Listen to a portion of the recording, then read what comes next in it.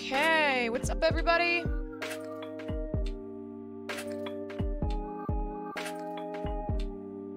Hello. Greetings from sunny Los Angeles. Hi. Hello. Hello.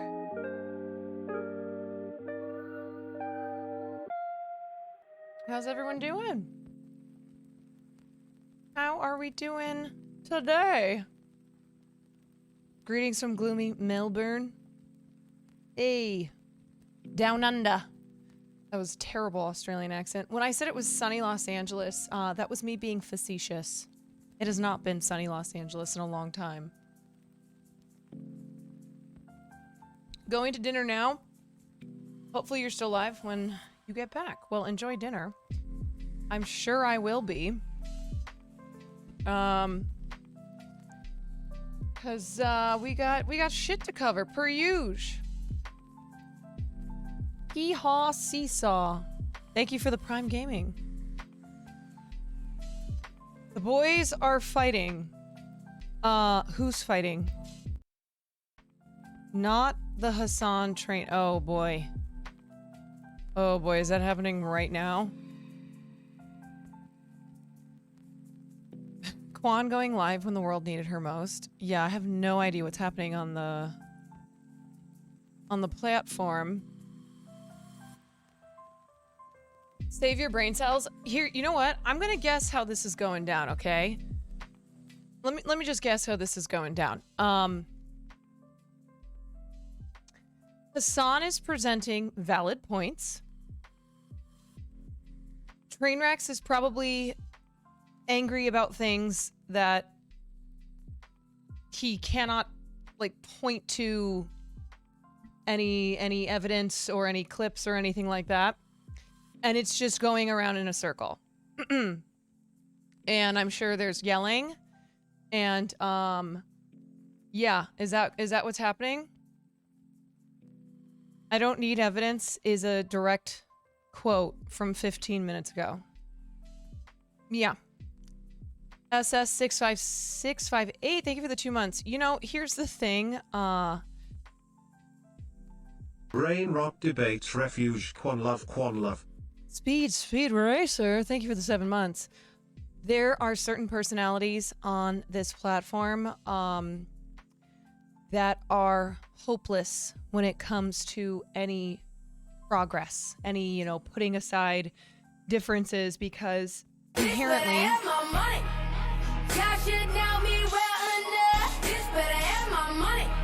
Obscure leftist donated $4.20. Where's my Haskar Arzan? Thank you, Obscure Leftist, for the dono. Bitch better have my receipts. You know what I'm saying? Because the thing is, it's like, if there's one platform where there's receipts, it's Twitch.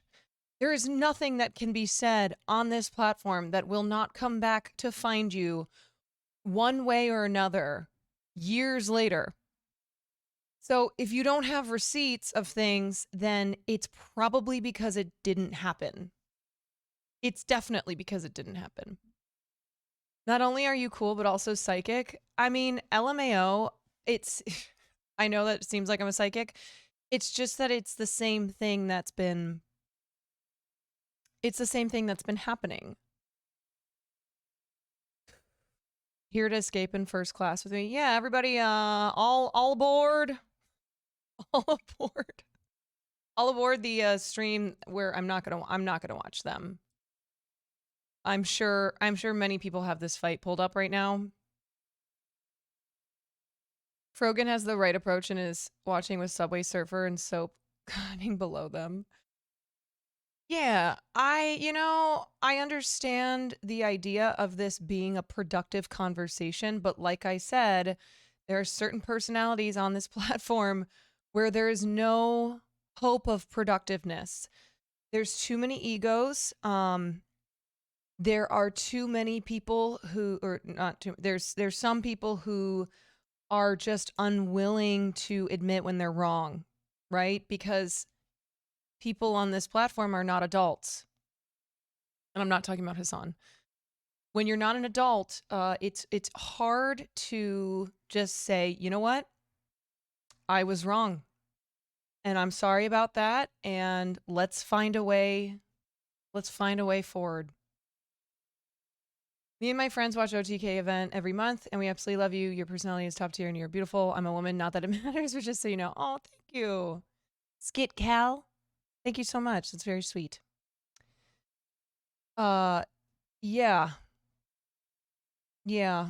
I don't know. I mean, it almost kind of feels like a catch-22 with this type of thing where you're trying to put an end to the drama, right? The things that have taken place between streamers on this platform for the last 6 months, but really for years.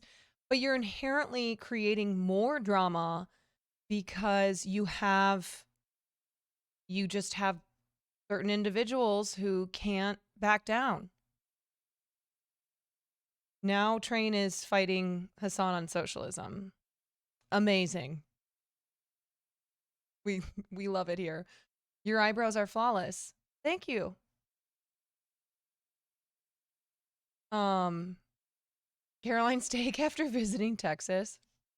Yeah, I know it can be clipped out of context. Look, I'm not gonna sit here and I'm not gonna like shit on anyone. It's just more so a reality of how things go down here where, you know, the funny thing is we as human beings inherently love drama, right? It's why reality TV is so popular, why there are thousands of reality TV shows that are the same exact concept. And we'll watch them all, right? It's why Donald Trump was so popular. It's what, like, we are a nation, but it's not just limited to the United States. We are just a species that is drawn to drama and to people like coming up against each other and conflict. Yeah. So, like I said, you know, I think the whole point of this conversation was to put an end to the drama, but I just don't see how that happens. The debate summarized, yeah. Ah! Ah! Are you and Will going to the next game day? We sure are. We're kind of figuring out right now when game day is going to be. I think we will know by this evening. So, we'll see. I like drama, but for me, illegal things and blatant lies are not drama. Yeah, you know, I think the term drama is just what we've been using to describe this kind of stuff. It definitely is more than drama. Have they announced when the next game day is? Not yet. I think we all know what it's going to be, but they haven't officially announced it, so I'm not going to say anything, okay? I'm not going to be spoiler quan over here. Question, are you going to be making a YouTube? Yeah, so I basically said if I don't make a YouTube by the end of this month, I have to punish myself by going to 7-Eleven and eating the tube meats that Will always talks about that he loves so much. And that sounds like something that I would not enjoy. So that is what I picked as a punishment, to try to motivate myself to make a YouTube. And I have 10 more days. Yeah. I thought about it today. Yeah, you have to eat the tube meats or give us highlight videos. Yeah, exactly. Apricot, thank you for the 5 months. No, I don't really know. No, it's not like a Slim Jim. No, I would eat a Slim Jim. I'm talking like the shit that rotates on those little hot warmer things. Yeah, that like will just give you straight diarrhea. When does Will eat the toilet sundae? We said that was, what did we say? That was at 8,000 subs. No, not a hot dog. Okay, I know I wouldn't call a hot dog a tube meat. I do know what hot dogs are. He is always talking about these the rotating tube meats. Like the taquito things. I don't know. Clearly I haven't eaten them before, so. Yeah, that's what I'm referring to. And I already have a very sensitive stomach. So it's why I stay away from things like tube meats at the 7-Eleven. I don't know, or whatever he's referring to. A cylindrical meat. Yeah, now salads. I can't eat anything basically. Do you and Will both have a streaming room? We kind of do. So when we moved into this apartment, we turned our second bedroom into a streaming room. I'm gonna put this lo-fi back on. And then I started streaming and there was nowhere for me to stream, so I'm in our bedroom. Yep. A little tight. But it works for now. You should stay away from all 7-Eleven food if you have a weak stomach. Yeah, I try to. I do. Make sure you get the ones before the plastic heating warning tray. Yeah, here's the thing. I'm trying not to eat them at all. So I have to make this goddamn YouTube. Is this the roller meat? Let me see. I mean, yeah, this kind of looks like it. I mean, this looks like something that comes in and then comes out and looks the exact same. You know what I'm saying? Like, this shit is what it looks like when it comes out.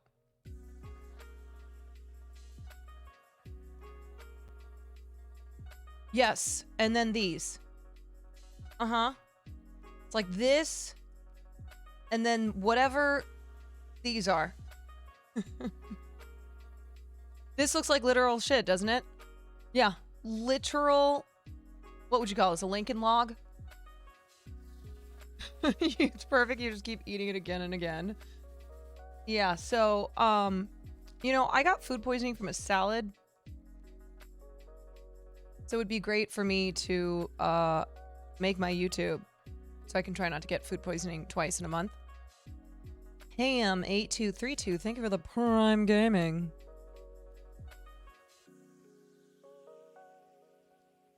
Yeah, to be fair, salads have been taking people out for the last couple years because of this lettuce. Yeah, the 7-Eleven meat actually might be slightly safer. Yeah, that is true. That's true. I still, you know, would prefer not to eat it. Hold on, I have mascara in my eye. Oh boy. When you have something in your eye, you cannot concentrate on anything else.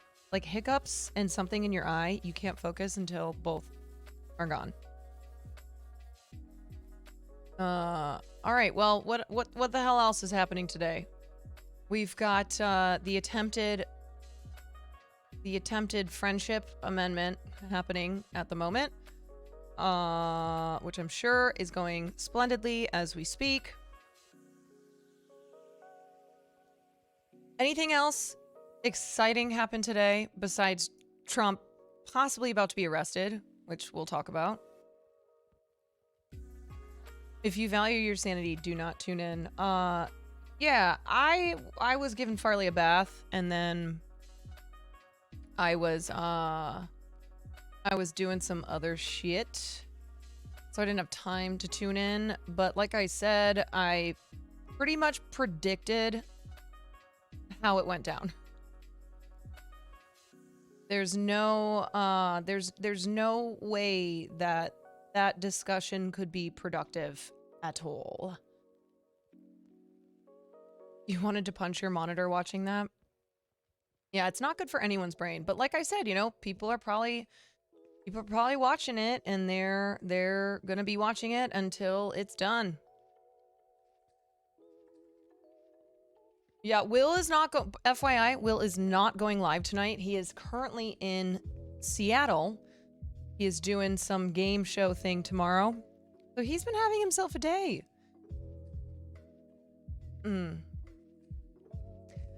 Yeah, we can talk about Amanda Bynes too. It actually made me so angry at both people watching it had to turn it off. Yeah, listen, like I said, you guys, you only have a limited amount of time in your day, and you only have a limited amount of days in your life. Not to like not to be, scary or blasé, but and it's not to say that like every minute of your life will be productive watching this stream, but there are certain things that are just really unproductive of your time.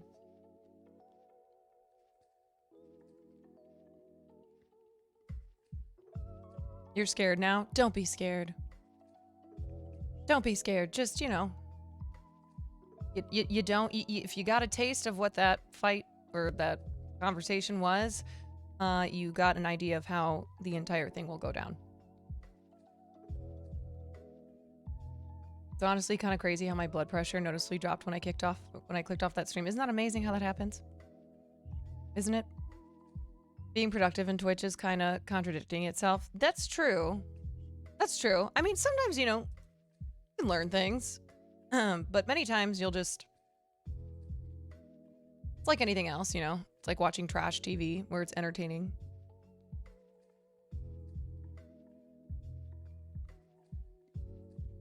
How do you get your eyebrows so perfect? So they look good right now because I got them laminated about a week and a half ago. Eyebrow lamination is key, at least for my eyebrows, to the fluffiness. And then I use just a little bit of an eyebrow, not glue, like a clear eyebrow gel, just to fluff them a little bit more.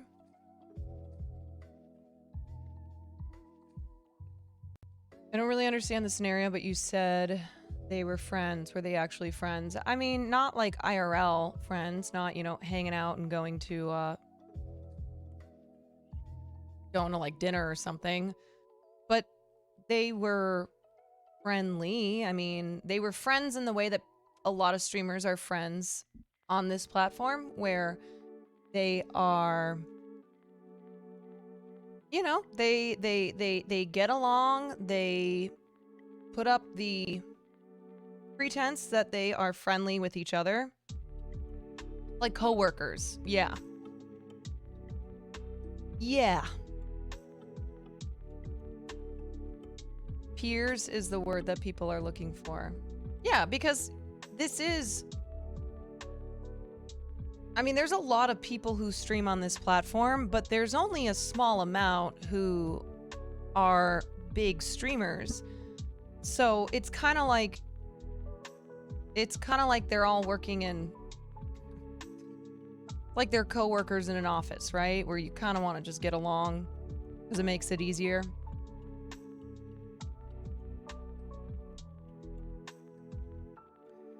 More like friendly acquaintance. Why do they need to patch this up? Because things went real south. It's not worth your time nor mine to describe everything that happened over like gambling and stuff. But basically things went south. A lot of back and forth. Well, mainly on one person's side, but anywho, it's really... Okay, I'll stop, but thanks for answering. Yeah, it's really, I mean this sincerely, it's not worth my time to explain, and it's not worth your time to listen to.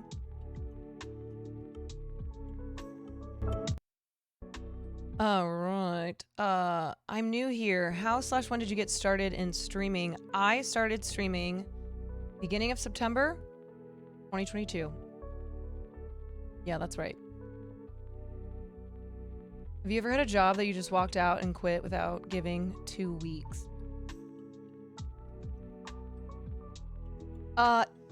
Yes.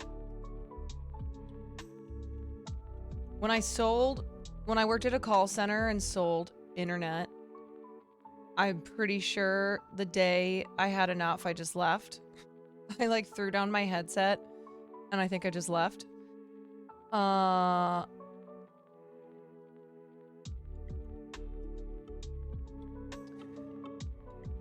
There's probably been other jobs that I did that with. I kind of did that with bottle service.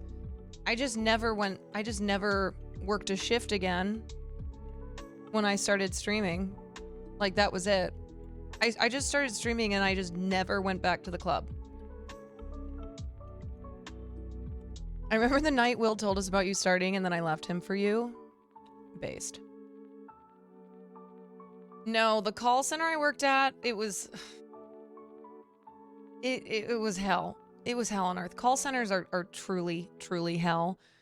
But it was a place where, like, I don't know, these guys had made this company where after somebody would move and they would call their, they would call, like, LADWP, or their water and gas and electric services and have it switched over or have it canceled, they would get connected then with a company. So they would stay on the phone and then they would get connected to this company that I worked for. There's like tons of them like that. And then they'd be like, hey, we can set you up with any internet packages or cable or et cetera, et cetera. It was horrible. Like, soul crushing. Yeah. And the day that I quit, there was this guy who because you don't know who you're talking to. You're just on your headset and then you hear the beep, beep. Call comes in. You go, hi, this is such and such concierge services. You know what I've realized? Concierge is a word that many companies love to use because it makes it sound fancy. So they'll call themselves like such and such concierge services. So I'd be like, hi, this is Caroline Kwan with blah, blah, blah, XYZ concierge. Do you need internet? Shit like that. And this guy just went off. He was like, seemed like the type of guy who was just living in his mom's basement or something and just decided to unleash all of his misogyny and hatred and went after me. And I was like, I'm done. Yeah, basically it should have prepared me for Twitch. I mean, I didn't last past that call, but Harley, don't show your butt.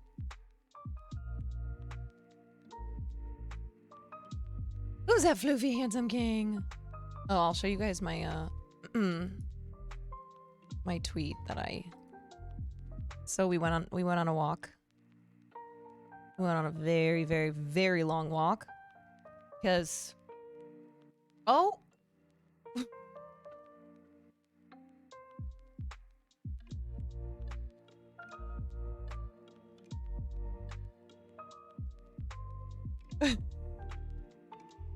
You know what? He deserves privacy.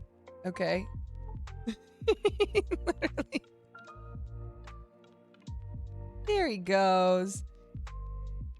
Now he's sleep. Now he's sweeping. He's sweeping. But anyway, we found ourselves on the Hollywood Walk of Fame earlier today, and he stopped and tried to take a shit on this star, and I looked down, and it just so happened to be Snoopy. I was like, are you jealous? Are you jealous that there's a dog more famous than you who has a star on the Walk of Fame? No, I stopped him before he could take a shit. Then he was sitting there. He wouldn't move for like 30 seconds. So I took a pic. Yeah, he's top dog. Giga Chad. Giga Farley. Yeah.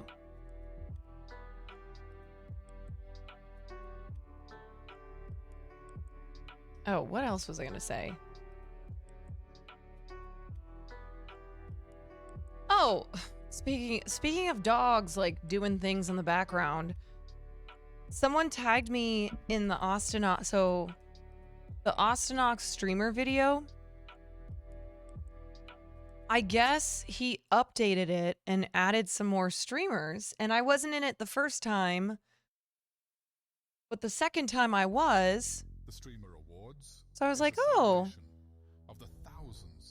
is this not going? Go big. Millions. Go big. And over the past year, Okay, hold on. There we go. So I was like, oh, I wonder what clip that they used.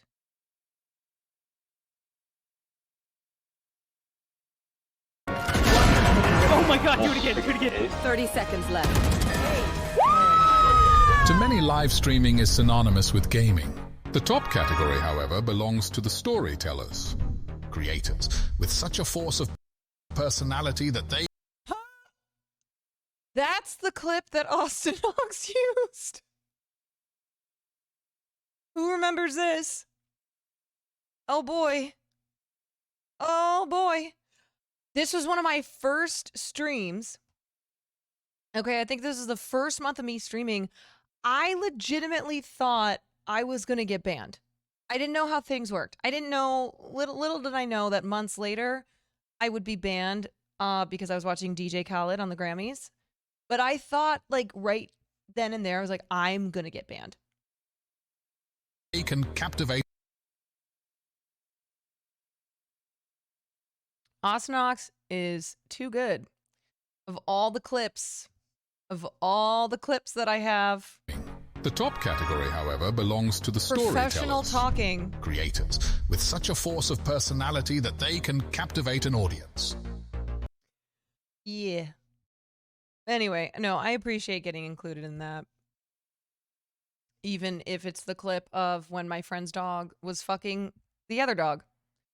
How did he get that clip? I don't know. He must have gone on to... It must be somewhere on my page.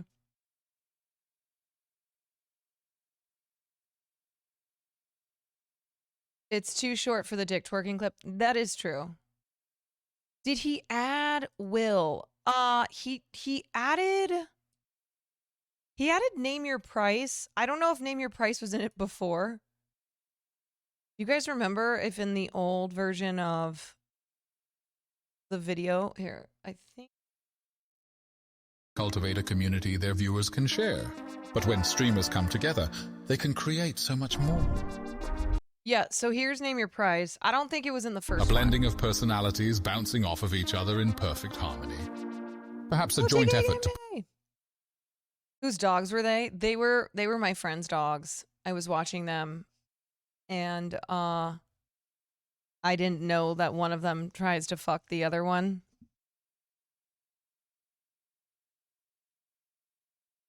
I think it. Oh, he did not have that. I don't remember Name Your Price being on it either, because I remember when the video finished, I was like, and I looked over and I was like, oh no, Will wasn't included. Icicle Tricycle, thank you kindly for those 1,000 bits. Do you think Austin Hawks has a vault of videos with dirt on everyone? Probably. Like every time there's a clip, he just saves it to his vault. Pretty sure it's the other way around. The longer version. Oh, the longer version was first and then it was cut down for the show. Okay, that makes sense. That makes sense.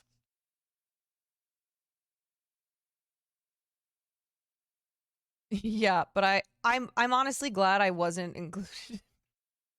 That the clip of me wasn't in the first video, because it would have been, you know, whatever. I mean, I'm glad for my success, but like me having a clip in the streamer video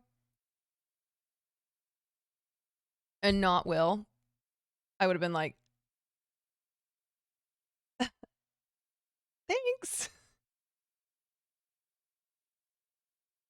The dog humping clip isn't that far down.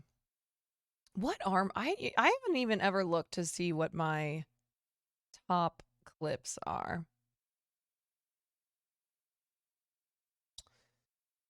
Let's 6 months. look. Wowzers.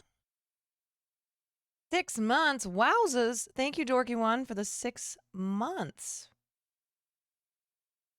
Can you imagine the hate? Yeah. You know, I came to a realization today, and it's a realization that I have all the time. but I had it again today.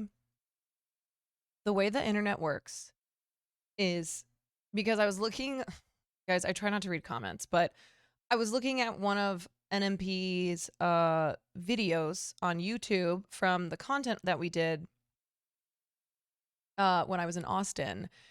And so like these couple comments just popped out, and it was basically like that I am ugly and not funny. And then there was another comment that basically said the opposite. And I was like, this is how the internet works, okay? You'll have the same person, me or whoever else. One person will be like, wow, she's so hot and funny. And then someone else will be like, she's actually ugly and unfunny. And that is the internet, right? I really think, in a nutshell, that is the internet. And I had that realization again. And like I said, I have that realization all the time. But then you have it again. You're like, oh, yeah. That's how it works. That's how it goes.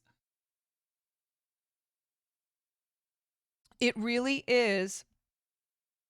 And it's not even a matter of it's not even like there's no point to debating any of it, right? It's just that you have people on one side and then people on the other side who have literally the exact opposite opinion on X, right? Except one side is wrong. Yeah, I mean, you know. I'm ugly and I'm proud. Say it. Say it. I'm ugly. You're ugly and what? The duality of man. Where? No. Proud. I'm ugly and I'm proud. Good. Say it louder. I'm ugly and I'm proud. Louder. I'm ugly and I'm Tier 1 proud. sub to the wrong side. I'm ugly They have given and 41 proud. gift subs in the chat. I'm proud. I'm ugly and I'm proud. Hogan, thank you for that gifted to the wrong That's side. what he calls it. Is that what he calls it? Oh God, I cannot I'm look ugly at and I'm those. proud. Malo, thank you for the 7 months. I'm ugly and I'm proud. So anyway, I was doing a little research today to try to find a new show to react to, and I came across this show that I cannot believe is real. And I only could find one episode on YouTube, but it's a show called Are You Hot? Does anybody remember this show? It is a show from 2003, which I always call the Wild West of reality TV. Anyone who says you're ugly is blind or a liar. I love you. Don't worry, guys. I'm not sitting here being like, am I ugly? Okay, so this show was just fucking deranged. It was just the most deranged, superficial show ever, which says a lot. It was literally a show where the sole purpose of it was saying if attractive people, like conventionally attractive people, were hot or not. There was no singing, there was no talent component of it. A conventionally attractive person would literally just walk out on stage, present themselves, and a panel of judges would either hit hot or not.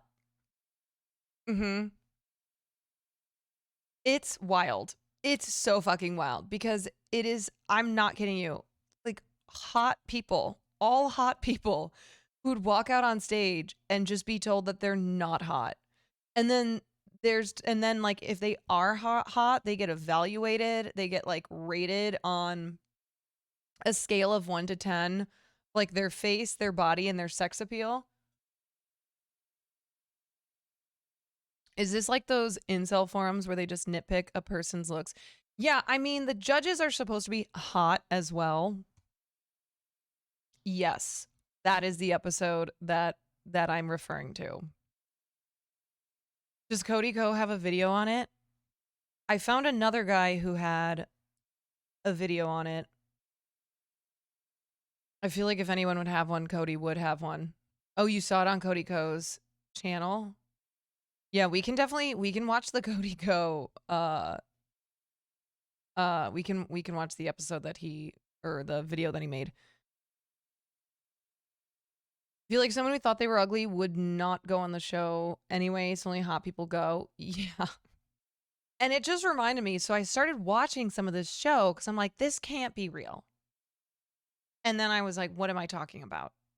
We've watched so many insane shows from this era. Of course this is real. And it just reminded me, how fucking wild the early 2000s were. Just insane. That's why I call it the Wild West. The Wild West. Between reality TV, between celebrity culture. It was nutso. React to Room Raiders from MTV. I'm trying to think if I've seen Room Raiders. I've seen an episode. That's like where they... Yeah, it's a dating show where contestants choose a date not by looks or charm, but by what's in their bedrooms. The catch is these unsuspecting singles have no idea their rooms are going to be raided until they're kidnapped from their house. Genuinely speaking, if streamers were to do this, just based on the streamer rooms that I've seen, they would never get a date. Never. No streamer would ever get a date based on their room. Okay, but anyway, we'll get into that. We'll get into hot or not a little bit later. I want to kind of talk about some things that are going on.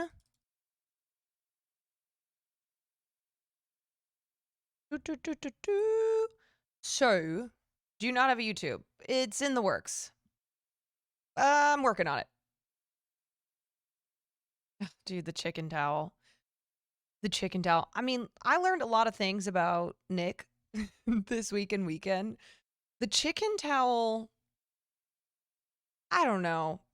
I don't know if it's the most disturbing one, but it was pretty disturbing.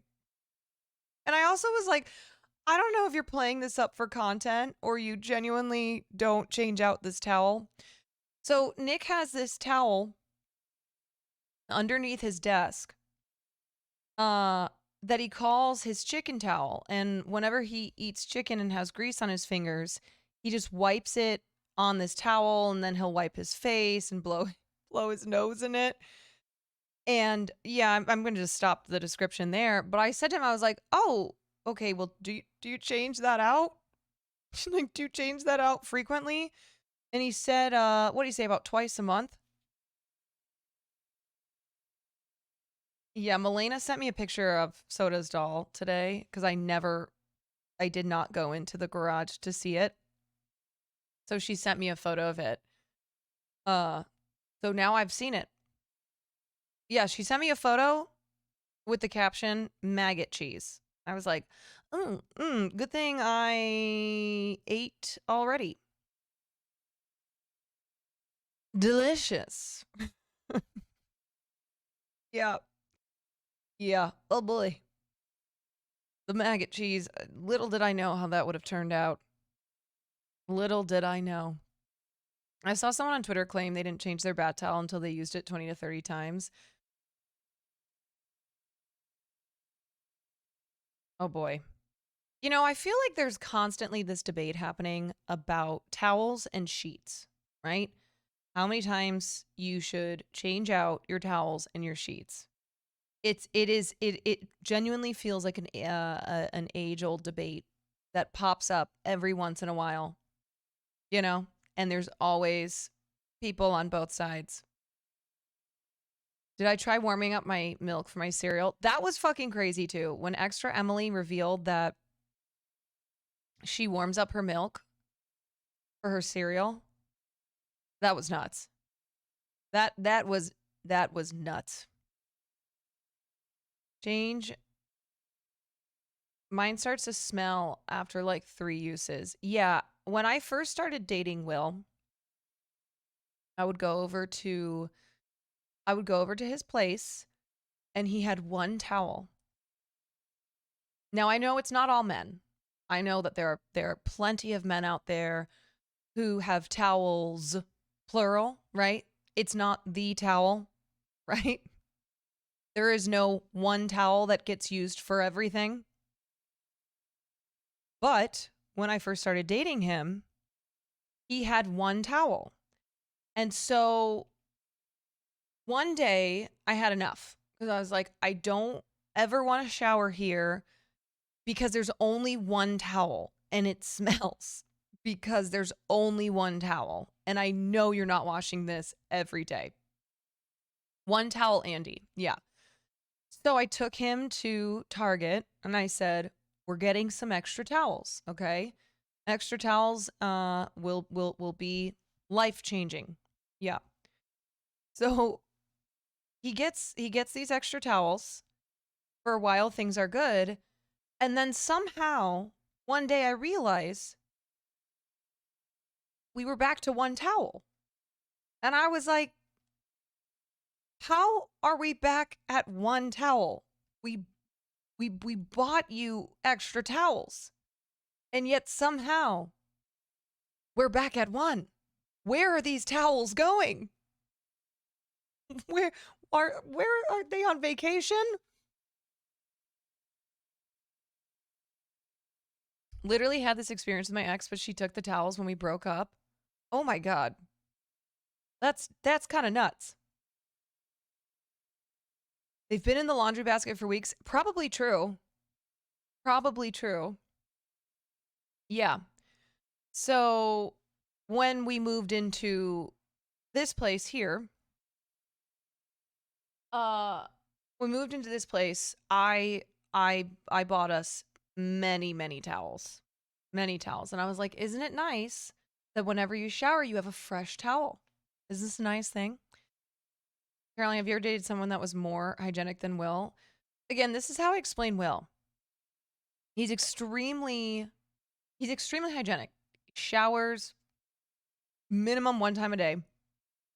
He always smells good. Like he knows what's up with his colognes and whatnot. He always smells good. But he's a messy person.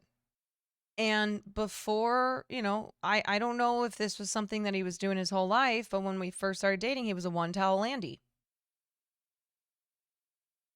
Yep.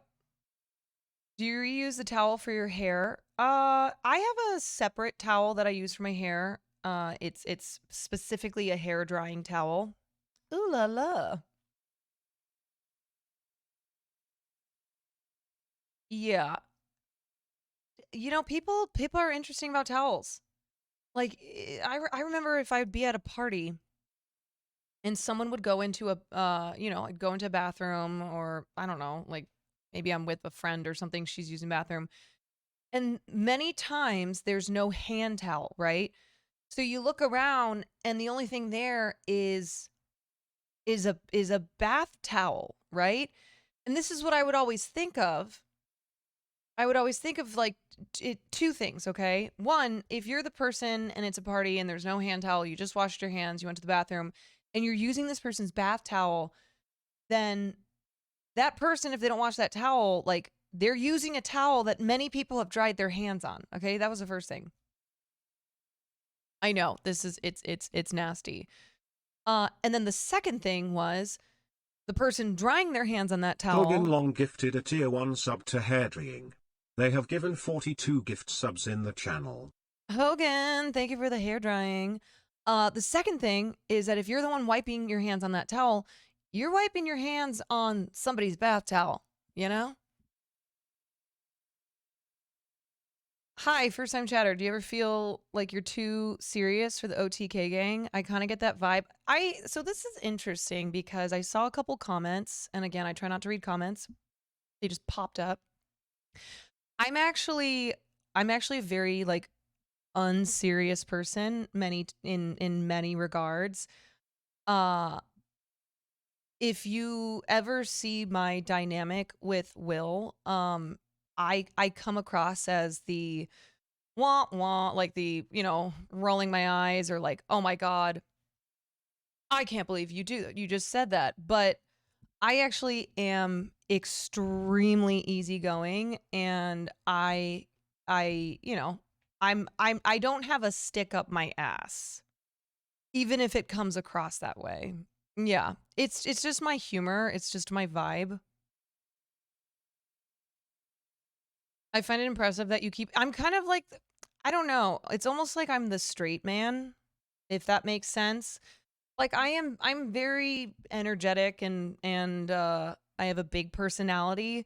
But when I'm around people like Will or like NMP or Seer, whoever else, many of the Austin crew, I almost take on the straight man vibe, right? Kind of, I don't know.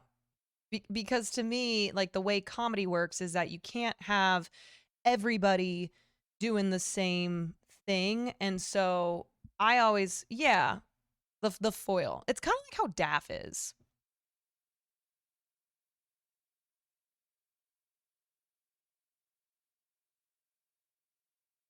Creates a contrast. Yeah. But I genuinely think and I am an adult. Like I am. I'm also new on this platform, and I think what I've realized is like, people play things up for content. Like everything is content, right? So there's always a grain of truth to things, but a lot of things are also many times played up for content. It's always cringe when you see a group of content creators together. You can tell they're all trying to outdo each other for attention.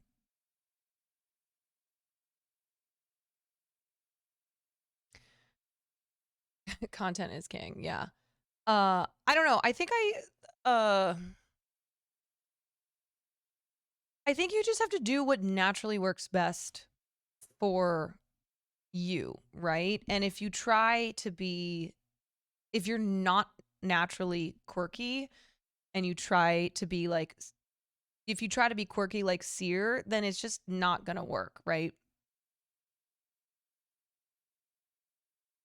I think with OTK though, they have a really good mesh of personalities. Nick and Milena, for example, they work so well together because of how they play off one another.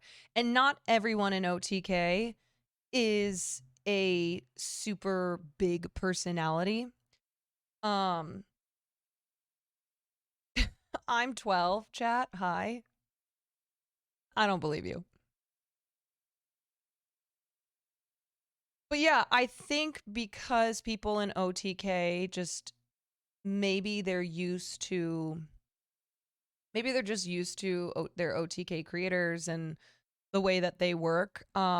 When somebody like me comes in, a lot of people enjoyed my vibe and just my style that I bring to things, and then other people were like, "Who is this fucking bitch?" Like, "Who is this haughty, uptight bitch?" And I'm like, "That's me." What's up? C'est moi.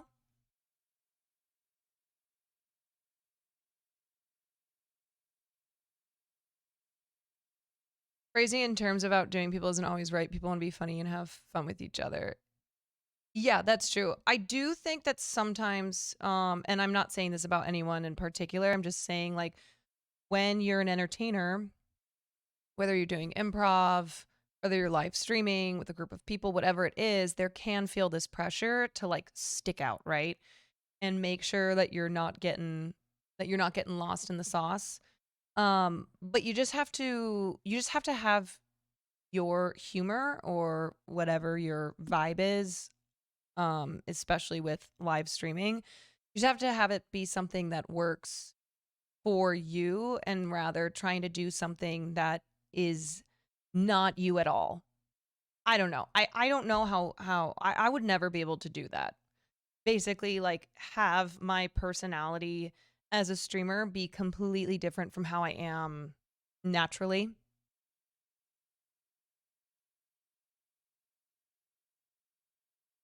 It's interesting to see normal people interact with people that grew up in the streaming world.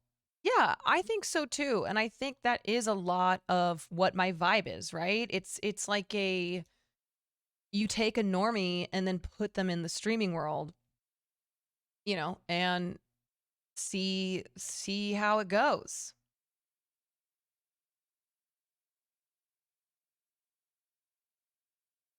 Works, I was just curious how you felt about it all. I have a really fun time doing content with everyone down there. Every single stream that we did, I had a really great time. I am I'm still getting used to the fact that, like, I'm not gonna be everyone's cup of tea. Nobody is. I think you and Rob's dynamic was hilarious because he's a pure degen and you're so normie. Yeah, like, I don't know anything. People love to be like, "What's curl alt delete?" Because I don't know shit. I'm like a boomer in that way. But yeah, part of being a streamer is realizing that not everyone is gonna like you. Some people are gonna fucking hate you. that's just that is just the truth for any person who does live streaming, who puts themselves out there on the internet and creates content. Is like, yeah, there's just going to be people who straight up cannot fucking stand you, or at least they say that they can't, right? Like my mom says, you're not made of gold for everyone to like you. It is a tough thing though. I mean, I think it's hard for everyone, but especially someone like me who's I've always been someone who gets along with everyone, right? And I do. But people on the internet are not people in real life necessarily who I'm hanging out with and getting along with.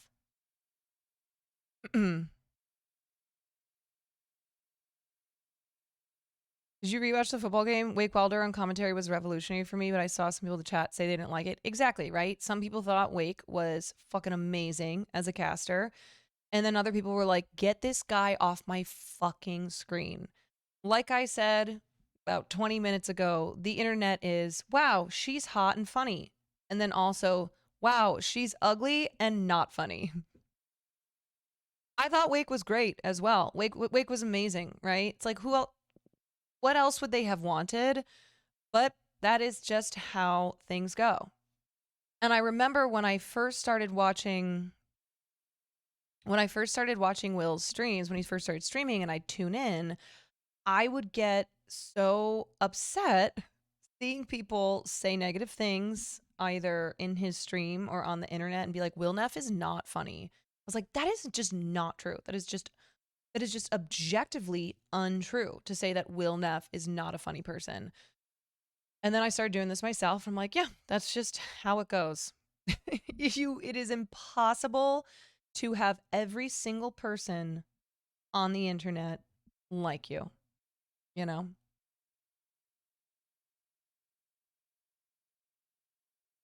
Yeah, busting the haters. Do I plan on continuing to pursue acting while growing? Yeah. I right now have kind of just been doing projects here and there with friends of mine who are filmmakers, like the film that I did that was at South by Southwest. But yes, I still have one foot in the entertainment industry and I never plan on leaving. You know, whether it's acting, screenwriting, whatever.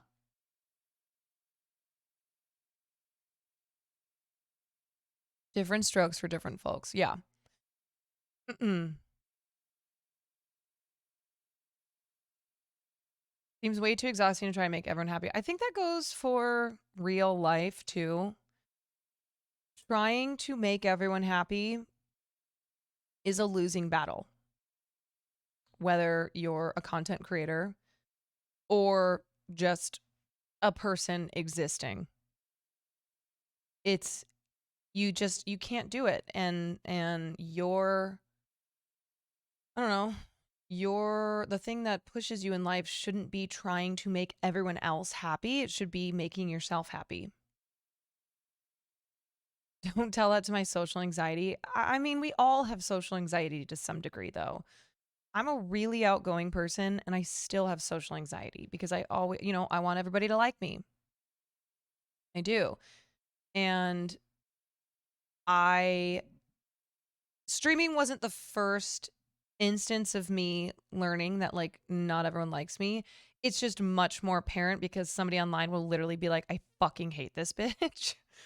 But I've had it happen in my in my life outside of the internet where I find out that like, yeah, somebody just does not necessarily vibe with me. And you're like, oh, what? How could you not vibe with me?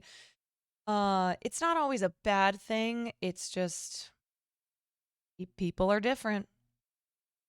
I just assume people hate me. I think a lot of people do. How hard is it to get roles in larger films and shows? Very hard. It takes a lot of time, a lot of auditions, a lot of waiting, a lot of patience.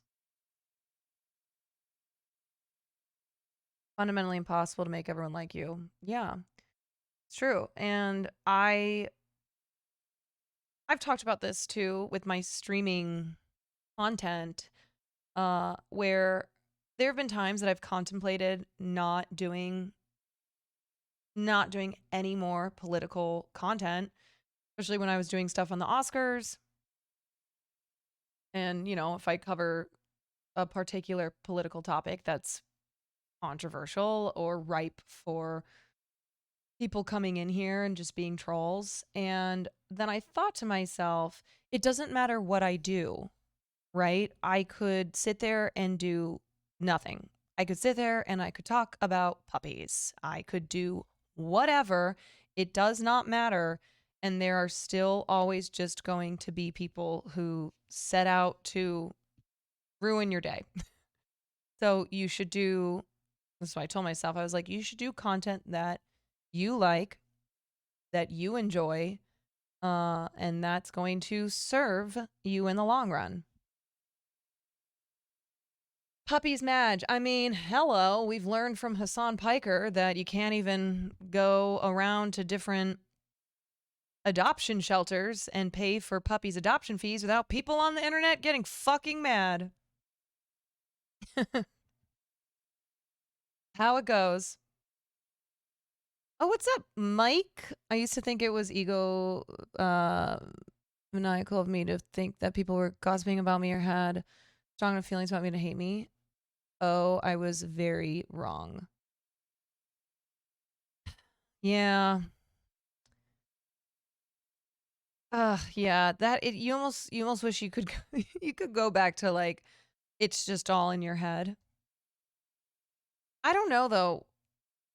I don't know what's worse is like if you have confirmation that someone doesn't like you or if you're just forever going, I don't think this person likes me. I don't think this person likes me. It's like when you go, okay, well, I guess that's it. It's confirmed. Life is great when you don't give an F what people think about you. Easier said than done though. I think most people who say, I don't give a fuck what people say about me, do care. I think it is in our nature as human beings to care about what people think about us, unless we're like sociopathic. And it does get easier when you get older. It does. I think there's certain things that you just learn to let go and you realize it is what it is. There's nothing I can do to control that. But I still think that saying I don't give a fuck what anyone thinks about me or what people think about me is a way to cope because it is a shitty feeling to have that anxiety.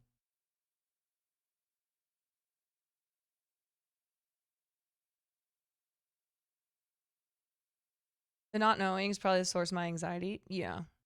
Yeah. Totes my goats. What's up, Sorabora? Humans are social. That is true. and not to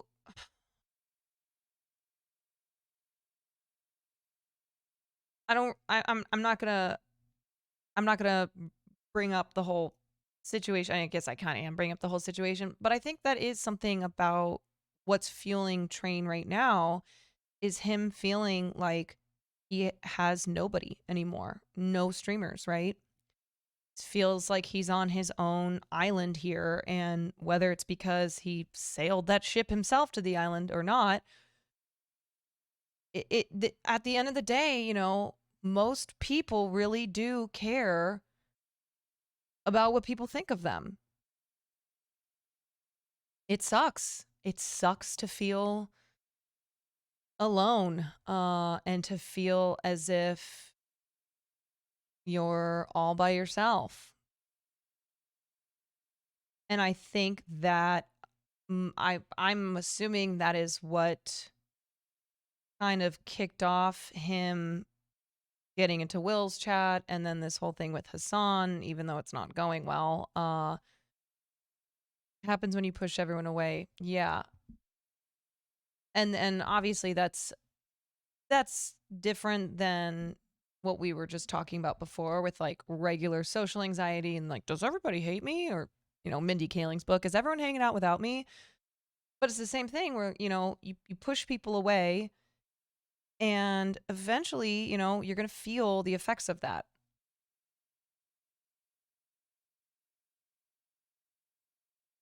Doing destructive behaviors both to himself and his community. I think people have tried hard to talk to him. Yes, they definitely have.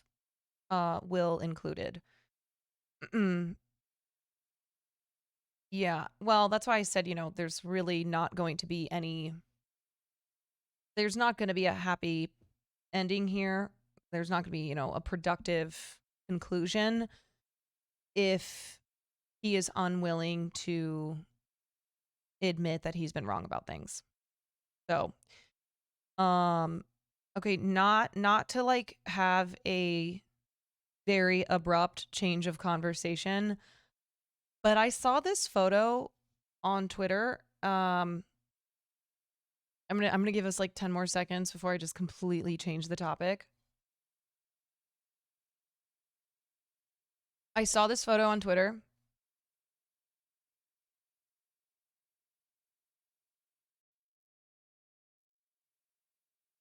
These are Brendan Fraser's sons. How does he have two sons who look like sexy vampires? What is going on here? I mean, obviously, Brendan Fraser, especially 90s Brendan Fraser, was so fucking hot. So fucking hot. Look at his sons, though. Somebody tweeted, I can't explain, but one is an Anne Rice vampire and one is a Stephanie Meyer vampire. And it's so true. He has two sexy vampire sons. Now, who was it that just said they must take after their mother? Do I need to go down memory lane?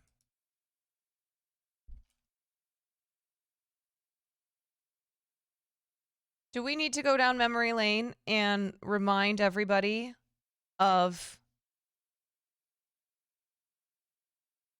Mr. Brendan Fraser? I gotta find a fucking pic.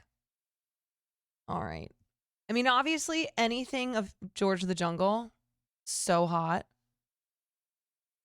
Okay, let me make sure that this is all TOS. I mean, you guys, come on. He was such a dime piece. His jaw, his hair, his eyes, his abs. Okay, so if you're wondering, you know, how did his sons look that way? Well, you know, you need to go revisit some old Brendan Fraser movies. I cannot get over the son with red hair. He literally looks like he would suck my blood. It is so gorgeous. It's like the whole vibe. Straight up vampire. I think they have the same mom. Am I wrong? Correct me if I'm wrong. Oh my god, he literally looks like a red-haired Alucard. Yes. 100%. Red-haired Alucard. That's just 1/3 of the Bedazzled movie. I know, I love this. Same mom, 3 kids. Where's the third?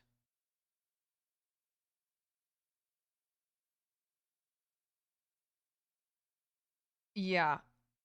Okay, wait. So this is ex-wife. I mean, yeah, they're a gorgeous couple. Or they were, you know, they're not together anymore.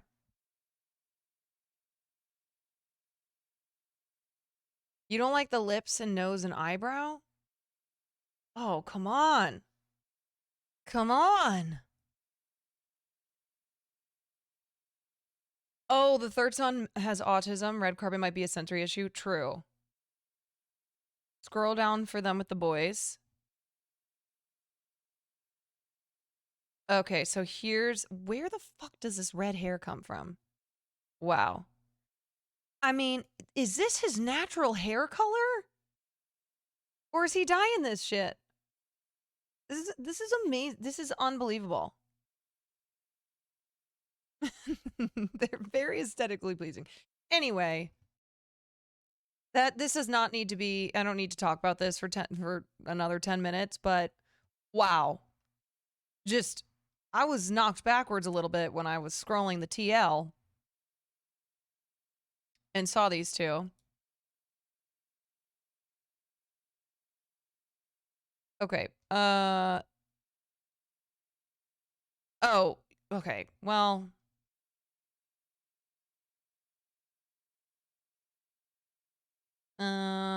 let's get into... No, I'm not gonna... I'm gonna do the Trump stuff in a little bit. Okay, this was a weird thing online. Did you see the trailer for Joyride? Not yet. This was a really bizarre thing that happened today. So, if you don't know who this is, Anna Tendler. This is John Mulaney's ex-wife. The ex-wife that it's unknown, it's unconfirmed if he did indeed cheat on her with Olivia Munn, who they now have a baby together. But either way, this is John Mulaney's ex-wife. She is an artist. Yeah. So anyway, she made this TikTok.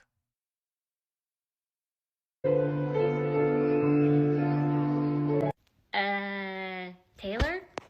My girl? People who designed Taylor's tour? This tolerated setup looks strikingly like one of my photographs in tone and in aesthetics. It doesn't totally feel like parallel thinking to me. I'm a small artist, independent artist who's trying to make money and Sparkles, live off of thank my you for the 2 artwork. months. I don't know what to do about this, and maybe somebody can help me. Okay, so a little context. This photo here that she had posted famously was after John left her pretty much for Olivia Munn. So she posted this, like, you know, beautiful, haunting, Victorian looking type photograph on her Instagram or something. So people, of course, were like, what the fuck are you talking about? This has to be satire. That she would genuinely, that she would think that Taylor Swift, this video of her setting the table, would have been yoinked from the photograph that she posted post John Mulaney leaving her. And so a lot of people were like, question mark, question mark, question mark. And then she came out and was like, oh, it was supposed to be a joke. I guess the joke didn't land, so I'm deleting this. And not that this is like a big deal by any means, but I don't know what to believe because I feel like whenever someone has to clarify to every single other person who sees this and goes, it's just a joke, it's hard to know if it really is. I think she was serious but only changed her tone and everyone was like, what the fuck? I know. So it was just interesting because I saw this trending today and I was like, wait, Anna Tendler, that's John Mulaney's ex-wife. Like, why is she trending on Twitter and people are shitting on her?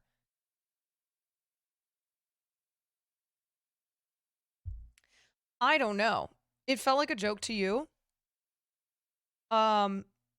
Yeah, I don't really know her content. I don't know her as somebody who does satire or, makes apparently she claims that she does this kind of content. But people are like, where? Where do you do this content? After watching a few of these streams, I've concluded your algorithm is uncomfortably close to mine. Why? Because all the stuff I see is what you see every day. Has to be a joke, but the joke is too subtle. Yeah, I agree. But this is the problem with trying to be satirical online. You have to be a fucking master at it, right? And you also have to be somebody who this, is clearly this is their thing. This is their shtick. This is the type of content that they make. You can't just come in and try to make a satirical, jokey type video like this and not have anything else to back it up. Does she have other videos? Yeah, but nothing that I saw or that anybody else seemed to find that points to her as having this type of humor online. Yeah, especially with stuff about Taylor Swift. Yeah, you can't joke about stuff. But like, what is the joke? Well, see, that's what I'm saying, right? Like, it's just not. It's not a very funny bit if it is indeed a joke. And it just didn't. The joke, good or bad, just did not come across, and so poor gal was getting dragged by the internet today to the point that she's like, "Oh, okay, I'll delete this. I understand that this joke did not land." It wasn't like the Trailer Swift joke at the Ren Fair. True. That is true. Yeah, I don't know. She's trying. I kind of feel bad for her. She went through a lot with the whole John Mulaney situation. Not to be like parasocial and shit, but she was with him through really, really dark times. Like when he would be in and out of rehab, she got him back to rehab this latest time, and then he left rehab and then pretty much was like going to church, and then next thing dating Olivia Munn and then having a baby. So it's tough out there, I just imagine if this ever happened to me. Will goes to rehab. I'm staying by his side. He leaves rehab, starts going to church, meets Olivia Munn, immediately has a baby with her. I might be putting out bad satire TikToks like this too. You never know. The delivery was so bad, I'd rather have the internet think I was insane than unfunny. Wow, what a comment. I'd rather have the internet think I was insane than that unfunny. There's some truth to that. Because being called unfunny by the whole internet is awful. You don't recover.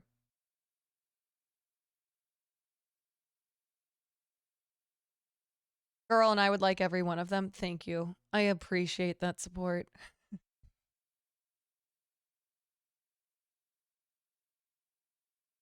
Yeah. All right. All right, where's the Amanda Bynes thing? Be right back. Gotta go flame Will for potentially leaving you for Olivia Munn in this hypothetical. Yes, thank you. Please do. Please flame him for any hypothetical that I come up with. I think he was already unhappy and that's what compounded the situation. Yeah, like I'm not going to get extra parasocial and pretend like I actually knew what was going on behind the scenes. I just think for Anne-Marie, his ex-wife, it's probably been a real hard time, and now she's getting called out by the internet, right? And that fucking sucks. Getting dragged by the internet. There were people who were saying in response to her video, I understand why John Mulaney left her, which is brutal. That is brutal, you know?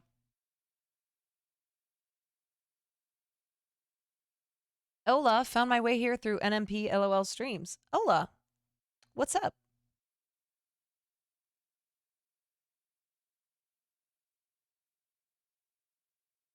Are John and Olivia still together? Yeah, they're posting pics of their little baby, who's adorable.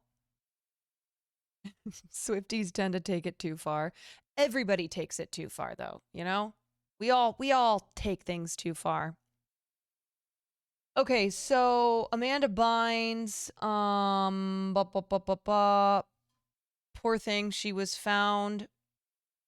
Okay, wait, actually, before I get into this, it's really important to use the proper words to describe something, right?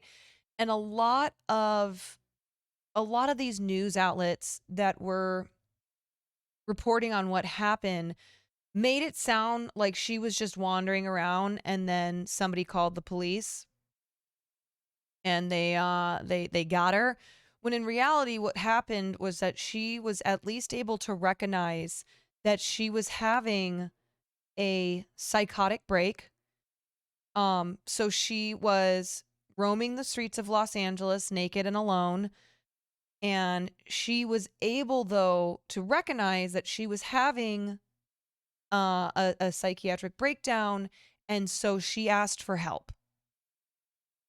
She waved a car down, told the driver she was having a psychotic episode, and then she herself called 911. Then she was taken to a nearby police station, and a mental health team determined she needed to be placed on a 5150 psych hold.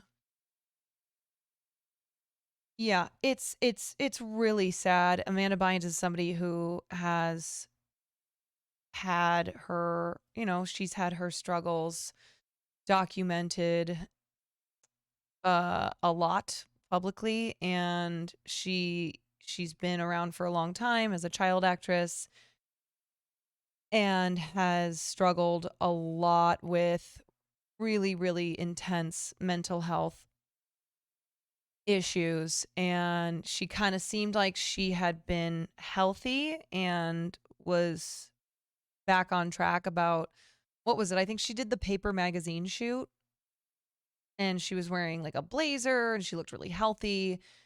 And people were like, old Amanda is back. And, this just goes to remind you that oftentimes mental health struggles are lifelong. I really hope she makes it. Me too.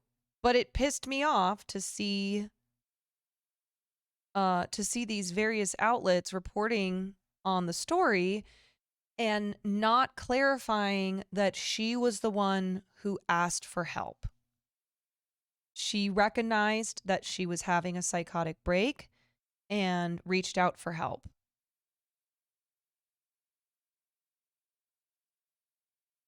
It's just it might not seem like it's important, but it is important to make that distinction, right?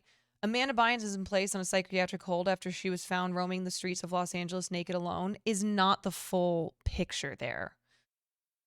And sadly, a lot of tweets and a lot of people who, a lot of sites that ran this story did not seem to care about the nuances of the situation. Not gonna lie, Pop Crave and Pop Ace are literally my CNN. If I can't trust them, I can't trust anyone.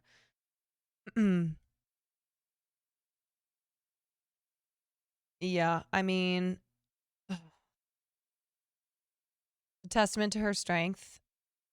Yeah, that is a really important distinction, and she should be, it should be reported on that she was the one who called for help. Yeah. It was supposed to be a positive note that she sought help herself. Yeah, I mean, just the entire life story of Amanda Bynes is one that is so heartbreaking because she really is the epitome of what child stardom and what Hollywood can do to the most vulnerable, young people, young children.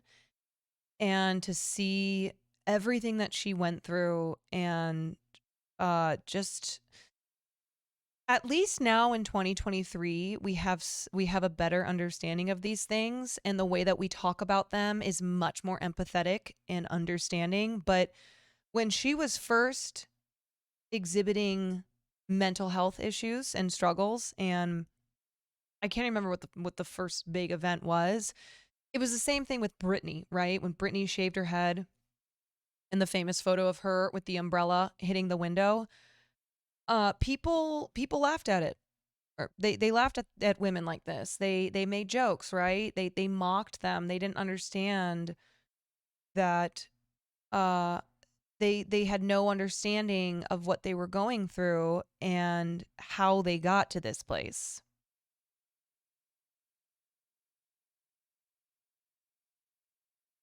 Mm-mm.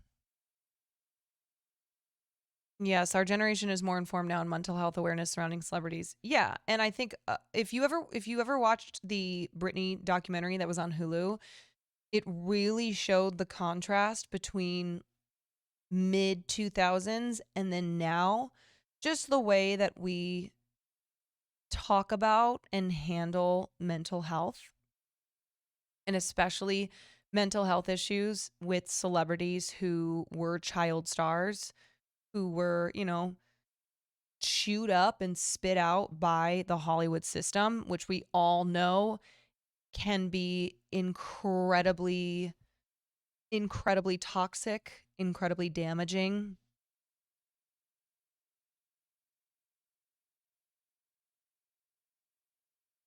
Yeah, we just called them crazy and unstable, and, made jokes at their expense.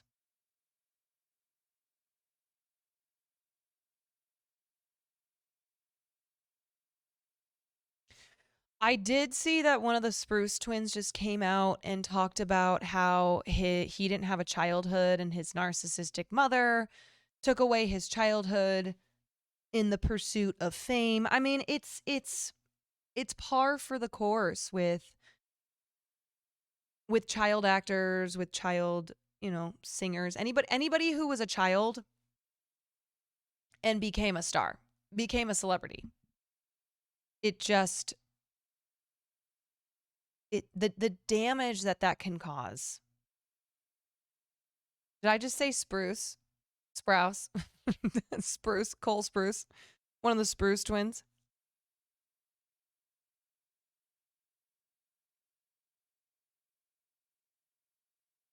Wild to think about. I was actually just thinking about Chris Crocker, because I was looking for a a GIF. Damn it. God damn it. This is. I was looking for a GIF. No, it's like Jif, like Jiffy peanut butter. Oh my God. I was looking for a GIF. A gift. No, whatever. Whatever. Either's fine. I don't care. It is what it is. It is what it is. I also cannot believe I'm admitting to like saying that I was looking for one. Okay, I know. Nerd. But Chris Crocker in the infamous Chris Crocker video popped up, and I was just reminded of the Leave Britney Alone video and how he was so based. And how fucking dare anyone out there make fun of Britney after all she's been through? She lost her aunt. She went through a divorce. She had 2 fucking kids. Her husband turned out to be a user, a cheater, and now she's going through a custody battle. All you people care about is readers and making money off of her. She's a human! Based. What you don't realize is that Britney's making you all this money, and all you do is write a bunch of crap about her. She hasn't performed on stage in years. Her song is called Give Me More for a reason, because all you people want is more, more, more, more, more! Leave her alone! You're lucky she even performed for you bastards! True. Leave Britney alone! Please.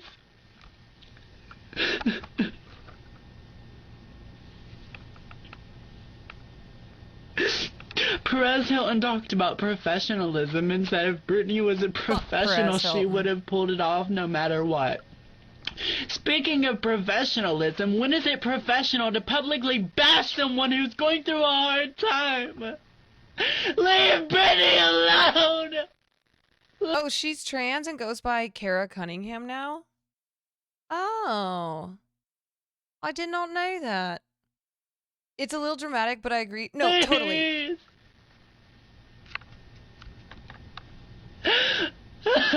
No, I understand why, like, the humor in Leave this being Britney dramatic. Spears alone right now! This being, like, under a blanket or something, and just the drama, it is humorous. It was that Chris Crocker, though, or now Kara Cunningham, was so based in this, right? And we didn't understand until years later. She's not under a blanket, she said. What is this? I mean it. Curtains? Anyone who has a problem with her, you deal with me. Because she's not well right now. I mean, that statement, oh, God. That statement there, like, anybody who, like, has a problem with her, deal with me. Holy shit. That's amazing. So real. You know? If something ever happens to me, and people are treating me the way that they treated Britney, I hope that I have somebody like Kara Cunningham who will be so based and make a video underneath some curtains or whatever this is. Yep, they'll have to deal with all you all. Exactly.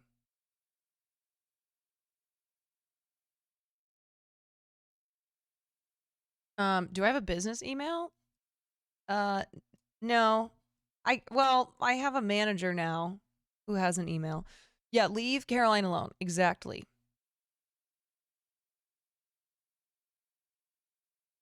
So fucked up.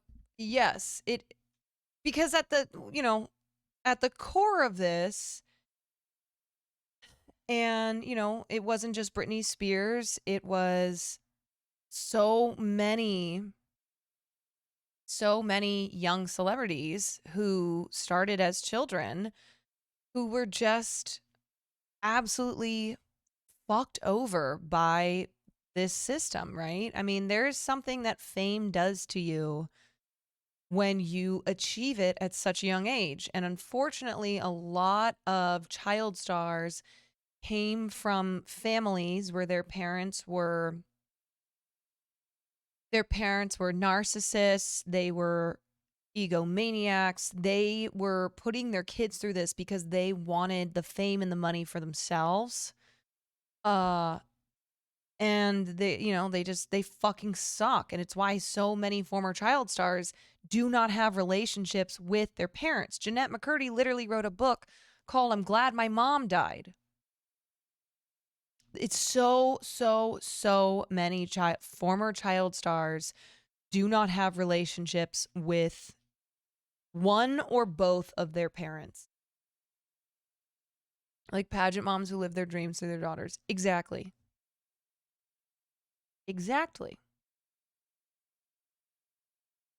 This is a great video about how Miley was treated. How Miley escaped Disney's. Miley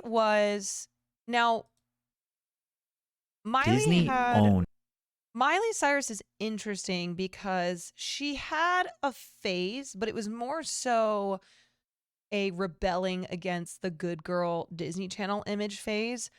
But I think when it comes to Miley being abused by the industry and finding herself, in the throes of mental health struggles, having to go to rehab, having substance abuse issues, she was luckier than most child stars in that her dad was already celebrity. Yeah, so her family didn't necessarily have to just live off her. And her dad was also on Hannah Montana with her. And it seems like her mom was, had it together more than the average child star parent.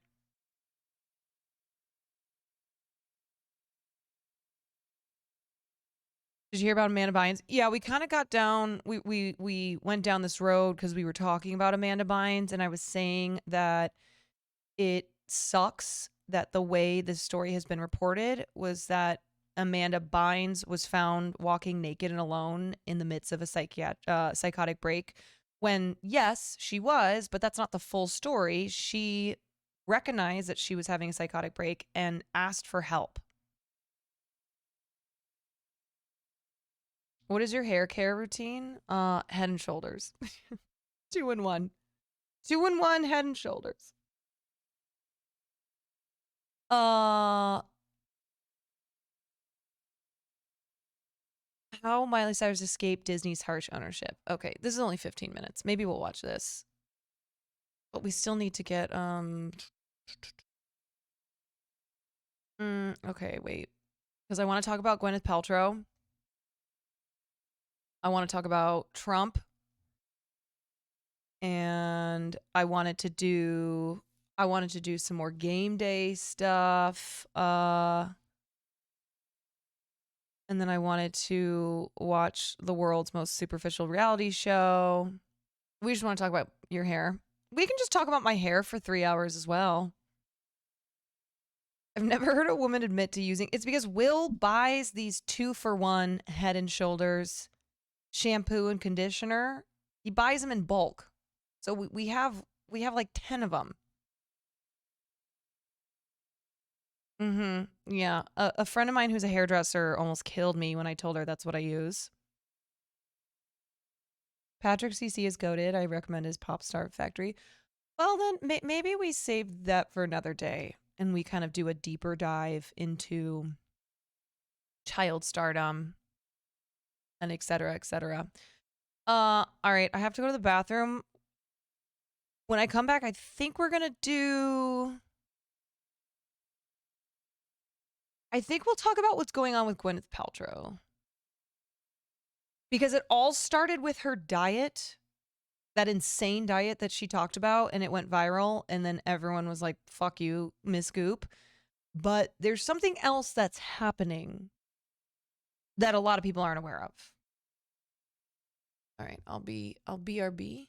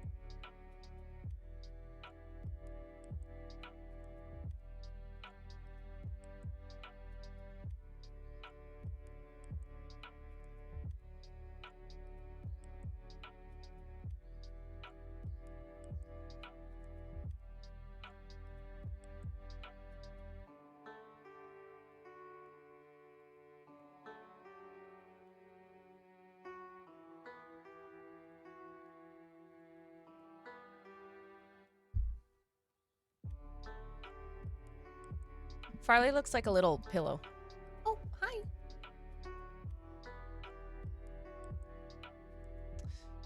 Up,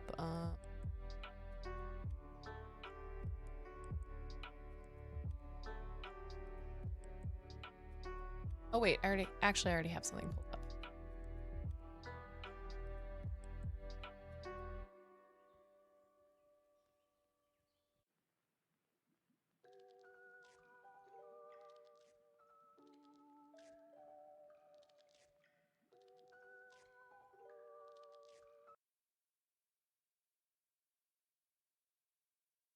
So Gwyneth Paltrow responded to the backlash of a recent podcast where she talked with her doctor about the detox diet she's been on. Take a look. I eat dinner early in the evening. I do a nice intermittent fast. I usually eat something about 12. And in the morning, I'll have some things that won't spike my blood sugar, right? So I have coffee, but I really like soup for lunch. I have bone broth for lunch a lot of the days. For dinner, I try to eat, according to paleo. So lots of vegetables. It's really important for me to support my detox. This was a transparent look at a conversation between me and my doctor. It's not meant to be advice for anybody else. This is not to say that, I eat this way all day, every day. And by the way, I eat far more than bone broth and vegetables. I eat full meals. And I also have a lot of days of, eating whatever I want. One would think that might have been what she should have led with before she went over the meal plan, because I think people thought she was giving them advice, and she's saying that's not what she was doing. That was kind of how I felt. I felt uncomfortable initially watching it before seeing the response. And I'm the biggest Gwyneth Paltrow fan. I buy everything on Goop, but All right, that's sus. I don't know who this View. I don't watch The View. I don't know who she is. That is sus right then and there. Anyway.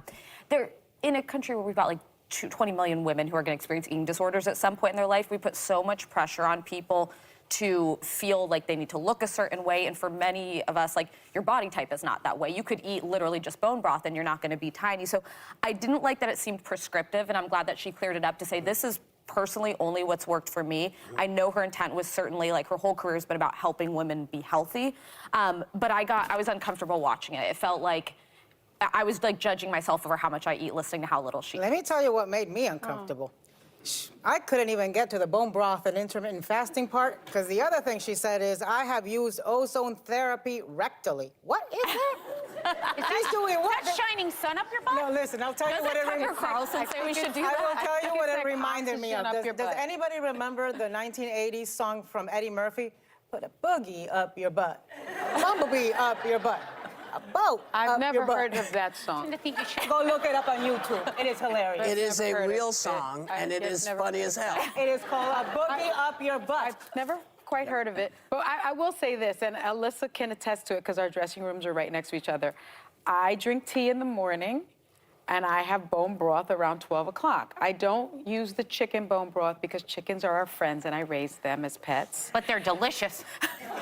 And I don't use the bone broth made from cows because I feel sorry for them. But there's a seaweed bone broth, and I drink it probably You do every realize day. seaweed is not got It's not bones. a bone. Yeah, but it's packed with like 50 grams of protein. You and Sam on our staff are big bone broth guys. Sam and I are bone broth buddies.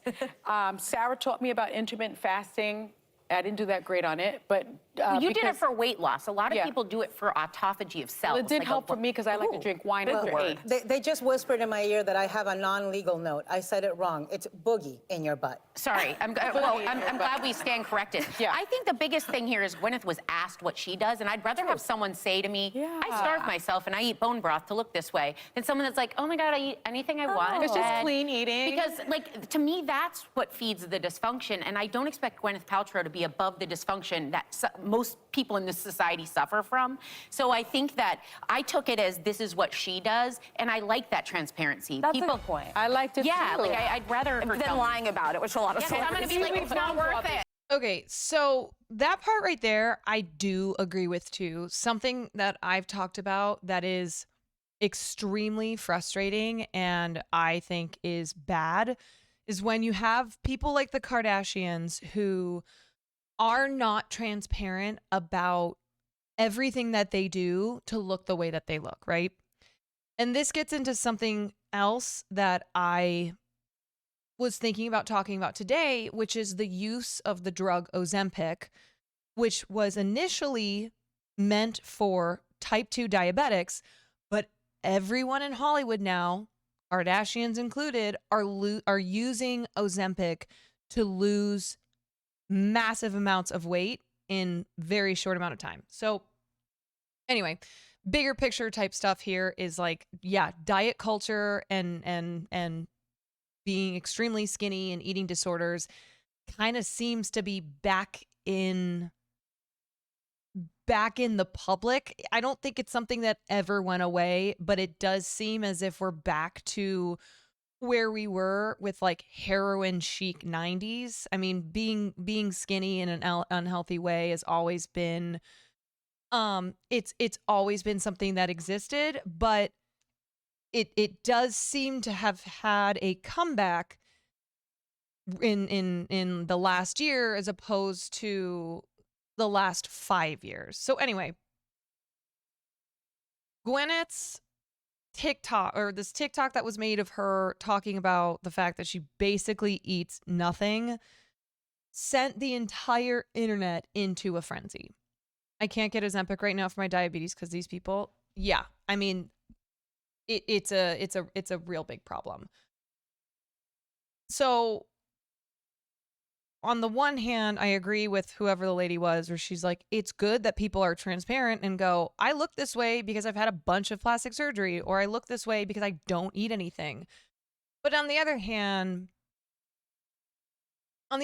like it just speaks to the fact that the way Hollywood works, and it's not just Hollywood, but it's also society as a whole works, is like women, especially women over a certain age, are doing these types of things, are subsisting on these types of diets in the pursuit of having a like extremely skinny waif-like body type, which is bad. And I don't really normally like to comment on women's appearances, but she doesn't look healthy. Like, this just doesn't look like a good thing. She looks like a skeleton. Wow, look at that light. She's talking about she's essentially saying she eats broth and that's about it. And it's just not, it's not good, because she's not the only celebrity who has talked about her diet in these terms, which is essentially, I eat bone broth and that's about it, and that's how I stay skinny. Is she old? She's about 50, I think. And Gwyneth's entire brand, which includes Goop, is all about this type of lifestyle. You know what I mean? But the reason that I brought up, the reason that I'm bringing this up today is not because of this video that caused the internet to go nutso. It's that I saw a tweet from, shocker, Christine Quinn of Selling Sunset fame, if you know who that is. Didn't realize it was Christine Quinn until I clicked on the profile. And she tweeted, Gwyneth Paltrow's diet press was only to deflect from the fact that her trial for a skiing hit-and-run incident was coming up. He suffered a brain injury and broken ribs. That is some next-level Machiavellian shit. And yeah, I saw this and went, okay, what? What?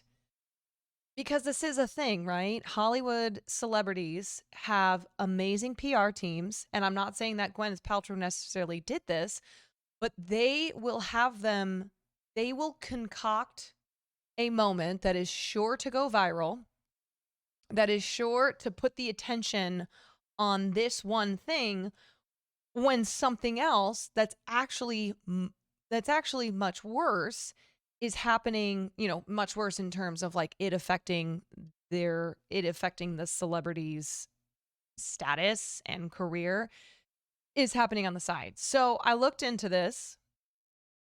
What in the world is a skiing hit and run? It's kind of what it sounds like, where somebody caused an accident, a skiing accident, and then fled the scene. And supposedly that somebody is Gwyneth Paltrow. You can win some money. Now, again, if one of them was downhill, so far, you may see Gwyneth Paltrow on TV and theater screens, but right now you might be seeing her in a courtroom as her lawsuit over a 2016 ski crash is about to begin.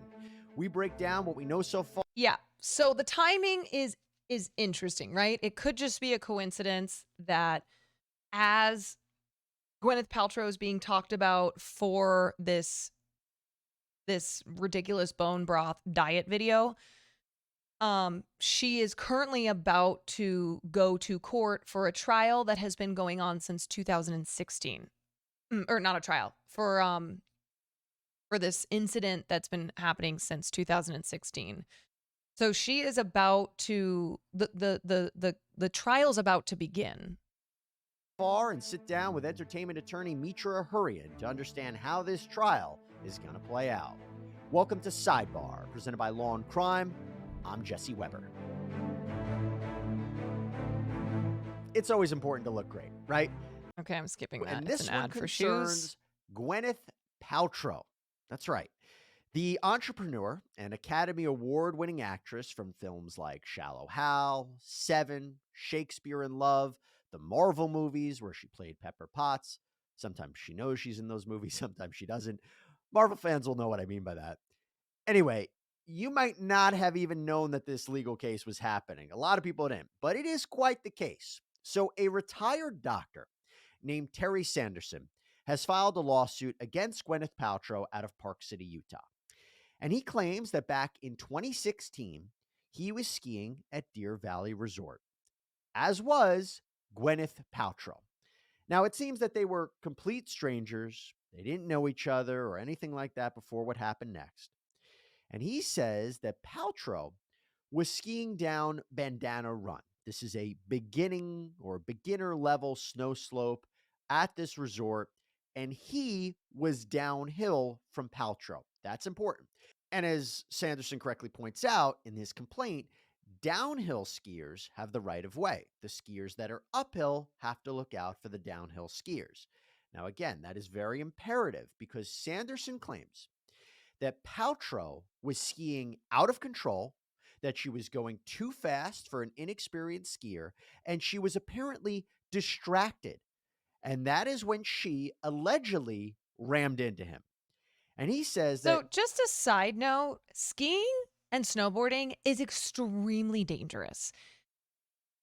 Injuries happen all the fucking time. I mean, what's his name's Vanessa, the mom from Parent Trap, Natasha Richardson, died when she fell on a ski slope and hit her head.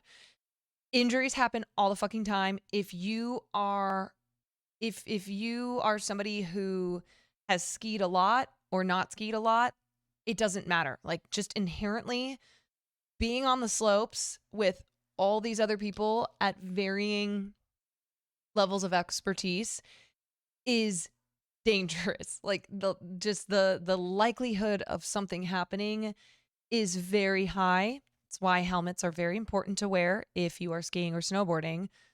Yeah, I mean, there's so many people, including celebrities, who have gotten in really bad accidents. So Gwyneth was skiing back in 2016 and had not skied for something like 20 years. So she was working with a ski instructor when this incident allegedly happened, where she supposedly crashed into this doctor. She didn't just hit him to the ground, but he was knocked out, causing a brain injury, a concussion, 4 broken ribs, other injuries. At the time, we believe he was 69 years old, and he described in an interview how difficult the recovery process has been. just a sneeze, or when your lung starts to expand, a sneeze, you can't stop it, and you feel your ribs breaking again. Even after 3 months, you can feel them cracking. No one Sat say in a nice. chair, and I couldn't do anything. I couldn't function, and so I get so tired, I go to bed. I just go crawl in bed again. And it didn't end there, because Sanderson claimed that Paltrow not only knocked into him, What are these sound but effects? she merely got up, turned, and skied away, leaving Great, so that's the him hit injured and on run. the ground in the snow, Or the ski and offering run. no help, not calling anyone for help. In fact, he says no one from Paltrow's group, including 2 employees from Deer Valley, called the ski patrol or emergency services to assist him. And it only gets worse, according to Sanderson. He says that a man named Eric Christensen, who is a ski instructor that was teaching Paltrow, skied over to him, and not only didn't provide Sanderson help, but accused him of causing the crash, screaming at him. Sanderson says that Christensen didn't actually see the incident, so really, who is he to say that? And then, this is a major allegation. Sanderson claims that Christensen actually filed a false incident report saying that Paltrow was not at fault. So he files this lawsuit against Gwyneth Paltrow, Eric Christensen, Deer Valley Resort Company, 2 employees, and he was originally suing for $3.1 million. Now let's talk about this for a second. So he sues Paltrow for negligence, a very common theory of liability in personal injury law, because in our law, in our society, people owe one another a duty of care in certain situations. There is a certain responsibility that you owe your fellow person. You have to act as a reasonable or prudent person would under those specific circumstances. And a failure to exercise that duty of care that results in someone getting hurt or injured is basically negligence. There are 4 elements or requirements to proving negligence in a court of law. There is a legal duty. There is a breach or violation of that duty. The plaintiff or the person suing had to have suffered an injury or an harm, and you need to show that that breach of duty caused the injury. So here, Sanderson argues that Paltrow had a duty to ski carefully, but instead she was skiing unsafely by going too fast, being distracted. She should have known that downhill skiers have the right of way, and she needed to take extra precautions. And as a result of this breach of her duty, she knocked into him. He suffered severe, significant injuries, duty, breach, harm, causation. Now, here is something interesting. Sanderson sued Paltrow, Christensen, the other employees, Deer Valley, for negligence and also negligent infliction of emotional distress. The basic idea there was, well, due to the actions of these different defendants, namely shouting at him, falsely accusing him of wrongdoing, leaving him on the ground injured, not helping him, trying to cover up what Paltrow did, he said he suffered emotional harm, anxiety, depression, other health-related problems. Well, last year, 3rd District Judge Kent Holmberg threw out those claims. Yes, despite Sanderson claiming that he had, quote, feelings of being unable to cope with life, it was argued that Sanderson had made several domestic and international trips since the incident, and maybe he wasn't as bad off as he was claiming. There was also a skiing expert who testified that Paltrow's actions after the crash were reasonable and that she didn't flee the scene like Sanderson claimed. In fact, a Deer Valley instructor testified that Paltrow actually did stop to make sure that Sanderson was okay. The judge's order states, quote, "No one with knowledge of Miss Paltrow's post-collision actions claims to have observed Paltrow acting recklessly, even when interpreted in the light most favorable to Sanderson, the plaintiff. The undisputed facts fail to support this claim that Paltrow's post-collision actions were likely to result in substantial harm, that they were highly unreasonable, or an extreme departure from ordinary care, or that they came with an apparent and high degree of danger." So while Sanderson was initially suing for $3.1 million because of the judge's order throwing out a lot of this, it now seems that Sanderson is seeking in excess of only $300,000. So it appears that whatever happened after the crash is really not at issue in this case. So he might go on to talk about this, but Gwen is only countersuing for $1. and for her legal fees. It's more of like when you countersue for only $1, what's the term called?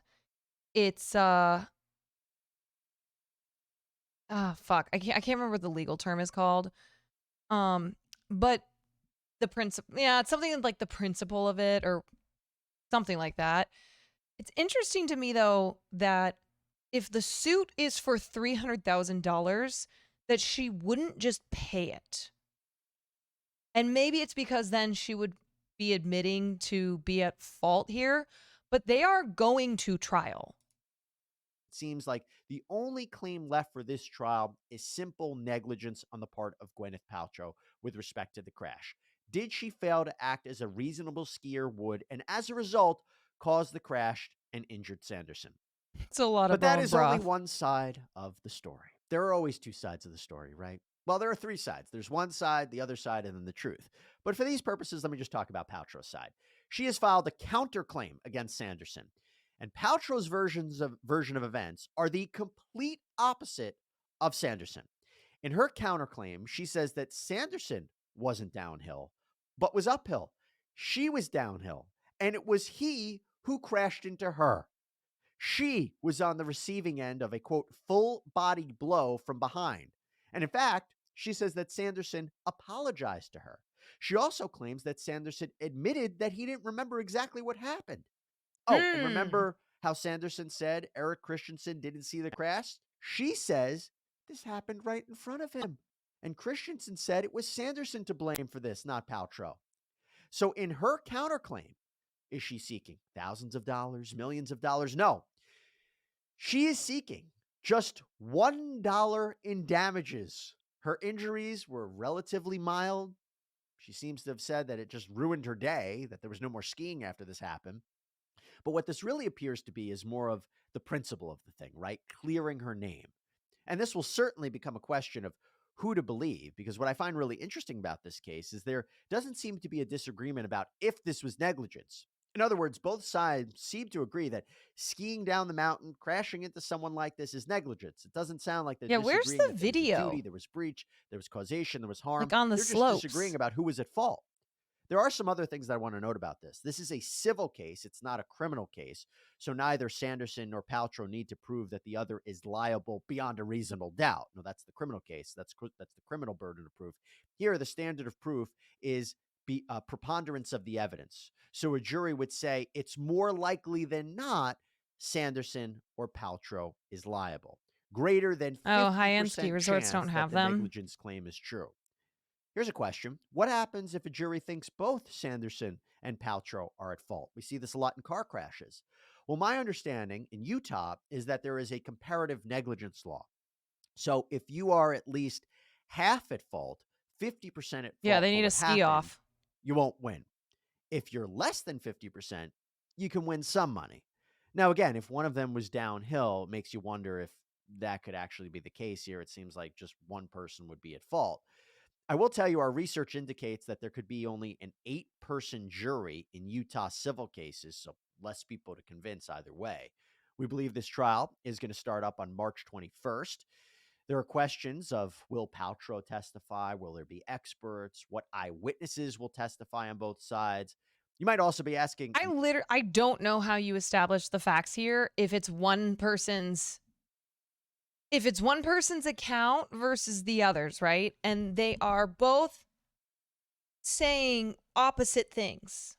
And it comes down to, who was in front of whom. another question, why is this going to Asman will trial? How cover did this not trial settle? 100%. Well, according to certain reporting, Sanderson allegedly tried to settle this case, but Paltrow didn't bite. If that's true, I would imagine Paltrow wants to set the record straight, suing for $1, like the bare minimum to make a lawsuit. This isn't about the money. Just It's about based on something much vibes. more. So clearly, there is a lot going on in the Gwyneth Paltrow lawsuit. A lot of ways this could play out. And I want to bring in someone who I can bounce all these thoughts of, all these ideas. My head is circling right now. I want to bring in entertainment attorney Mitra Ahurian. Mitra, so good to see you. Thanks for taking the time.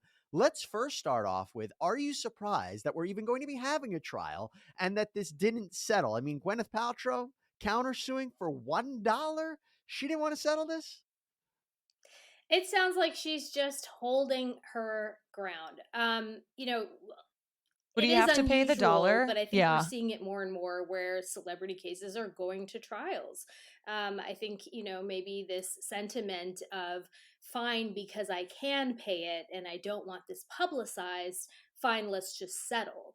But I think, what's happened here is that she believes very firmly that it was not her fault, that they're really bumping heads over this. And I think that she wants to really say that I'm not just going to settle it out. No, I didn't do anything wrong. Is it a bigger risk for her to have settled this for an undisclosed amount, because we know that settlements would be private, versus her going to trial and losing? What's a bigger risk for her? Because she has a successful business. She's a successful actress, although I don't think she's acting as much as she used to, but Goop is tremendous. Is it a bigger risk for her to lose the trial or settle? Potentially, but we have an interesting situation where you have witnesses that are actually on her side. So this is something that happened 2 years ago. This is something that there's not a lot Goop. of, perhaps investigation into Well, what actually just happened. it actually happened in 2016. So yeah, this is a little bit of an older case. I thought, oh, but the lawsuit was Yes. 2019. So he Yes. brought it 2 years Yes. after it happened. Yeah, 3. Okay. Yeah. Yeah. So the point being really that it was a while back. It was a while before he brought the lawsuit. There was a period of time where he was just trying to contact her and say, hey, can we settle this? And he wasn't getting the acknowledgement sucks that at he math. hoped to get, that she had some sort of responsibility.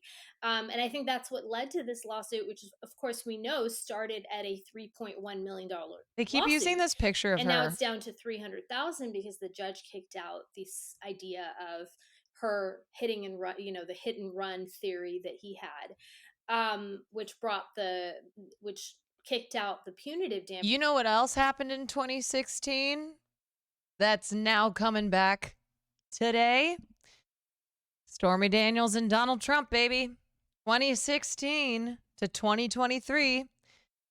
It's the year for celebrities potentially having to face the consequences of their actions.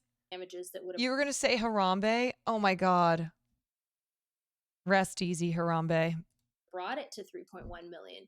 But in terms of it being a risk, I mean, she thinks she's got the support of the witnesses, and that combined with the fact that he's admitted to sort of being knocked out for 5 or 6 minutes, and I think that arguably his memory would be foggy. So I think it's hard to for him to say this is exactly where I was, this is exactly what happened, because he says that even when he woke up, he, knew his name, he knew he'd been skiing, he didn't know where he was, it took him a while to come to. So yeah, it's a risk, but at the same time, it just sounds like a risk she's willing to take because she must feel very strongly that, you know what, you're not going to come after me just because this happened.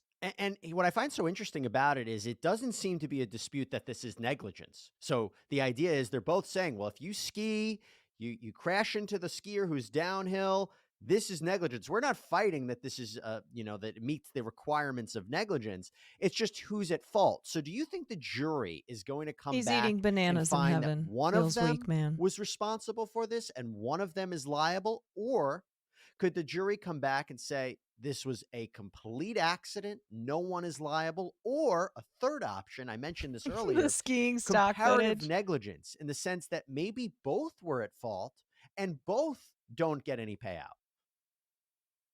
It's interesting because it's a true he said she said with some witnesses that are supporting Gwyneth Paltrow, and I think one of his friends also is a witness that says that it was her that was at fault.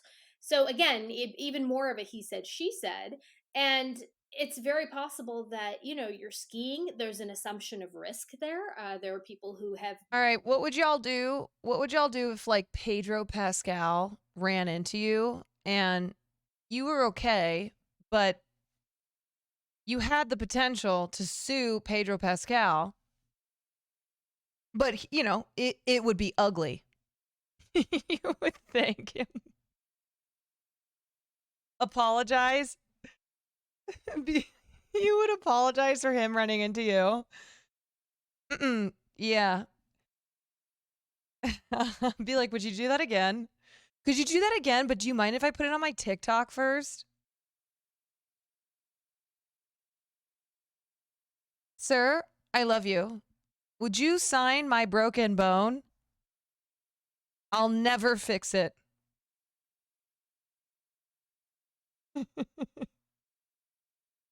If it was Pedro, then nothing. If it were Gwyneth, I might have some back pain. Oh, yeah. Yeah, there's something happening back there. I'm going to need $3 million and 5 vagina-scented candles. Unfortunately died skiing. I ski. I'm always terrified of something happening. My brother broke a couple bones when I was a little kid, and that was traumatizing enough for me to see that stuff like this happens. It's not unusual. Did I miss the game recap? And, no, not yet. It's very possible for a jury to say, you know what, this was just an accident, like you said, everybody walk away. Or this idea of comparative negligence that you brought up is a really interesting one, because the jury would have to find facts consistent with the fact that both of them did something that was negligent, that was, almost equally or in part negligent. And I think those facts aren't really supported either. Right. Because it's different than a car crash where somebody might be speeding through a red light and another person, was speeding in another way. Because here it seems that it's all going to come down to who was downhill and who was uphill. Because if I'm understanding it correctly, whoever's downhill, they're really not to blame for what happened. Yeah, I mean, you're skiing, I don't know, with the helmet and goggles and everything. I'm not looking behind me, most times. Maybe I'll kind of look, around me, but I'm not really turning around because that's going to mess with my equilibrium. So it's makes sense for the person that's, that's ahead or uphill to be the one that's really responsible for looking out and seeing what's in front of them. And of course, he's saying she was distracted, which, okay, her kids are there. She's watching her kids. She's, presumably behind her kids. She's thinking about her next scented candle. It's possible she was distracted if truly she was uphill. And I don't see this being the kind of case where you're going to have any sort of like physical evidence come in or any expert witnesses who are coming and saying. One thing that's bad about brain injuries is that doctors will usually wait at least a year before they'll even hint that it's permanent. That's so fucked. That's interesting you say that. So, because I would imagine her side would bring in experts to say, hey, all these injuries that he claims he suffered, he didn't really suffer them. I don't know that. Okay, so there's that one aspect of it, right? So the aspect is that he didn't really suffer this. So you might have a medical expert, but it's not the same way, as in a car accident where you can have somebody look at a car and say, okay, this was the precise force that it was hit. Okay, this is the precise angle. And of course, you have two people who are very different in height, weight, size.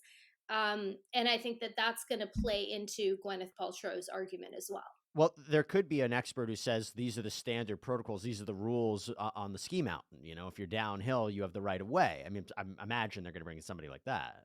Yeah, I think it's kind of like the pedestrian argument. At least in California, California's pedestrians have the right of way no matter what. Come to New York, see how that works out.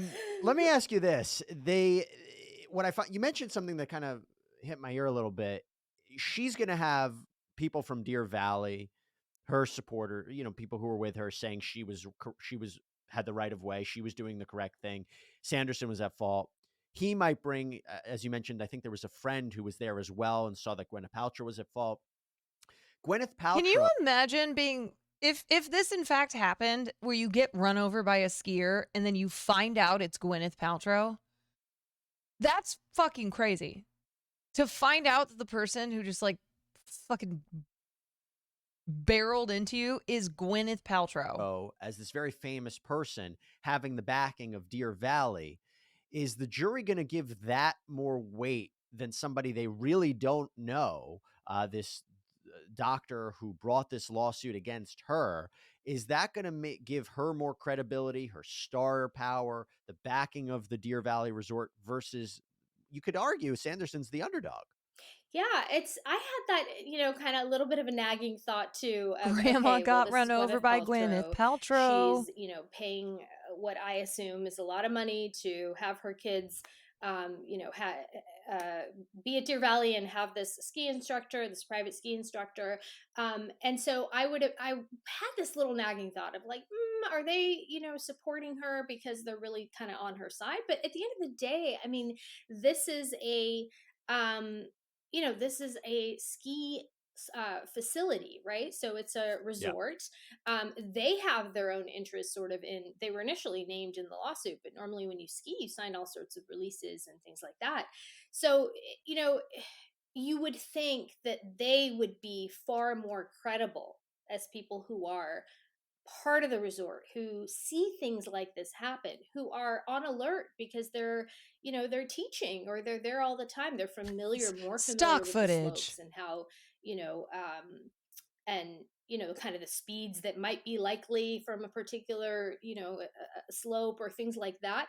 They're more familiar. And so I think from a credibility standpoint, they are presumably more credible, but you do have the celebrity element, which is quite interesting. Yeah, it was one thing when we watched Depp versus Heard, the celebrity aspect to celebrities. Obviously, you could say that Johnny Depp was more famous than Amber Heard, but that was a factor that we always talked about. Let's talk about the money payout here, because even though he's suing for $300,000 or in excess of $300,000, she's $1. Could a jury come back and say, I'm going to award them more than that? If he's not asking for more, I don't see a jury coming back and saying, giving him more than that. And again, it was kicked I down dropped the from suit if she could 3.1 million explain down to why she named her 300,000, kid which I find to Apple. be kind of an interesting number because 4 broken ribs, brain injuries, if you've ever She sort really of loves an been iPhone. at a hospital or had an ongoing injury like a brain injury or sort of the symptoms that he's saying he has after this, and so if you think of that, I mean, 300,000 seems kind of low if you're going to add in, sort of this pain and suffering element and all that, which, I don't know if that's going to play into it at this point, but Yeah. it doesn't seem like a high number. So I see your point, but I don't know that it's the kind of situation where a jury would necessarily award him more, especially given the facts are sort of, gray here. And Mitra, before I let you go, you think excuse me, do you think Gwyneth Paltrow is going to take the stand and testify and explain what happened? I imagine he will. And if she does that, I'll ask you a second part. Is this trial going to blow up and look like Depp versus Heard? I don't see this going on forever. I think that it's kind of this one incident. It's not this ongoing. Man has thing his that mind on the happened. It's Depp one trial. incident. It's sort of limited to just a few minutes of what happened there, and all we really have is some witnesses and perhaps, like you said, maybe some experts. But I think she is going to take the stand. I think it is going to come down to her testimony and the testimony of the witnesses. And she's poised, she is well spoken, and it sounds like in this situation she is really, because she's standing her ground, I imagine that she would want to tell her side of the story. And to be honest, without that, I think the jury would sort of be questioning her case. All right. So we will wait and see. Mitra Hurrian, thank you so much for taking the time. Tell everybody where they can find you or learn more about what you do. We will wait and see. So anyway, that was a bit of a long explainer, but that is what is currently going on with Gwyneth Paltrow and this lawsuit. And so people on Twitter, like Christine Quinn of Selling Sunset, are under the of the opinion that the whole diet snafu bad press that Gwyneth Paltrow's kind of been having for the last week is to deflect from the trial that is about to take place. That is some next level Machiavellian shit. Those are Christine Quinn's words. Now, she's not wrong about, like I said, she's not wrong about the fact that celebrities do this, right? They will have their PR teams, celebrities, politicians, anybody who's in the public eye. They will cook something up to take the attention off of this thing and put it over here. I mean, this is what happened. This is also what happened with the Alex Murdaugh trial, right? He was facing the pressure of this impending, upcoming trial over the death of Mallory Beach. So he went off and killed his fucking wife and his son in order to take the attention off this trial and put it over here. So this is something that that people do, especially if they are in the public eye. Wait, she comes back with it. Allegedly, y'all, just my opinion. Oh, man. Allegedly, y'all, just my opinion.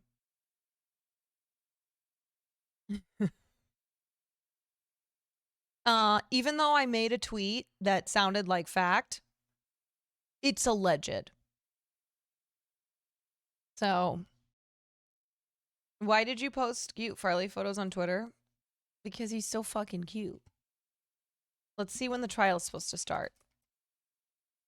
But I bet a lot of you didn't know about this trial, right? You didn't know anything about the incident. You didn't know anything about the trial, which is starting tomorrow. The trial starts tomorrow, the same day that Donald Trump is probably going to be indicted on felony charges. Tomorrow is Tuesday. It is going to be a big day. The stars are aligning. You got 2 cases that have been under investigation since 2016.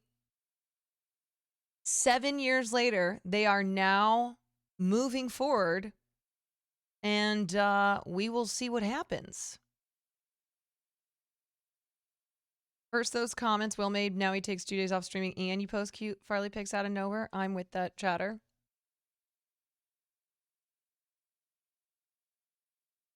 Thank you for covering this very important information. You're welcome. This is extremely important. The Gwyneth Paltrow trial. And we're going to get into the Donald Trump trial in just 1 second. Do you think indictment helps or hurts his election run? That's a very good question. And I think it depends on who you ask. I think that for so long, the narrative Hogan Long on... gifted a tier 1 sub to allegedly. They have given 43 gift subs in the channel. Hogan, thank you for that gifted. Okay, what was I saying? It depends on who you ask. And I think the narrative of Donald Trump for so long has been that he is untouchable, right? He is invincible. He's like a fucking superhero, right? He's Homelander. Nothing can get to him. And even though he is extremely resilient, and it does seem that time and time again, he doesn't face the consequences for his actions. I mean, he has multiple investigations currently happening into the various crimes he's committed. But even though he is exceptionally resilient, he's not totally invulnerable. He's not. And the reason that we know that is look at the midterm elections, right? In both 2018 and in the recent midterm elections. Even though Donald Trump's base gets really fired up when there's ever anything like the indictment or the 2020 election where they feel that Donald Trump has been wronged, right? That everybody's out to get Donald Trump. It fires up his base. They'll go to war for him, et cetera, et cetera. But what's important is not the base, but everybody else, right? And what we saw from the midterm elections, these recent midterms, is that Donald Trump was punished for the insurrection, right?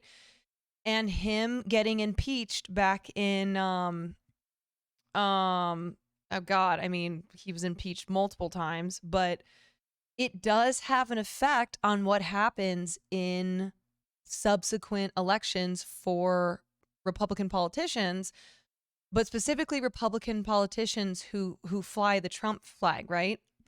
So that is an indication that Donald Trump is not 100% invulnerable. And every time something happens where either he gets impeached, he incites an insurrection, he gets indicted on charges of campaign finance violation, it does have an effect. Mike Pence unfollowed him on Twitter. Exactly. Exactly. So what I think is going to happen tomorrow, the charges are going to be filed. Donald Trump is going to be indicted. The likelihood of him surrendering peacefully is very high.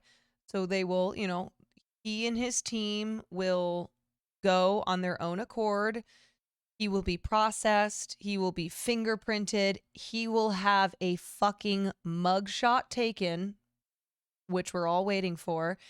And then he will appear in front of the judge, and then he will be released, right? That is a very high likelihood. There's a chance that he doesn't surrender, right? Because Donald Trump can be unpredictable, and he can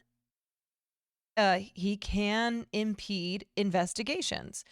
So there's a chance that he does refuse to surrender, and then in that case, he's going to have to be extradited from Florida. And this is where Ron DeSantis comes in, and why Ron DeSantis has been, he's kind of been grilled by reporters as to his views on the situation and what he would do if the situation arises that Donald Trump needs to be extradited, because Ron DeSantis is in a very tricky political spot. On the one hand, Ron DeSantis is a fence sitter, right? He doesn't want to piss off Donald Trump's base. But on the other hand, it could potentially be politically good for him if Donald Trump goes down for this. And he doesn't want to get in any legal trouble by any of his actions that he takes to protect Donald Trump. Will Neff Crime Watch will be arresting Donald Trump live. Yeah, will be back tomorrow night, so it might be the biggest moment on Crime Watch. Anyway, that was a long-winded response to your question. Let me pull up. Okay, let's see.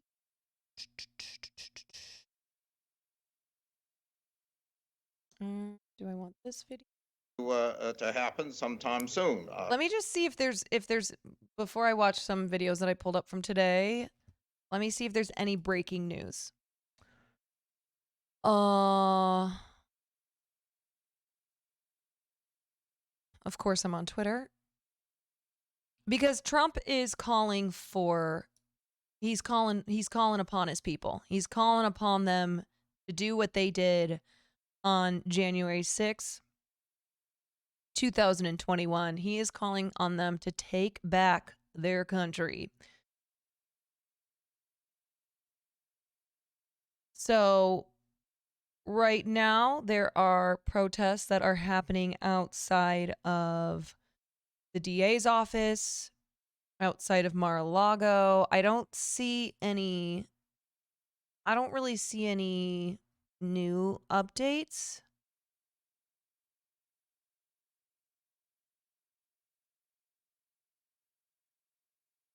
Trump.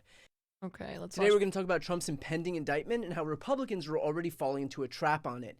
And I interview former Obama staffer and host of Pod Save America, Tommy Vitor, about Tucker Carlson lying to his audience, DeSantis saying that Ukraine support is not vital, and whether a Trump indictment will make him stronger. I'm Brian Tyler Cohen, and you're watching No Lie. So we're on indictment watch here. The first indictment expected to come down would come from the Manhattan DA's office regarding Trump's hush money payouts to Stormy Daniels, among other charges. And of course, Trump decided to get out ahead of this news by taking to Truth Social and posting a number of truths saying the far and away leading Republican candidate and former president of the United States of America will be arrested on Tuesday of next week. Protest, take our nation back. Another post said, they're killing our nation as we sit back and watch. We must save America. Protest, protest, protest. And so the same tactics that led to January 6th are being deployed again while Trump is being investigated for already inciting a riot with almost identical language. And while this was absolutely expected for Trump, the real test was going to be what the rest of his party said, a party that is already contending with concerns that they're too extreme and too dependent on Trump. And they didn't disappoint. Kevin McCarthy tweeted, "Here we go again, an outrageous abuse of power." This is pretty insane, what Kevin McCarthy tweeted.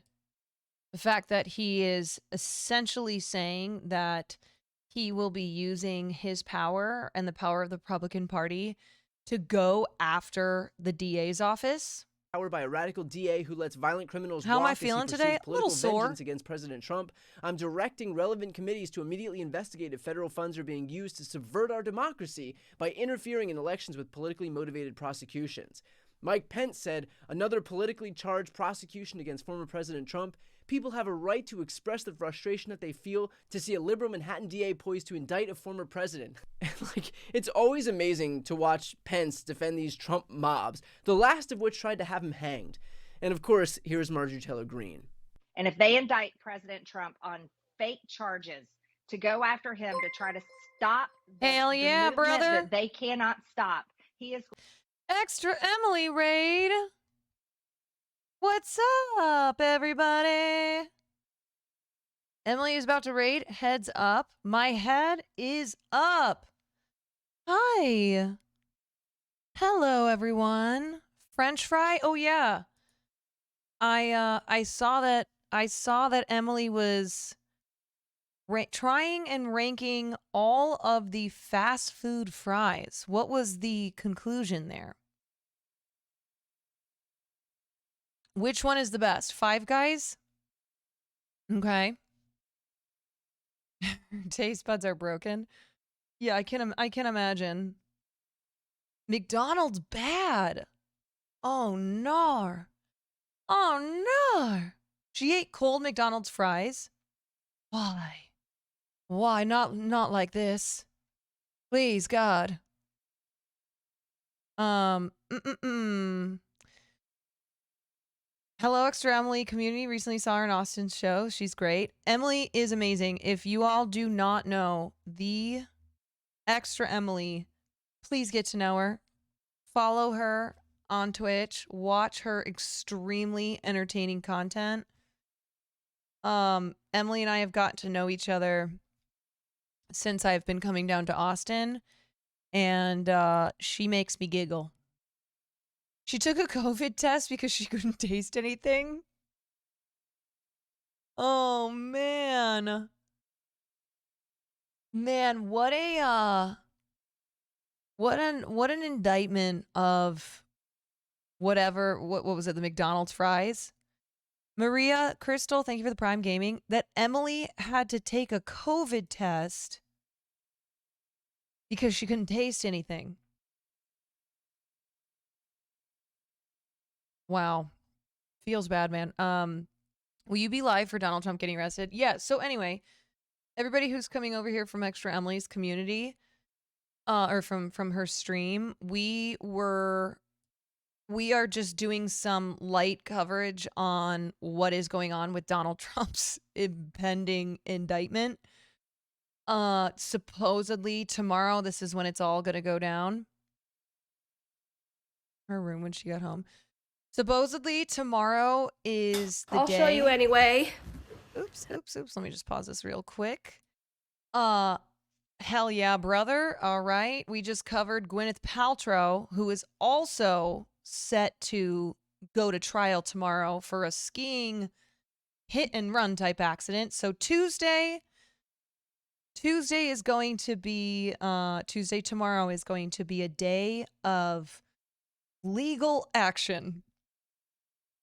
So I imagine many people on stream will be covering we'll be covering what is going on with the Donald Trump indictment. It will be busy. Of course, you've got Hasanavi, who will be covering every single minute of the indictment. Optimistically realistic. Yeah, like I said, I understand how Trump has how he's been viewed over the years as just 100% resilient, impenetrable. But he's not completely invulnerable. So we'll see what goes on. Are you going to the next game day? I sure am. We're trying to figure out when it's happening. Marge on May, thank you for the tier 1. Yeah, nothing lasts forever. Exactly. Yeah, Hassan said he's going to wear tux. He's going to wear tux to hopefully watch Trump get arrested. I just can't wait to see the the mug shot. Actually, let me check my phone.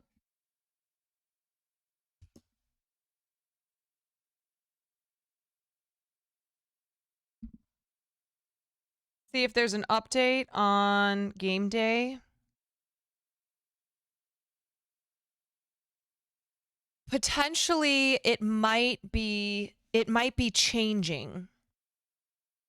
The date might be changing. So I'm kind of waiting to see what's going on with that. So they'll be announcing what we're playing and then also when we are playing it. Wait, so that orange dude is actually getting arrested? It is quite possible. So it depends on if he surrenders peacefully or not. But he, either way, whether he surrenders or not, it is very, very, very, very likely that he is getting indicted tomorrow. And he's being indicted because back in 2016, he used about $130,000, actually exactly $130,000, to pay off a porn star named Stormy Daniels, who he had an affair with. And the way it went down is that Michael Cohen, who was his lawyer, paid Stormy Daniels, and then Trump paid Michael Cohen back out of his campaign funds, and then he gave him a little extra bonus. And then Stormy Daniels, there was a big interview where she talked about her affair with Donald Trump and that he paid her to keep quiet, et cetera, et cetera. So this all happened back in 2016, but it's been investigated for, the all of these years. And the Manhattan DA is finally, it looks like they're moving forward with charges, with felony charges on the grounds of campaign finance violations.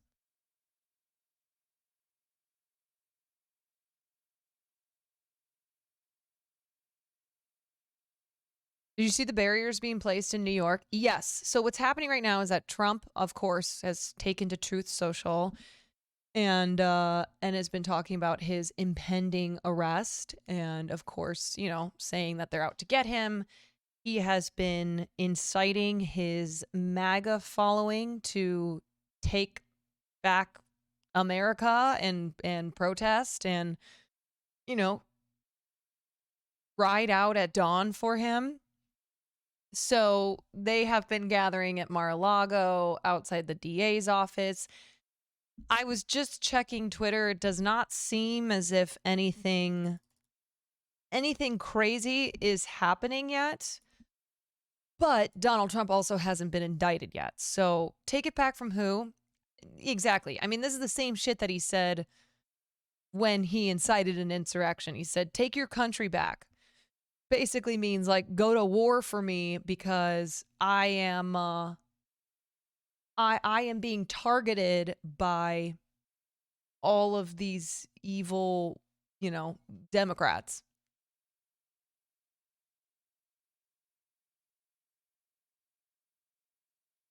I'm scared it's going to be chaos.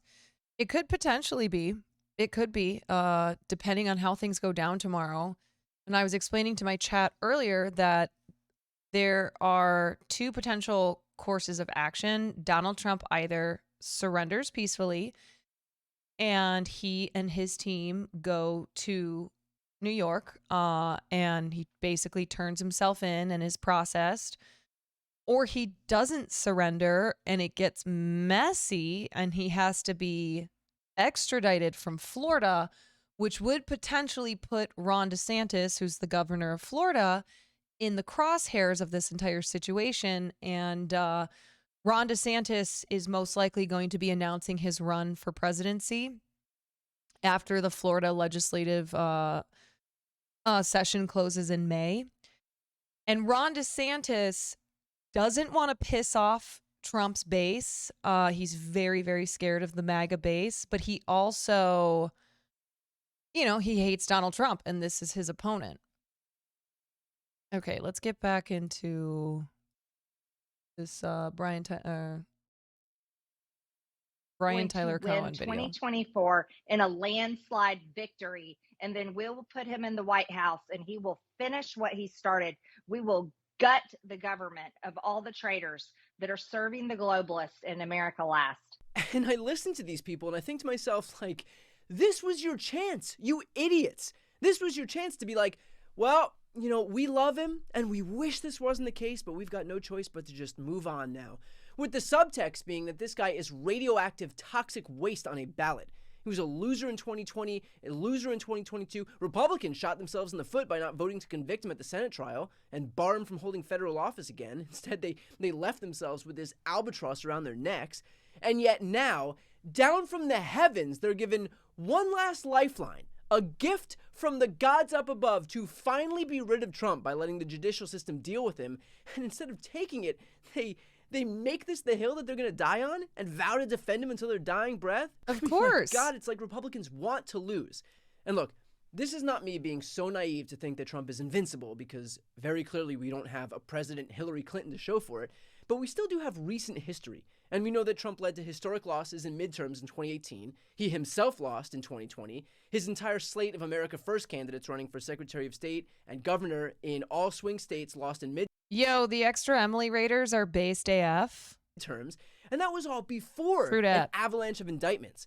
So this idea that somehow Trump is going to be more popular if the guy is some convicted felon is just like some brainworm take from Steve Bannon world.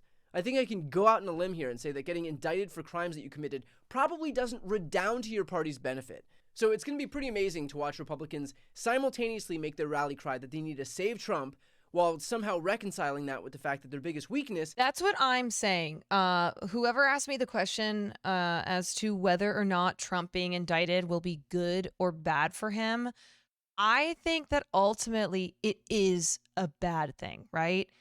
And you just have to look at the midterms, right?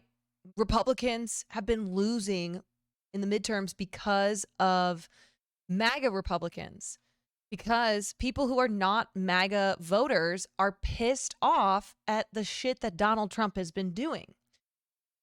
And so it's why, somebody like Ron DeSantis is in an interesting position, because he is still trying to appeal to the MAGA base, but he also wants to pick off those voters who are tired of Trump, right? Like Trump being indicted could be the straw that breaks the camel's back for some Trump voters. Now, of course, his base, they're ride or die, right? They don't give a shit what he does. They're on his side no matter what. Even if they saw a video of him shooting a baby, they would still come up with something.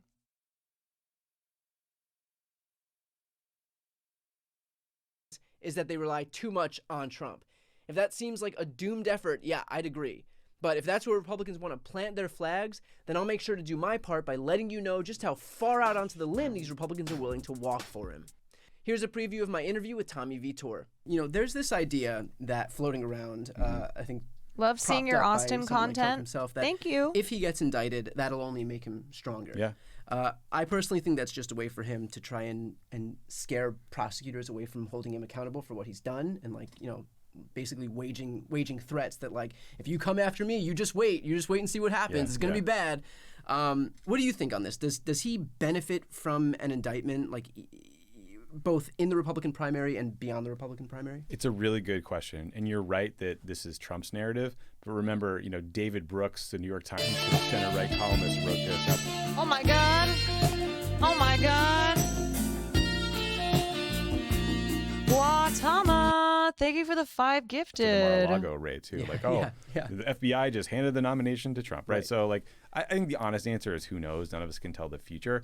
I do think look, Trump's primary message is grievance, and that he's attacked by the deep state or Democrats or whatever. So he'll just fold that into that narrative.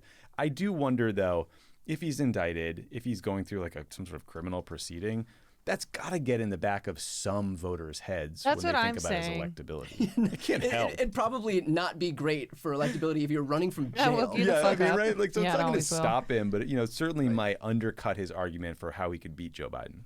Well, with that said, I mean, I guess there's also the question of whether Trump becomes so toxic that his election is basically, it becomes clear that it's. We don't want Trump arrested. We want him to run full force. I mean, listen, even if he is arrested for this, he can still run for president. And he has made it very clear that nothing will stop him from running for president. So it's why, this is potentially the start of many firsts, right?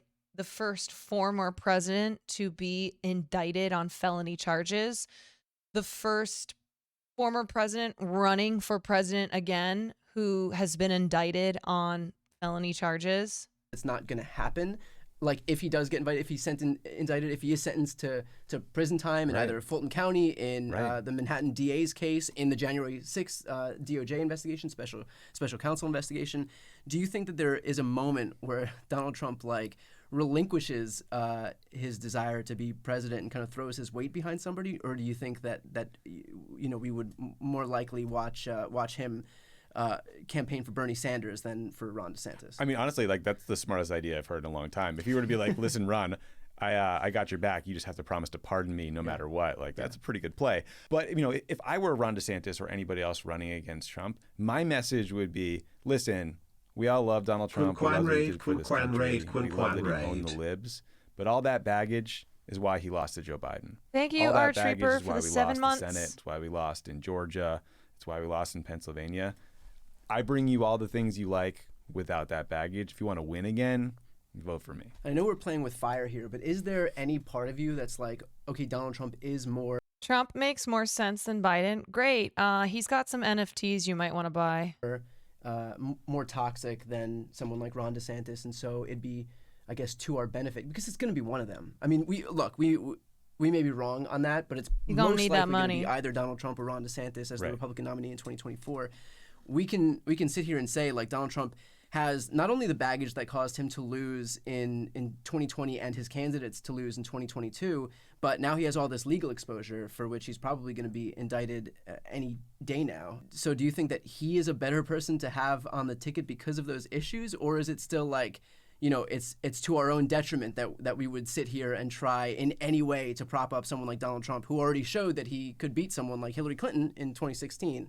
Yeah, I mean, like, I could argue it both ways. I mean, big picture, I think Donald Trump is a unique threat to the democracy itself, right? Yeah. So I would never sort of want him on the ticket. So what you're saying is that you support Ron DeSantis for president? But just, you know, putting like my political hat on, I mean, I think who in this country has not formed an opinion of Donald Trump at this point, right? I mean, his support is pretty hardened. His opposition is pretty hardened. I think ultimately the challenge with elections is like 100,000 votes sprinkled across 3 states deliver you the presidency or make you a loser. So, you know, anyone can win. What's With up, Vale? DeSantis, he is unknown. He's seen his fresh face, but also he might be terrible at campaigning. We just don't know yet. He might have some fatal flaw we haven't learned about. I mean, Trump's already calling him a groomer of high school girls. Like, who knows where this is going to go? Yeah, and it's interesting too. I mean, he had that one moment against Charlie Crist in the debate where he completely froze up because Charlie Crist landed like this huge gotcha of asking him if he's going to serve out his term. So if that was enough, to completely catch Ron DeSantis off guard, to make him freeze like a deer in headlights on the debate stage, what's going to happen when Donald Trump starts calling him a pedophile? I know. To check out the full interview with Tommy, click the thumbnail right here on the screen, or check out the interviews playlist on my YouTube channel. And to continue to see more of my content, make sure Woo, woo!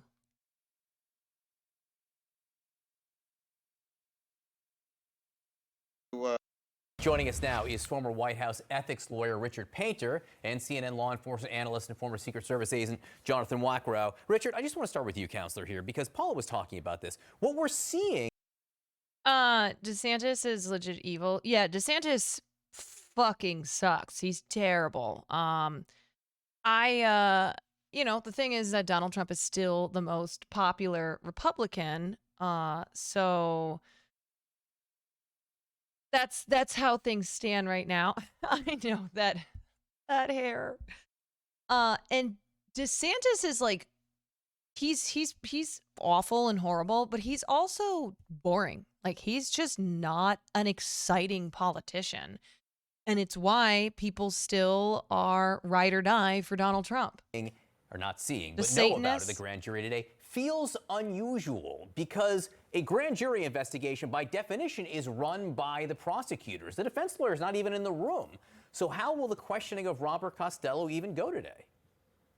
Well, we don't know what's going to happen. This And guy. What he's going to say to the grand jury, this investigation has been going on for years. I submitted a amicus brief to the U.S. Supreme Court to allow the subpoenas to go forward from the Manhattan District Attorney's Office. Gosh, darn it. We don't know what's going to happen with the grand jury, but we should keep in mind that Michael Cohen was charged and convicted. Was does his guilty in face connection move with like payouts that? to I don't Stormy know. Daniels on behalf of individual number one. Well, that means that it's highly unusual for individual number one not also to be indicted. Honestly, he kind of talks the way that someone who's had too much Botox talks. Like, you can't really move your face that much. What are the odds that DT goes out kicking tomorrow? I think pretty low. I think that I think he most likely will surrender peacefully. So I'd expect that to happen sometime soon. How it will play out, I'm not sure. And stick with me for one more, Richard. As we look at all of this, and everybody's trying to read the tea leaves here, right? Trying to figure out what's going to happen. Part of that is because of what the former president put out over His the name is weekend, Dick saying that Painter. this was going to happen. As Paula said, his own attorneys refuting that. But the fact that this narrative is now out there, what does that do? How does that weigh on prosecutors at this point? How does that inform any decisions, if at all, knowing what Dick could Painter.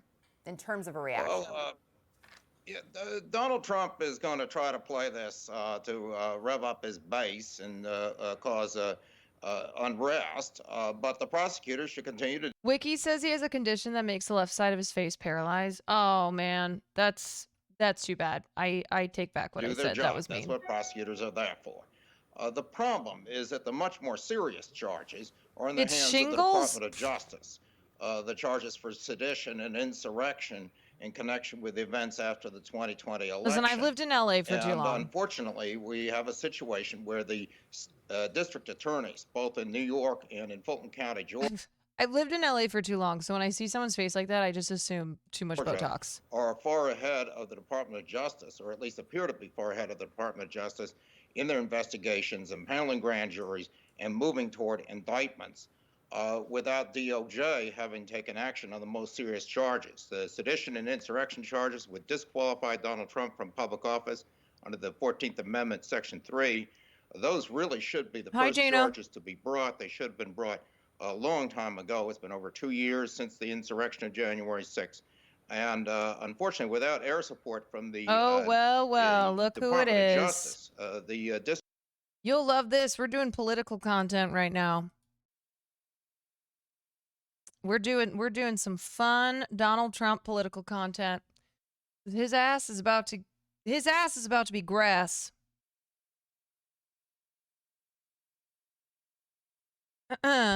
Politics? You know what? I think Mizkif should start doing politics for his content. What do we think? If Miz started covering politics the way Hassan covers politics. Bro knows nothing about him. You know what? Nobody does, though. Nobody knows anything about politics. All right, we all just make shit up or just steal other people's opinions. Yeah, Miz, you should be reporting on what's happening in Ukraine. Can you imagine? Can you imagine if Mizkif's audience comes in for, you know, a stream and yeah, so eating a chicken breast every 45 minutes. He debates them. He has like, I don't know, Amaranth and I like sit in a hot tub and Jano_Splinters gifted a tier 1 sub to Mize Keith. They have given 18 gift subs in the channel. thank you, Jaina, for that sub to Mize Keith. And you debate your audience and they come in and instead you are doing a deep dive on the current conflict between the US and China/Russia. I think people would be down. I think that they would be down for that content. The most political thing you'll ever do is have Frogan on your stream. You know what the funny thing is that Frogan actually doesn't really cover politics. She'll do some public health stuff, like talk about COVID and whatnot, but I think people associate her with Hassan and assume that all she does is politics, when actually she's like a trashy reality TV queen. Yeah, she watched all of Sister Wives, 90 Day, and is currently on Vanderpump Rules. Yeah, she loves reality TV. React Andy. It's great. You should have Frogan on your stream, though. She watches Paternity Court. Oh, man. Oh, man. Frogan. Paternity Court? That is some real fucking content right there. You'd watch a Mizkif and Frogan stream? I know, I kind of wonder what the vibe would be. ...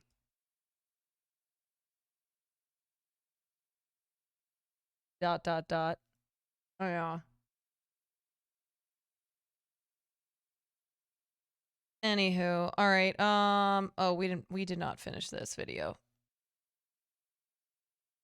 District attorneys. What is this? He catfish me? I'm the one that won an award. You're the one that fucking lost, bitch. Wait, you yeah, talking that's to gonna be real cute. He's out here making fun of your hairline. Have him take that fucking hat off. Oh! What's the difference? You're covering your hair with the hat too. Show us your hairline. I tell you guys I'm bald. I'm hiding it, but I'm very open. Yo, Afghan's calling out Frogan like that? What about me being fucking Wait, is bald? that 0 on your hat for your hair follicles? Show it. No. This was how many viewers I thought you were gonna have last year after everything. Oh, shut up, dude. You're 0-4 with those jokes. All right, shut the hell up. Come on. People tell me it looks like the Batman signal. You tell me. Okay, close it now. Mine Mizkif for content. Yeah, I'm thinking of like what you and Frogan could do together.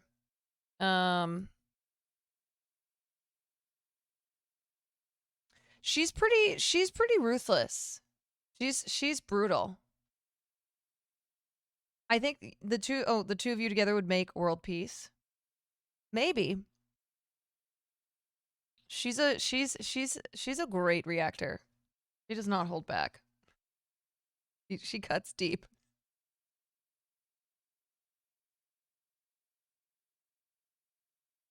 Only if you do it on Caroline's stream. When are we hanging out? I mean, you can come on here and we can talk about film.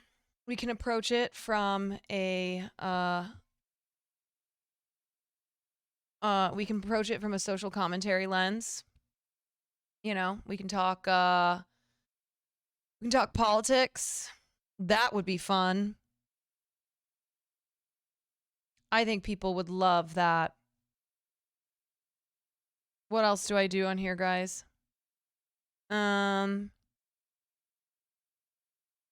mean, I did all of my Oscars coverage. Can we talk about Up? Up is a great film. The montage in the beginning of Up, I still think, is one of the most devastating montages in all of film. It's your favorite movie? I mean, it's a great movie. I'm not going to talk shit on Up. I'm not. Maybe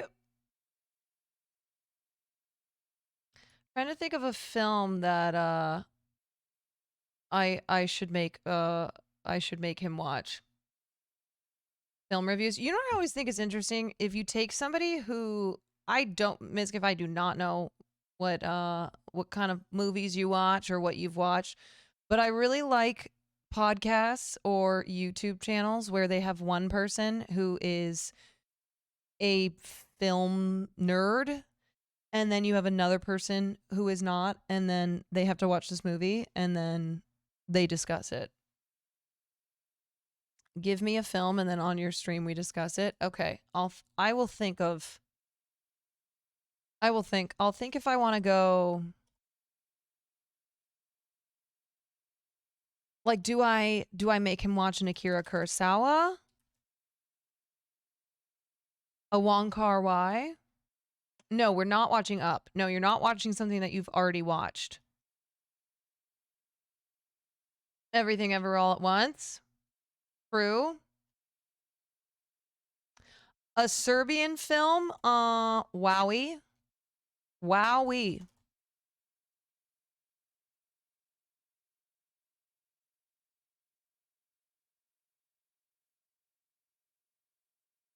No to Wally, because I'm assuming you've already seen that. No, we're not going to watch anything that is a cartoon. As great as Wally is, and as great as Up is as well. We are going to watch something that is why are you treating this like you're assigning homework? Because I will always be a teacher. All right? I was a substitute teacher for too long. It is now in my DNA. It's just how I am. Everything I approach like being a teacher. Oh, Memento? Yeah, we could do something like Memento. The nice thing is, if somebody hasn't seen a lot of movies, and again, I'm assuming, but the options are pretty endless. There's so much to watch. Your voice does have teacher vibes. Yeah, I don't know if that's a good thing or a bad thing. I think that's where people get the whole, like, I'm just a bitch.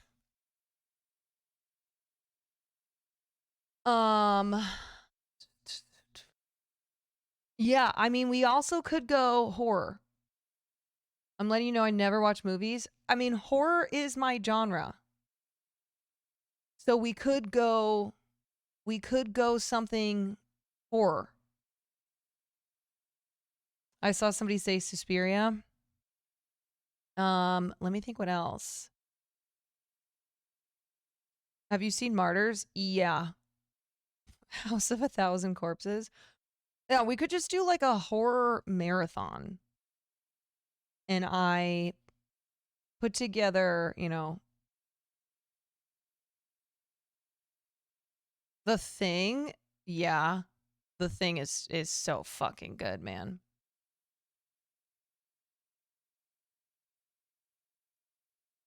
Could also do Mandy. Hold up. Mandy. Mandy could be the move. Mandy. I think, yeah.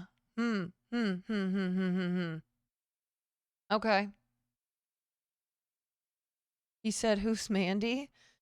Well, you'll figure out. You'll figure that out. I actually like this though. I think this is a fun idea. Where I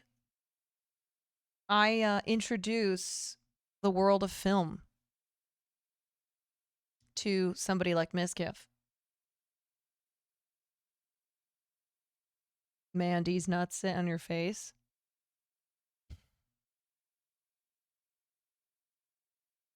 Yeah, I like this because I wanted to do this as well with I wanted to do this with the Botez sisters, especially Andrea Botez, because she hasn't seen like any movies. So this was something that I wanted to do a while back. I was going through the top 100 films, AFI's top 100 films of all time. Andrea Botez had not seen, I think she had maybe seen one. I was like, oh, okay. You should make a podcast like this. There is a podcast. Oh, fuck. What's it called? There's a bunch of film podcasts, but there's one that is this idea that you take somebody who's a film head and then somebody who's not, and then they watch a film and then they discuss it. Because I always think it's interesting to hear somebody's perspective who doesn't have a background in film or does not watch a lot of film, right?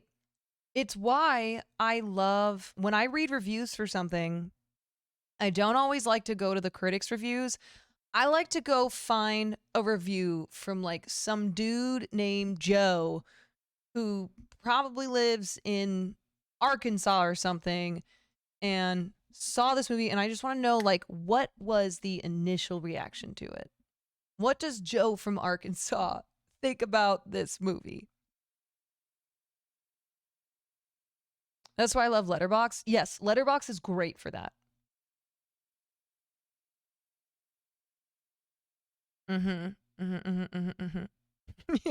This movie sucked.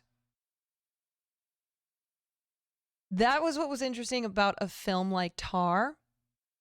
A film like Tar appealed to critics, of course. It was like, nom, nom, nom, nom, nom. They ate that shit up.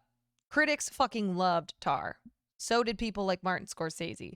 And then you would read reviews from just your average moviegoer, okay? Maybe somebody on somebody who went on Rotten Tomatoes or even has a letterbox, right?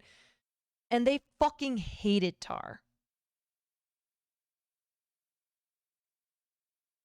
They did not like Tar.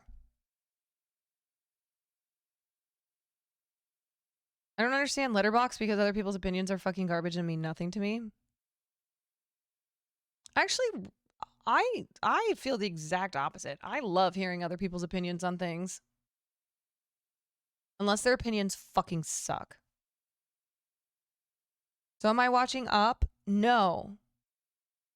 I'm going to be clear. That movie is not going to be on the list of films that you are able to choose from. I will send you a list of films and you can pick one. Wally, no, nothing that is of the Disney or Pixar or anything in that realm. Nothing. Oh yeah, here's Will's film class. Sounds like a homework assignment. Well, you know what? Some people need homework, okay? Some people do need a homework assignment.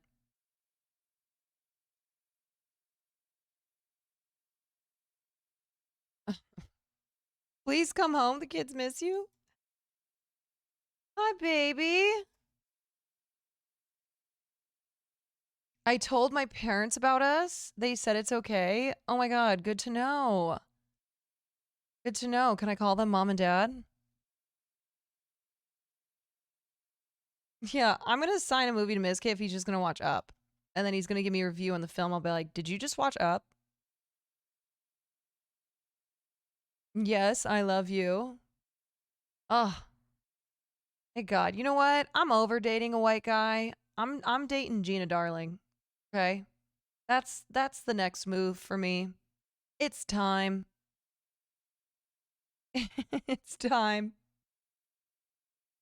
Come back to the Asians. I know you'll treat me well. I do. I do. Yeah, Gina Darling's here. So is Ms. Kiff. Anybody else here? Raise your hand if you're also here. I thought you were dating Soda Poppin'. No, I am not dating Soda Poppin'.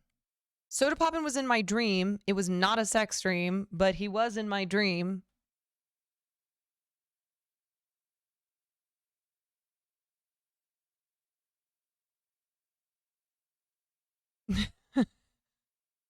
Soda getting pegged. No, I did not peg Soda Poppin' in my dream either. Look at his little scruffle face. How I feel about this stream right now? I know. Women plus gay AF, not gonna watch the home. What were we talking about? We were doing Trump stuff, weren't we? Yeah, you want to say hi to Farley?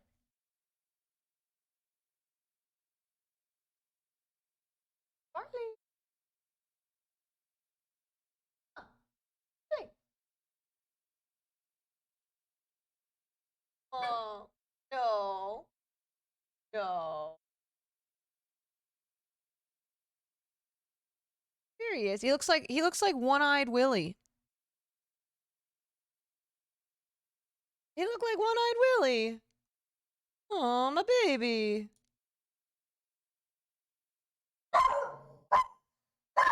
Okay, alrighty. Okay, tough guy. All right.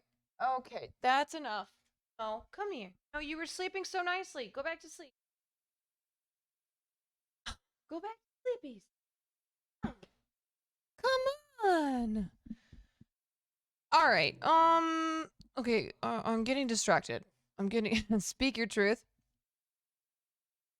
All right. Did we do enough Trump shit? I mean, there's really nothing to.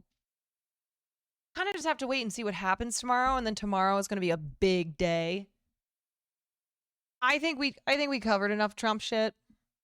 I think we know what's going on.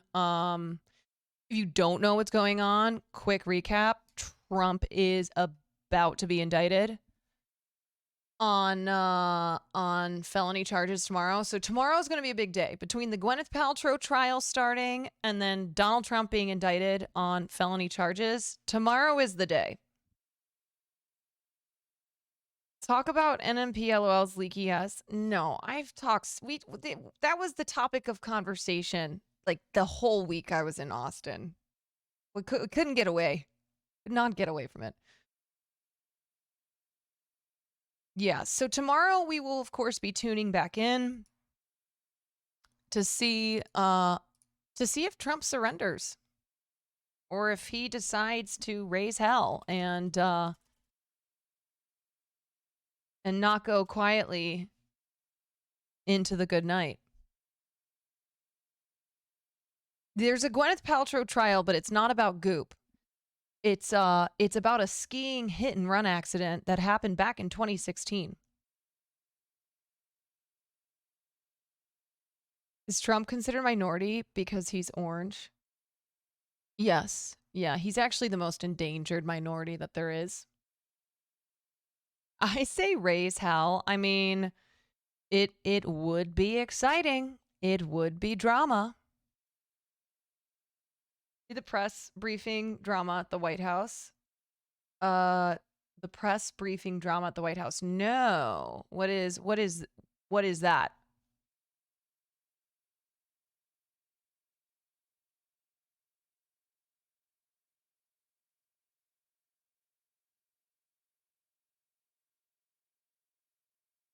Zero chance of peaceful surrender? I actually don't think so. I think there's a very high chance of peaceful surrender.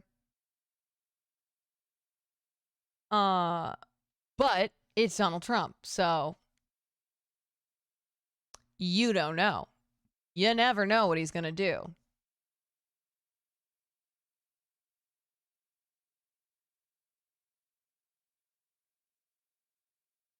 Yeah, I mean, it would be sick to see him handcuffed. How long do you think the mugshots will be Twitter reaction images? I mean, they're already circulating deep fake mugshots. People are hungry for them. There's been deep fakes being passed around of Trump being arrested, of Trump's mugshots. Forcing a Florida extradition would be a risky move to tank DeSantis. Yeah, I mean, DeSantis, or the New York prosecutors, they don't need DeSantis to sign off on extradition. They can go around him. So if that's the case, if he decides to, not get involved because he doesn't want to piss off the MAGA base, then they don't need him for the extradition.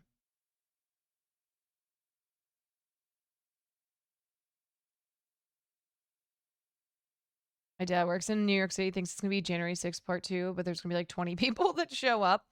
Yeah, I don't think it's going to be anywhere near the level of January 6th. I think there will be people being really loud, but otherwise, no. Oh, wait, no. Is he here in Florida right now? Yeah, I'm pretty sure. Anyway, we will check back in tomorrow to see what's going on with that situation. What do you think are the odds that something actually comes from this case, like actual punishment? I think it's tricky. I think it's tricky because hush money is not illegal. Having an affair is not illegal. But using campaign funds is very illegal. So is Trump going to go to prison? Probably not.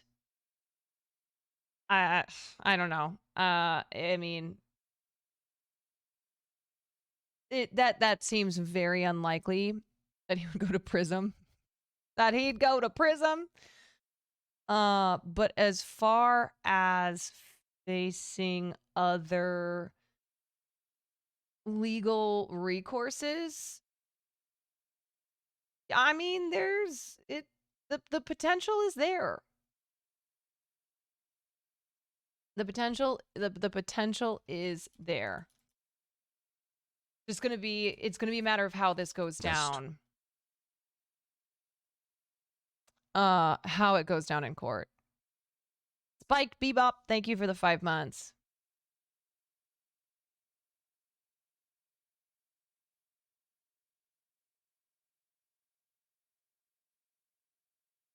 Yeah, and then, there's people who think that this could boost his campaign, and then there are people who think that this will be bad.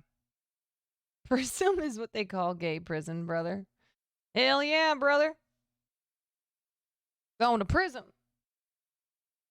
What? Okay.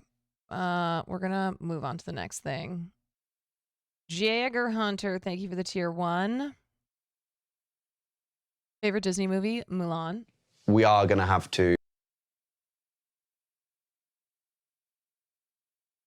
Imagine tweeting you're getting arrested and telling people to rebel.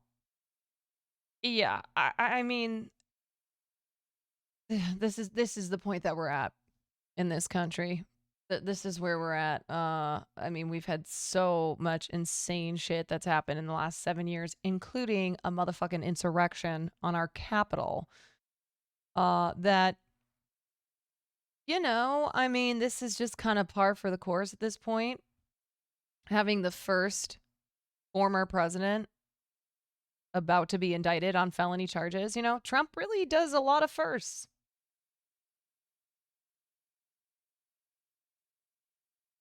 No ending politics discussion. Yeah, I'm gonna keep it a buck. I'm still really tired from the week in Austin. My my brain's not operating at a 10 to discuss politics the way we usually do. I just wanted to do some I just want to do some like brief Donald Trump getting possibly indicted coverage. Tomorrow we will do more.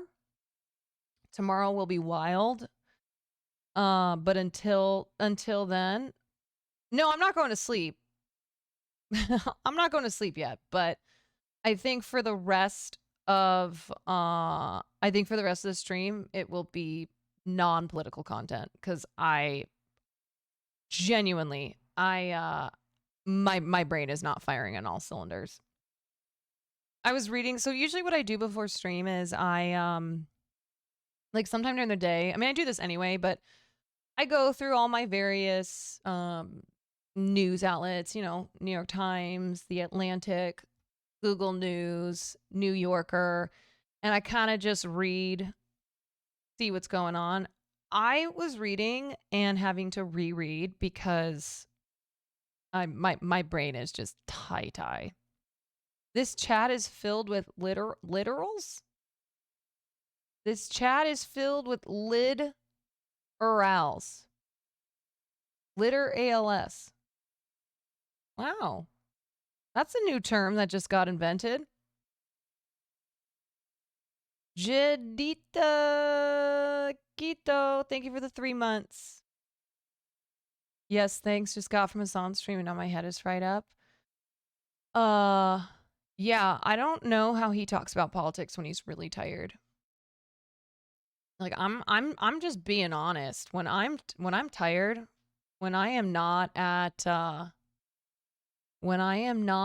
intellectually at my best, I do not like talking about politics. Yeah, my brain is a little bit mush. So instead, we're going to watch this Vice video of this guy who had a high school reunion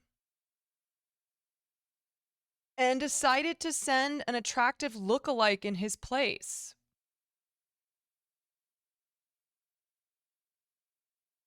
Goddamn lids. Goddamn lids. Good night, Jack Showtime. Have a lovely evening. So this is going to be interesting. An interesting video because this guy was it seems as if he was insecure about going to his high school reunion. Thanks for streaming. I'm super sick, but this is a good distraction. Brilliant, leader. Thank you for the 3 months, and I hope you get better. I hope you feel better soon. So he literally hired an actor who somewhat looks like him, but is more attractive. He hired him to go to his high school reunion and pretend to be him.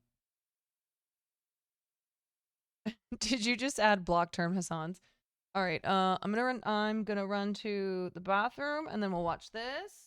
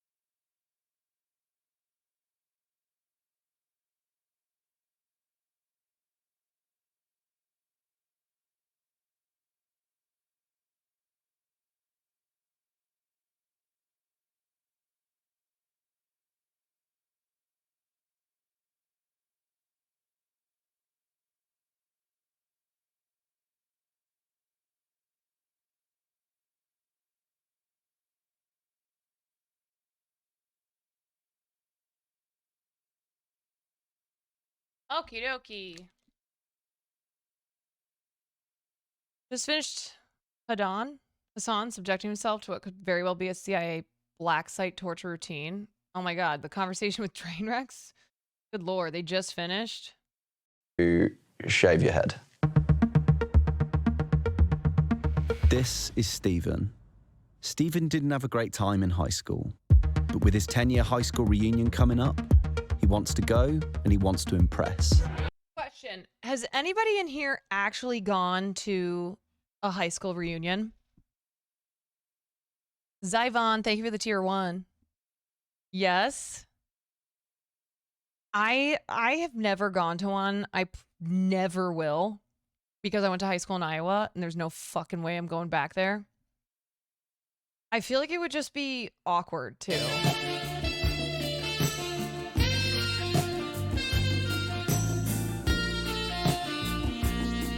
Thank you for that 10 bangers, Zyvon. Appreciate ya. Let's go. Mine was on Thanksgiving Eve and everyone ended up at the same bar and it was a fucking shit show.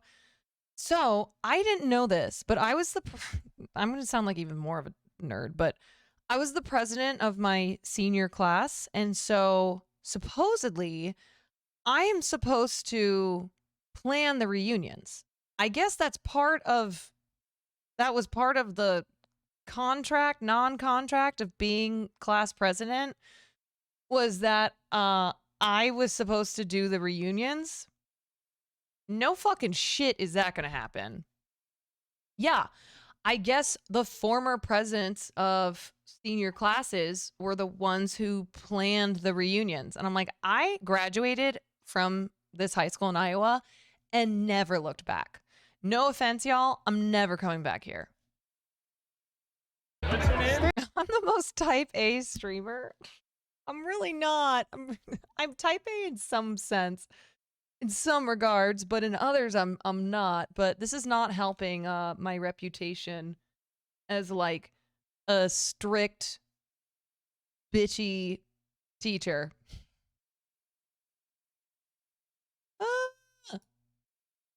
Not beating the allegations. Steven! I knew it. I didn't recognize. But will his former classmates realise that the Stephen they're so blown away by isn't actually him? This feels like an episode of The Rehearsal. You're right. More of The Rehearsal than Nathan for you. I made an app. It enables you to order a lookalike of yourself to go and do something you don't want to do. Oh, shit. Or feel like somebody could do a better job. Milk Moon, thank you for that 5-banger. Oh. You wanted to hear the I want song? to send It's a great hotter, song. more successful lookalike to my 10-year high school reunion. How's that going to work? I mean, I don't talk to anyone from school either, but people know your face, right? Okay, I got a picture of the guy. Oh, we've got to do it. He looks so sweet. I'm taking a 9-hour flight with a small camera crew to Columbia, Maryland to meet Stephen Fastow and find out who he is and why he doesn't want to go to his high school reunion. Thank you for that gifted to Crazy Nutsack. Their nutsack just got a little crazier.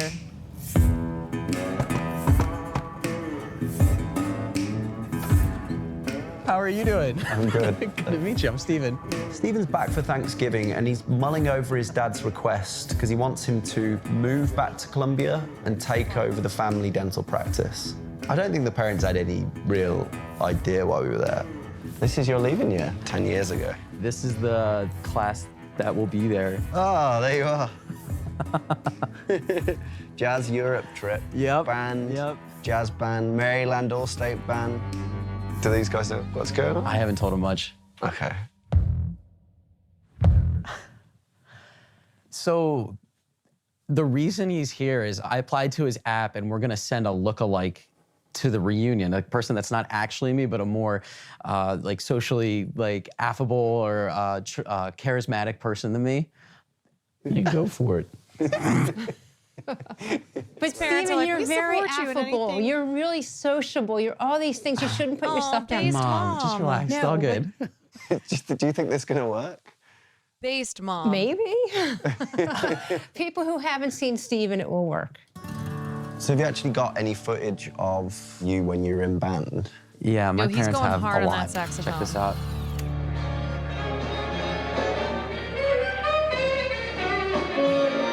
This is what got me through high school. That was a pipeline dream of mine, for sure. And it's still one of the most important things to me. Are there any moments in high school that stick out to you as something that was like particularly embarrassing? Every spring we had a concert where we dressed up in costumes, and I had put on the back of my shirt, "Chicks Dig Me," and I like literally stood there like in like a pose and everything with my back to the audience. But there was a wedgie going straight through the middle in front of all 800 people. That, so it's a big deal. The whole community comes for this concert. He thought they were laughing because it says "Chicks Dig Me," but a lot of people were laughing because he had a nice wedgie. Oh no! That something you would like a do-over with? Yeah, I mean, I tried to roll with it for 4 years and like play it off by just kind of continuing it every year, but it's still one of those damn it moments. Not the wedgie. So, we can see what we can do with that. I'd appreciate that. Right. Next step, I guess. All right. We're headed to my high school, so it's only a couple-minute drive from my folks' house. What's coming to mind? Band's pretty much what I think about, all from that room there, and that's kind of where I really centered myself. So why do you not want to go to the reunion? I mean, I think a lot of people have already like established themselves. They're out of school. They've got, a lot of them have careers and family and are really getting settled into their, I guess, lives. I mean, not really. Let's see. This is the 10-year reunion, so people would be, what, 28? Nobody knows what the fuck is going on at 28. 28, when you are 18, when you're graduating from high school, 28 seems old, right? It seems like people who are 28 are adults. But then you get to 28 and you go, what's happening? And then you get to 30 and you're still like, what's happening? And I imagine that when I'm in another 2 years, 5 years, I will still look around and go, what's happening? I'm not really an adult. I've had an experience a little more different, I think. So like starting with the music, then going to the dentistry, and like originally thinking, oh, you know, I could be anywhere, and now kind of settling myself back here into this area. So I'm not quite where I want to be yet. That's okay. No one is. Do you think that the people at high school will remember you? I don't think the majority of them will. But it'll be nice to revisit and see them, or that wouldn't work for this bit. No. Not at all. It would be cool to see him touring musician, like traveled, had a lot of neat experiences, can entertain a small crowd. You know, a good-looking, confident version would be awesome. So I found the lookalike on a casting website, and I just set the maximum price at like not that much money because we'd spent most of the money on the flights over there. What are your like special skills, would you say? So I can play guitar, Hollywood actor, stuff, do all the music stuff. You know what? I actually have a video of me shredding Oh, Hotel perfect. California. You want to go in and be like a really charismatic, kind of like a little bit of a douche. Like, you want to be cool, don't you? You want to be... Totally. You want people to leave being like, yeah, that was Stephen. Today's the day, and Stephen to come and give me a load of materials, like DVDs of him from high school, his clothes. Are there any questions you've got before we do this? Well, I'm hoping to like work in this area, like as a dentist, but besides that, whatever. Like, you know, as long as it's fun. This feels sad. It does, but I think it has a happy ending. How's it going? Good. Come on in. Yeah. Yeah, sure. These are yearbooks. So, Stephen Fastow. Here we go. That's Stephen. This is the Stephen who you need to guy be literally today. looks His nothing like idealized him. version of himself, that's you. What do you think? I can make it work. You think if you had glasses, it might help the whole thing? These are pretty on the mark. We are going to have to shave your head. Like properly bald. Completely Listen, bald. the things you have to do for Like shaved. acting. Yes. Okay. It Okay. requires At the end of the night, sacrifices. you're going to get out the guitar, you're going to tear off your shirt, doing a face melting solo, turn around, and then you've got a tattoo on your back that says "Chicks Dig Me." And is this the weirdest job you've done? Oh, yeah, 100%. Hey, man, how's it going? Also, I'm just going to say that's not true. He's a 41-year-old who's still trying to act in Hollywood. He's done weirder shit. He's just not saying what that shit is, okay? I'm just going to keep it a buck. That man has done weirder shit. Steven, hey. This is Steven. You heard him Nice pause. to meet you, Steven. We've got like literally an hour and a half. We got to make you look like you. We got to get the brown eyes. We need to do your hair. All right. This is We the kinda weirdest wanna make him look acting like gig this. he's ever had. Okay. I want to expose a spot on the scalp. Thin line down the middle. You know, there's still hair there. Oh, shit. Are we taking more off? I look pretty bald, though. no, a little hair. Are you wanting no hair?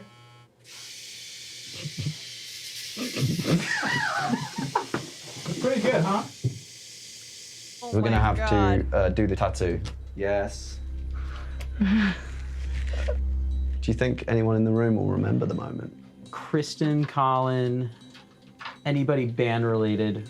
All right, baby. You want to whack in those contacts then? They've turned blue into brown. Okay, he's got the contacts in.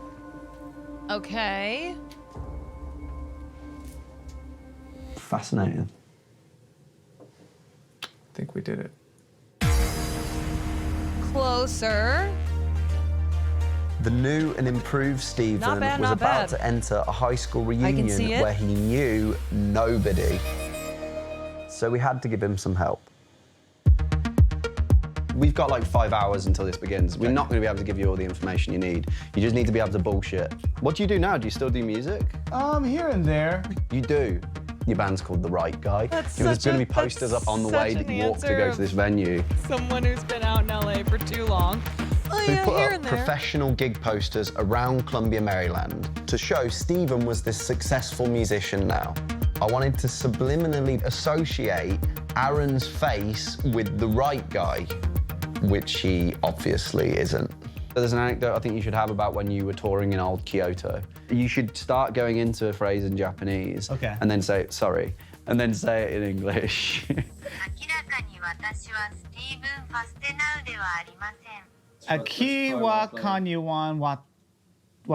Steven. All right, so there's him. This is Stephen out on his own, the man. That's Kristen, and she's a friend of Stephen's from band, so avoid her. This is Jesse. No, we want avoid Stephen to her. be cool, so make friends with him. Bam. Okay? Gotcha. Okay, I don't know who that is. Katie Fluharty, I think. Stephen had a crush on Katie throughout high school, but, you know, never had the guts to ask her out. Charm her. She's actually not going to be there tonight. What's her name? Katie? Katie. This is your big ally. You need to get out of a tight spot. You got Chris. I hope you took some of that in, because it's important. How are you feeling? Great. I can't wait. All right, we should probably get over towards the venue, because Chris is going to be there soon. Ally. I think there's a life lesson that gets learned here. So it's sad, but I think it will have a good ending.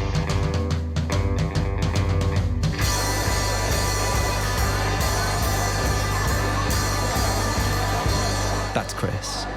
Chris knows what we're up to, so he's an ally. Good to see you, man. Hey. Tonight, this is Stephen, so... Oh, yeah, that's Steven. I'll stand by the front so that he sees me when he comes in. Okay, so they brought him in. They brought him in. All the cameras look a bit suspicious. We're making a very important documentary about high school reunions, if anyone asks. That's awesome. That's so awesome. Why do you think high school reunions are important? I mean, I think they're important just because Stephen and Andy, did you know them? I'm pretty sure they were all in band in middle school because I remember Steven played clarinet, I played clarinet. He was way better than me. There was people that went to jazz band and I was not good enough to try out for a jazz band. So. Yeah. So Narisha, Oh, she's she still just told holding us on to this. that. You played the clarinet at middle school. You don't know that she was jealous of you, but she was. And then you upgraded to sax when you went to jazz. Okay. Okay, that's all you need to know. Right, cool. She's like, yeah, I didn't make jazz band. I wasn't good enough. It's fine. It's been 10 years. It's whatever. He's heading in.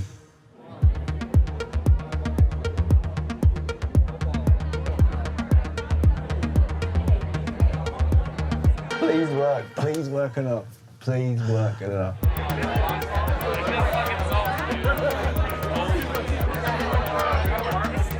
Hey, how's it going? Nice. Yeah, dude, it's so good to see you, man. Yeah, for sure.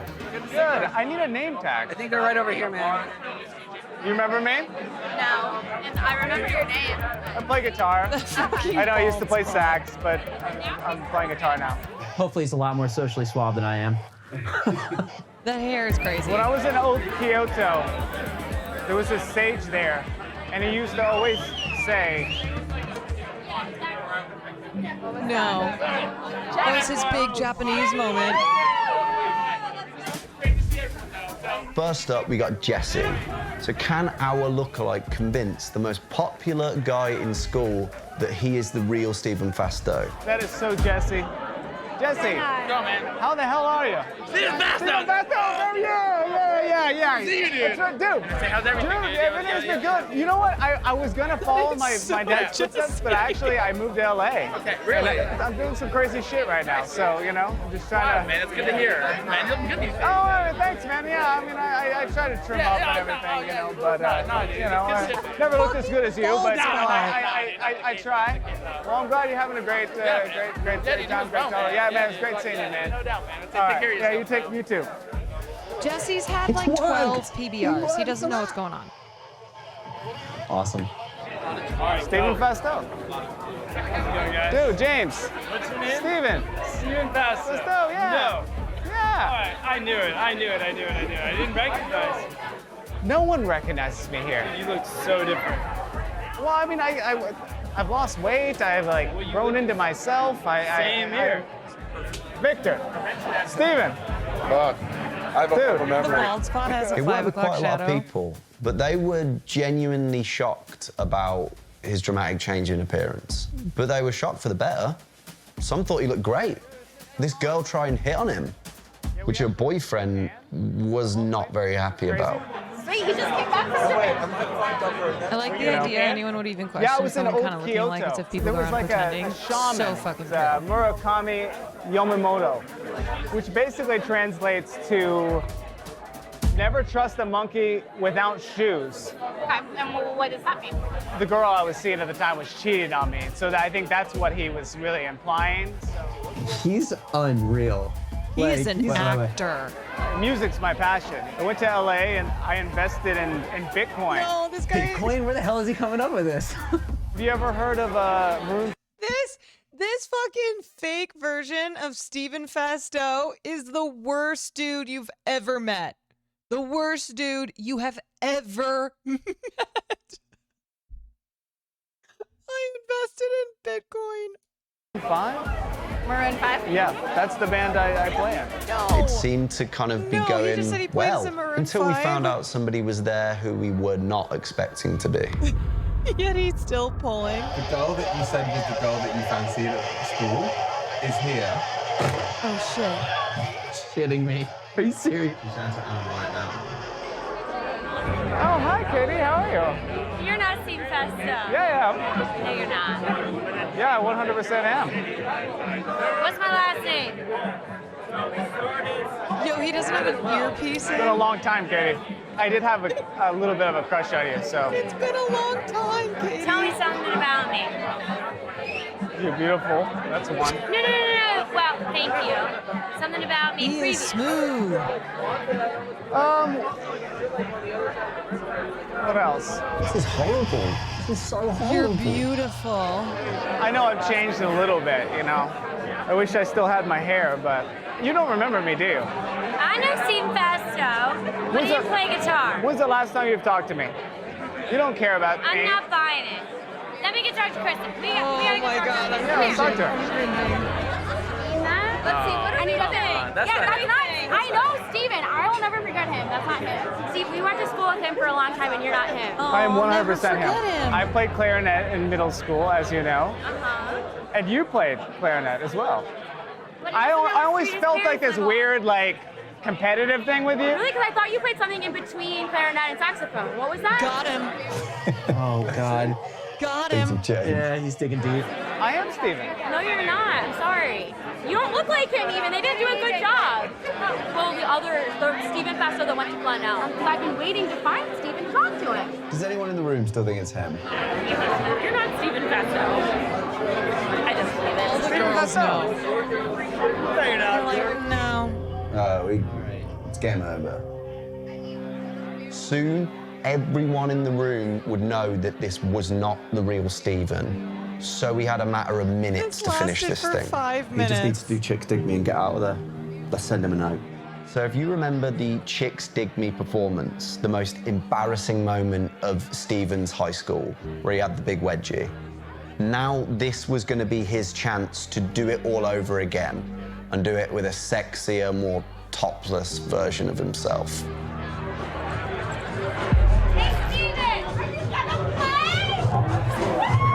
Oh my god, dies of cringe, dies of cringe, dies of cringe.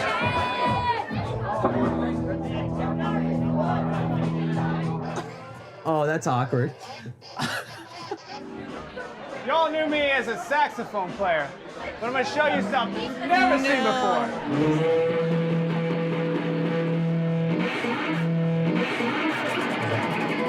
Oh god. Oh god.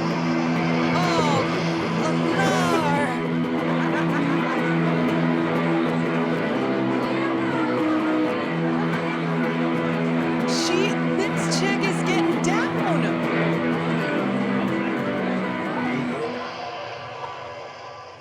You're such a better musician than he is.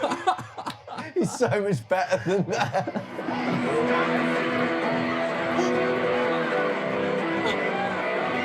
This is so much more embarrassing than any wedgie. You think his shirt's off right now? I don't know. No.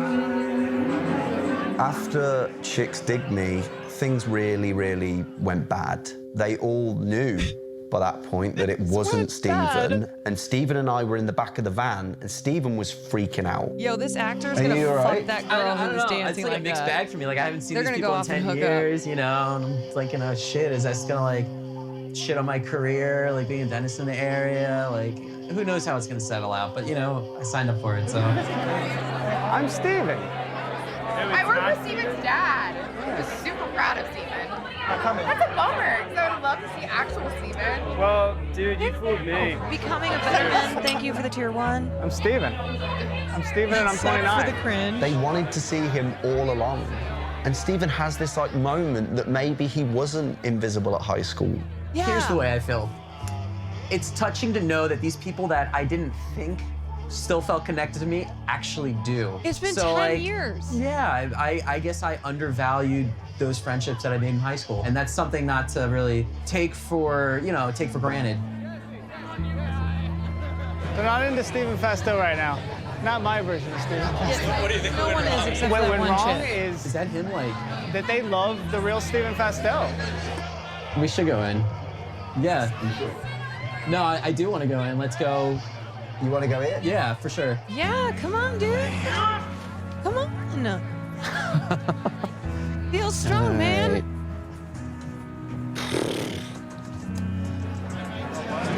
All right. I love Steven. Steven always had 17 bags on his shoulders. What is, and he was what is happening? Hold on. Wait, what? Steven always had 17 bags on his shoulders, and he was. Oh my god. Oh my god, they're doing the fucking Bernie. They literally photobombed, or they video bombed to do the goddamn Bernie. I love Steven. Steven always had 17 bags on his shoulders, and he was making it to where Steven needed to go. I've known Steven since middle school, and yeah, he got picked on in high school and middle school. I mean, it was kind of like he had friends. I mean, we all kind of had friends, but outside of it, it was tough. Literally, I'm sorry. It was during the touching moment too. It was during like the climax, right? Fucking Oh, I'm losing it. All right. Okay. Okay, here we go. Back to the feels strong man, feels good man. Here we go. I'm just going to backtrack 2 seconds. It was kind of like he had friends. I mean, we all kind of had friends, but outside of it, it was tough. High school's fucking tough, man. I'm Steven and I'm 29. I did not anticipate this in any way, and I didn't think that I was still relative in their thoughts, even at, like, 10 years after high school, but I got proven wrong. It's really nice to think that people still, have those feelings towards me or those thoughts about me, and they have, like, these memories that are really fresh to them. Yeah, Steven, Talking with you're a Natalie cool dude. afterwards, and the way she's like, hey, I worked with your dad, this is my experience there, and like, hey, I, cried after leaving his office. I was thinking about changing my career and like just staying there. Like, that's a huge affirmation for me, since that's kind of where I've redirected my career path. Yeah, we did a gag on them, but this was a huge learning experience for me. So it worked then, in its own little way? It did. The inadequate, invisible person. Hold on. Hold the fucking phone.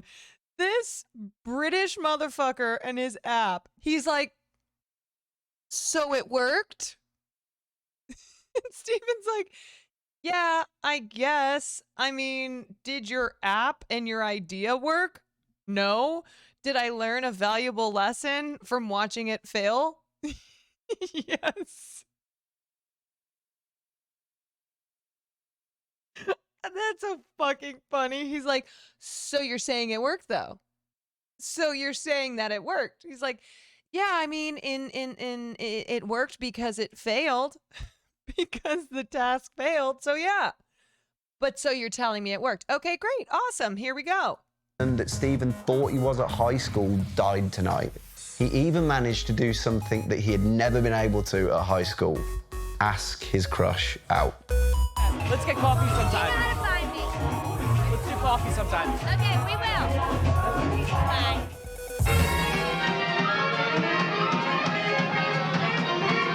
Okay. All right. Isn't failure the real success? That's true. Her answer's a little sus. You know where to find me? I would have been like, actually, I don't. I don't know where you live. It's been 10 years. I don't know. So can I have your number? You know where to find me. You got it. You got it. Yeah, but anyway, besides that, feels good, man, though. You know, Steven learned a valuable lesson that nobody is cool. So if you're somebody, I mean this seriously now, if you are somebody who you did not peak in high school, first and foremost, that's okay. That's a good thing, right? Nobody should be peaking when they're 18 years old. But if you're also someone who just had a hard time in high school, you think that, like, I don't know, you were not cool, you were not popular. The real truth is that everybody in high school, popular or not, is deeply insecure because we are teenagers. Nobody has their shit together. And even 10 years after graduation, which is when this reunion happened, people don't have their shit together.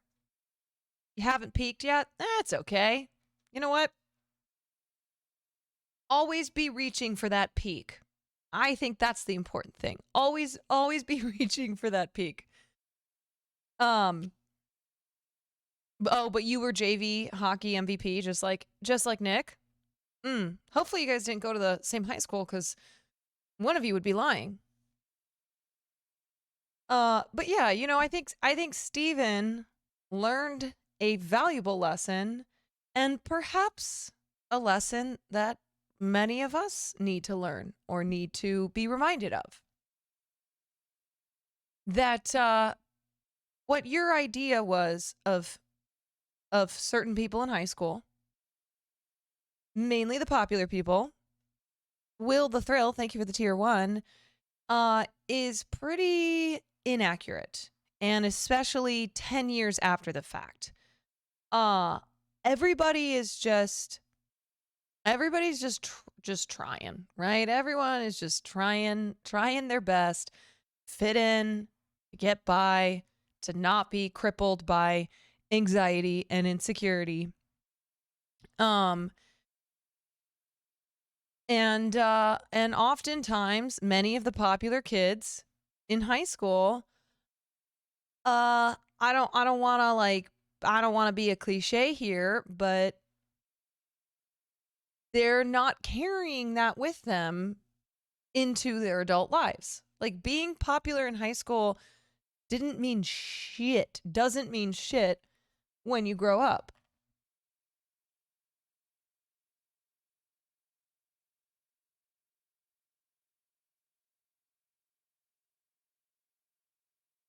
Yep. Aware. The poor actor, the saddest part of the video was him doing that bald spot. Yeah, real talk. Yeah. You know, I remember like the day that I took off all of my high school shit. All of my extracurricular, I took it off my resume, all my extracurriculars, all my volunteer work, all my like awards that I had been given, et cetera, et cetera, et cetera. Like all the shit that I tried so hard for. And I realized like when I was graduating college, yeah, I had to take that shit off. And that was only 4 years after I graduated from high school. Yeah, being prom queen means nothing when you got to slog it out on Twitch. Exactly. You know? No one gives a shit that I was prom queen.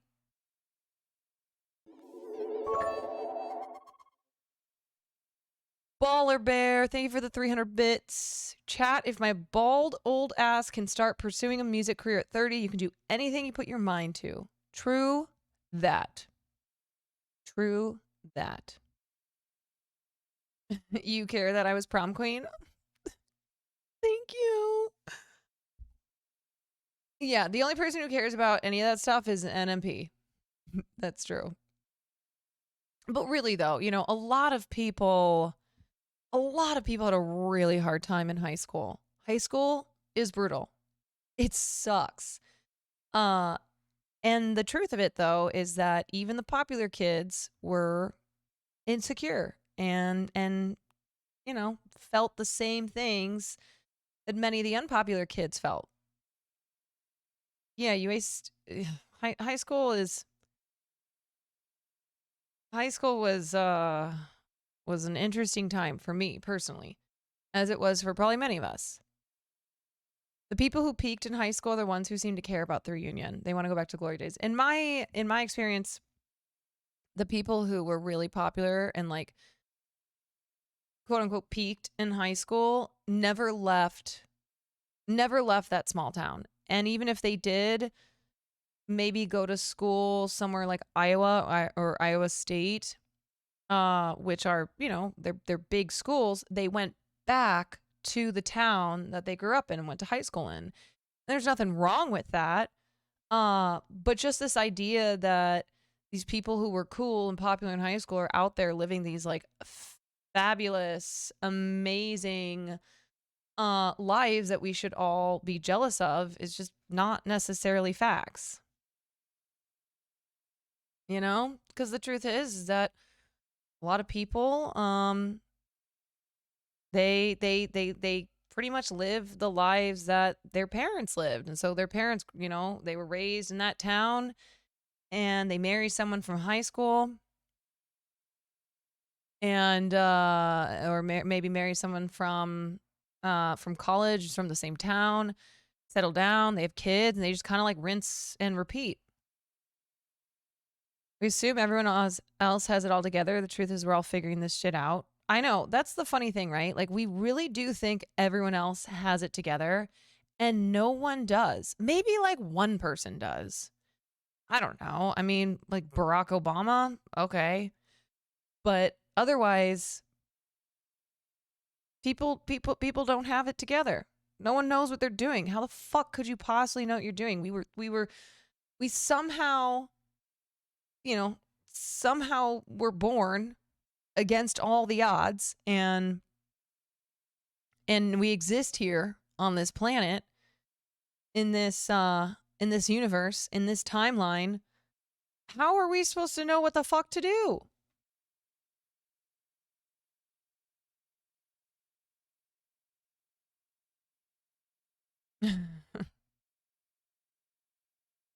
All my friends from high school are married, have children, and post Facebook memes. Yeah, all of the girls who I remember being jealous of, because they were the pretty girls, they were the popular girls, they were the ones that always had dates or boyfriends or whatever, right? They were the people who were considered hot. I don't want to be a bitch, but I've seen what they look like now, and it's interesting because now me as a 30-year-old isn't jealous, right? I go, I cannot believe that I spent so much time being insecure and feeling badly about myself about people who, when I grow up and I'm an adult, I'm like, no, I'm pretty happy with I'm pretty happy with myself now. And I'm glad I didn't fake bake in high school and get skin cancer.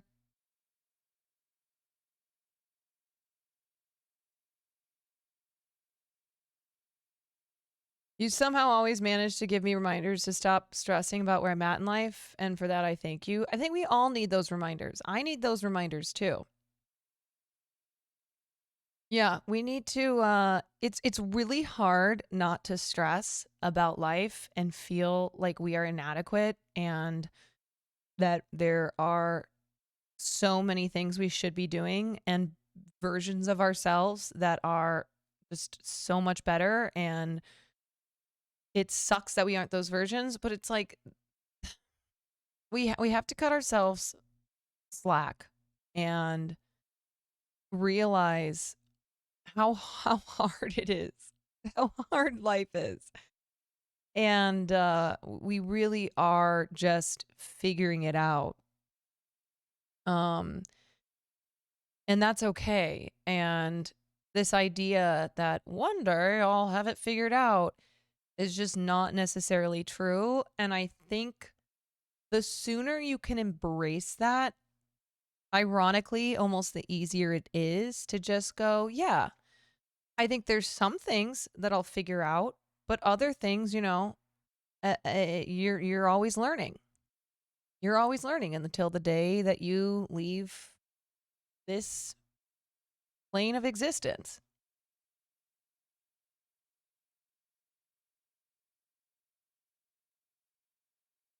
My school popularity was academics based, and I was depressed after getting into your Ivy League equivalent. I wasn't so sunshine that I always was. So it's not just jocks who've had it bad. Yeah, that's true. All one needs is to have a rounded personality. Yeah, I mean, I think that I think it's not just, the idea of peaking in high school is not just for your stereotypical popular kids, your jocks, your cheerleaders, et cetera, et cetera.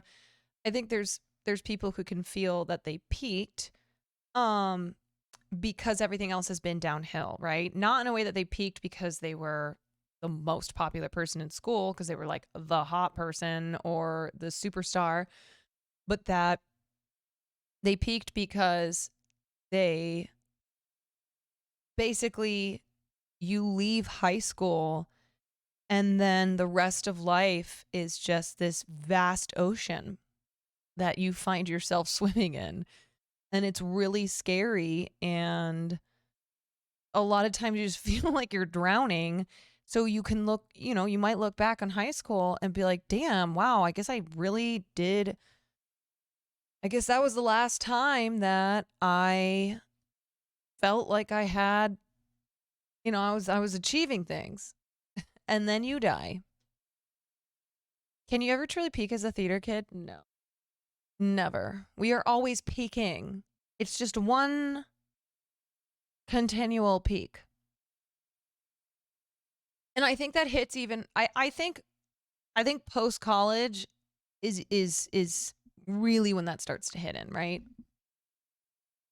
I think you graduate college and you go, well, shit. What's next? Homie needed to hear this tonight. I mean, I think I'd need to hear this every fucking day. Yeah, adulthood is really just going, what the fuck? I think that's what it is. I think you just look around and you're like, what the fuck?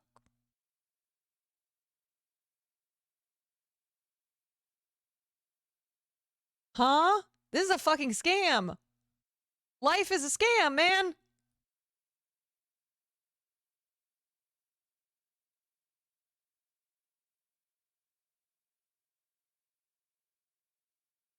I need to hear this while currently reworking my resume. Yeah, for reals. What the fuck never stops either. Yeah, that's what I'm saying. Like, you kind of almost just have to embrace, you just have to embrace the what the fuckness of life. And just not be so goddamn hard on ourselves.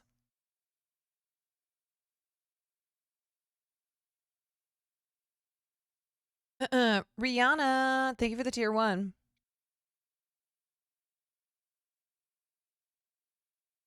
I think there's a little bit of not taking yourself too seriously. I 100% agree on that. I think not taking yourself too seriously and not taking life too seriously. I am somebody who, when something bad happens, either I fuck something up or, I don't know, just something happens, right? And you start to spiral out and it feels like the world is ending, or, you know, life is horrible. And what has helped me is genuinely just hitting the pause button and finding something to laugh about in whatever situation that I'm in. I have to remind myself too that with most of these situations, it is not the end of the world. It is going to be okay. And for so many things that happen to me, like, I'm going to get to the end of my life and not even remember this.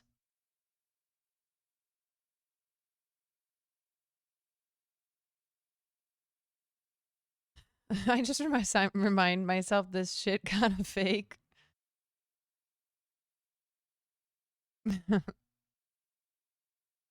Yeah.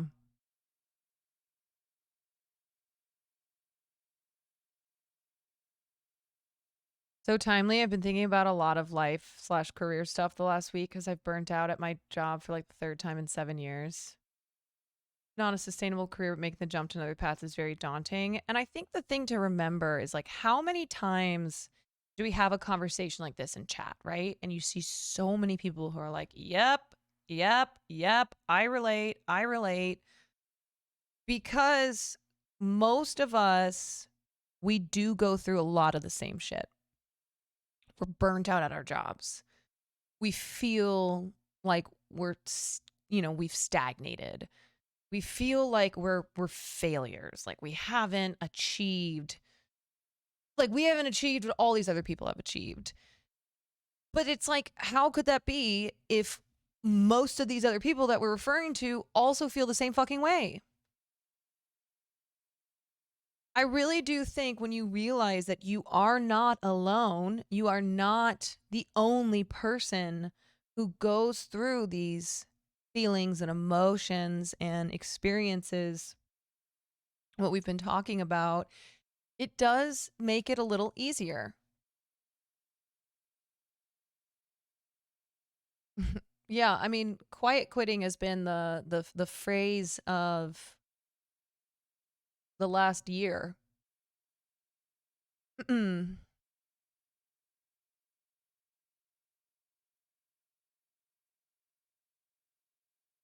Yeah, I really do think it helps to know that you're not the only one who goes through this, and just to remind yourself that, you know, we're all trying our best. We're all just trying to fucking figure it out and do what we can do with this life that we've been given.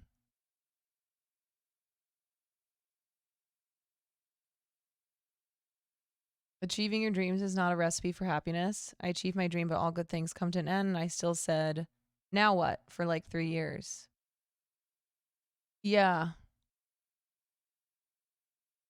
Yeah, I've definitely felt that before. Like when I had goals and I met those goals, and then I was like, aren't I supposed to feel like, ain't it all supposed to come together now? Shouldn't I no longer feel anxious or insecure, stressed? I fucking did the thing. So where's my good feelings? Where is it? Honestly, this is exactly what I need to hear tonight. Thank you so much. You're welcome, dude. Please send good vibes your way. Rihanna, we're all sending good vibes your way.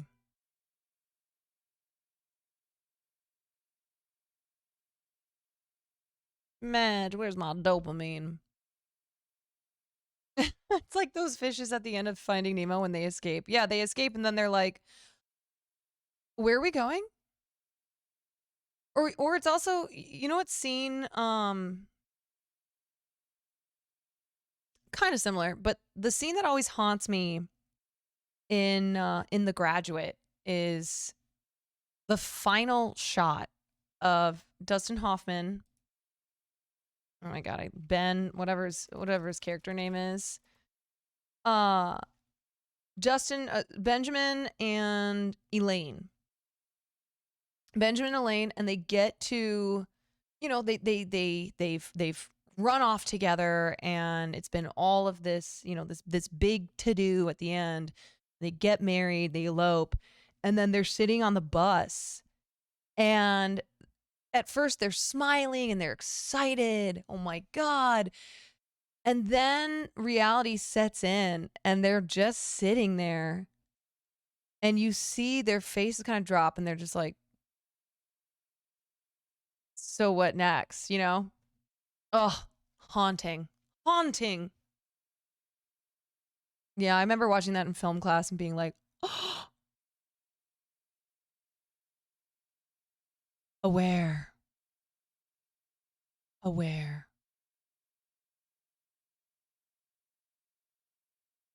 Chat, can I get good vibes too, please? My thesis is due in 3 days and I still have so much to do.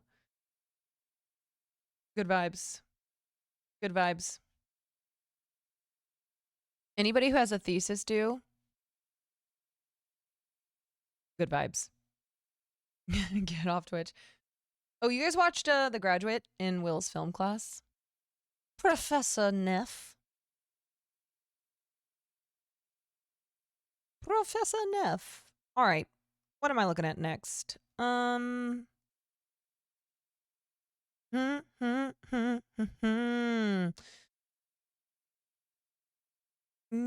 think maybe we'll watch this. Maybe we'll watch Willem Dafoe. Okay, I think we're gonna watch Willem Dafoe revisits scenes from his own movies, and then I want to watch the most superficial reality show ever, Are You Hot? Because it's horrible.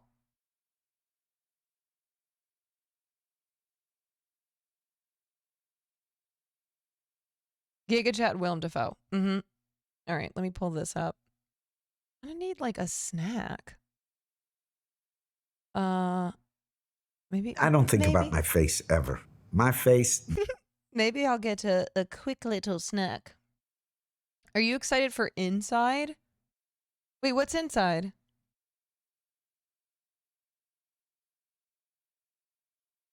The game or something else? Oh, his new movie. Inside Your Mom. Wait, I haven't seen what? Hold on. Hold on. Hold the phone. Hold the phone. Willem Dafoe. Inside. Oh, it's out right now. A high-end art thief becomes trapped inside a luxury high-tech penthouse in New York's Times Square after his heist doesn't go as planned. Locked inside with nothing but priceless works of art, he must use all his cunning and invention to survive. How the fuck have I not heard about this? That was a risky search. Willem Dafoe Inside. We've all heard the penis story. Oopsie. Yeah, it's, you know, whenever I'm like, how have I never heard about this? Advertising. Pilgrim, thank you for the 3 months. The trailer is nuts. Okay. We'll watch the trailer. Cause I genuinely I fear you, brother. I gotta set you free. Oh my god, way too dank. I genuinely have not. Help me! Get me out of here! Seen anything about this. Final approach to target. Number 1, go! Okay, you got 7 minutes. Stay focused. The art in here is worth millions. Proceed to step 2. What's happening? Come in! Come in! It won't open! Sorry, man. You're on your own.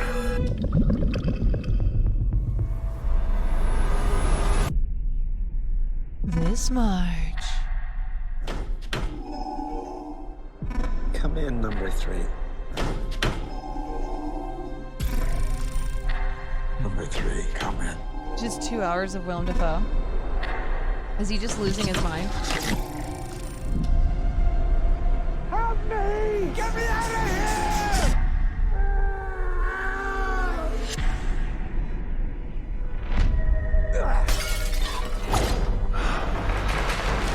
Go to Tompkins Square Park. Look for a guy named Danny. See?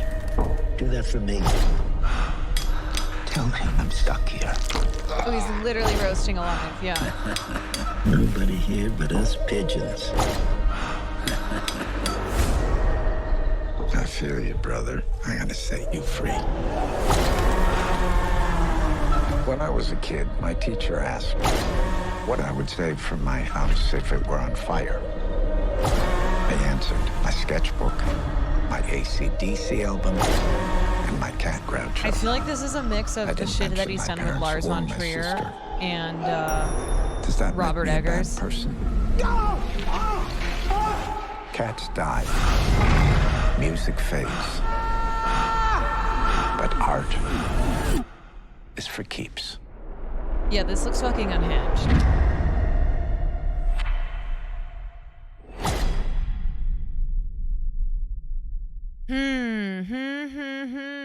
I mean, I hate to see a 60% on RT. 61%. I will still see this because it looks dope. It's Willem Dafoe losing his mind for 2 hours, which, you know, I'm all about it. Is that the audience score? Let me see. Listen, I take Rotten Tomatoes with a grain of salt, but I still do take it. Ooh, audience score is a 44. It's not good. 61 is the reviews. 44 is the audience score. Whatever. I don't care. I'm still going to go watch it.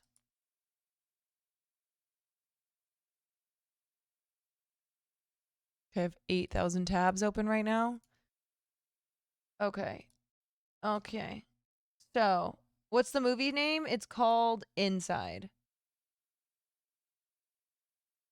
But I do want to watch next Willem Dafoe rewatching scenes that he was in, revisiting his character. So Vanity Fair does this series where they have actors rewatch scenes and characters that they played.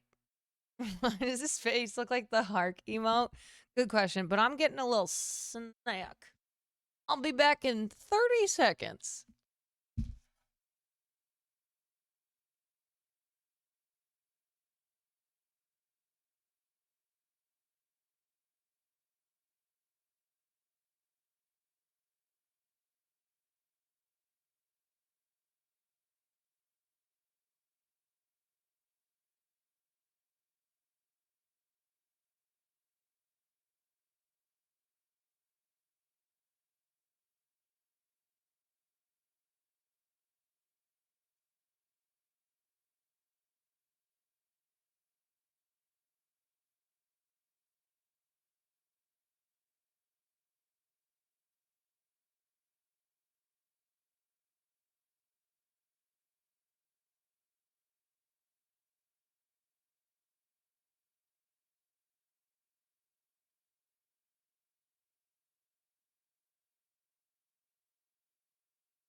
Okay. That was like 40 seconds. All right. Okie dokes. I don't think about my face ever. My face does its own thing. I love that. And if you think about your face, you're going to shoot yourself in the foot. So because true. I don't work my face. My face is an extension of my body, and my body does its thing. What's up? Hello, I'm Willem Dafoe, and I'm going to be Is that the lighthouse emote? That's yeah. There you go. reviewing some scenes Oh, man. from films I've made.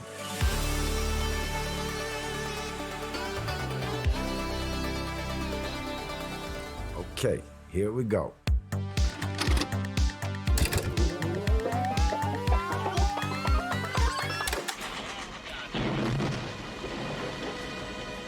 Oh my God, This is iconic. Platoon. It's a scene where Elias, who is presumed dead, actually is wounded, but he's not going to make it. And he's been followed by a lot of soldiers, and they're just shooting the hell out of him. The combination of the music and how it's shot, I'm moved by it.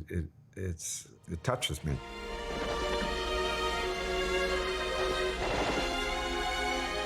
It was crazy to shoot because I'm on the ground.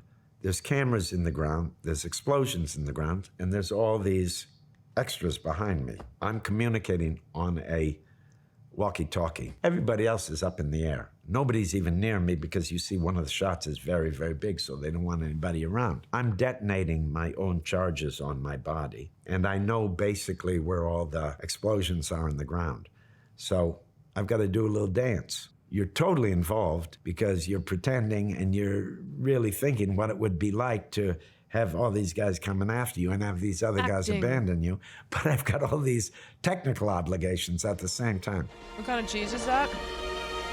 Medium cheddar.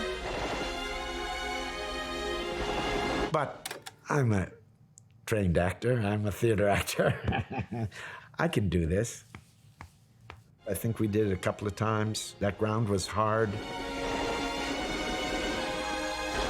That movie was all scrapes and cuts. And you're happy for it because that's the stuff that gives you contact. You know? My face and is if blocked? you don't do it, if you're worried about yourself outside of the movie, then you never quite make contact.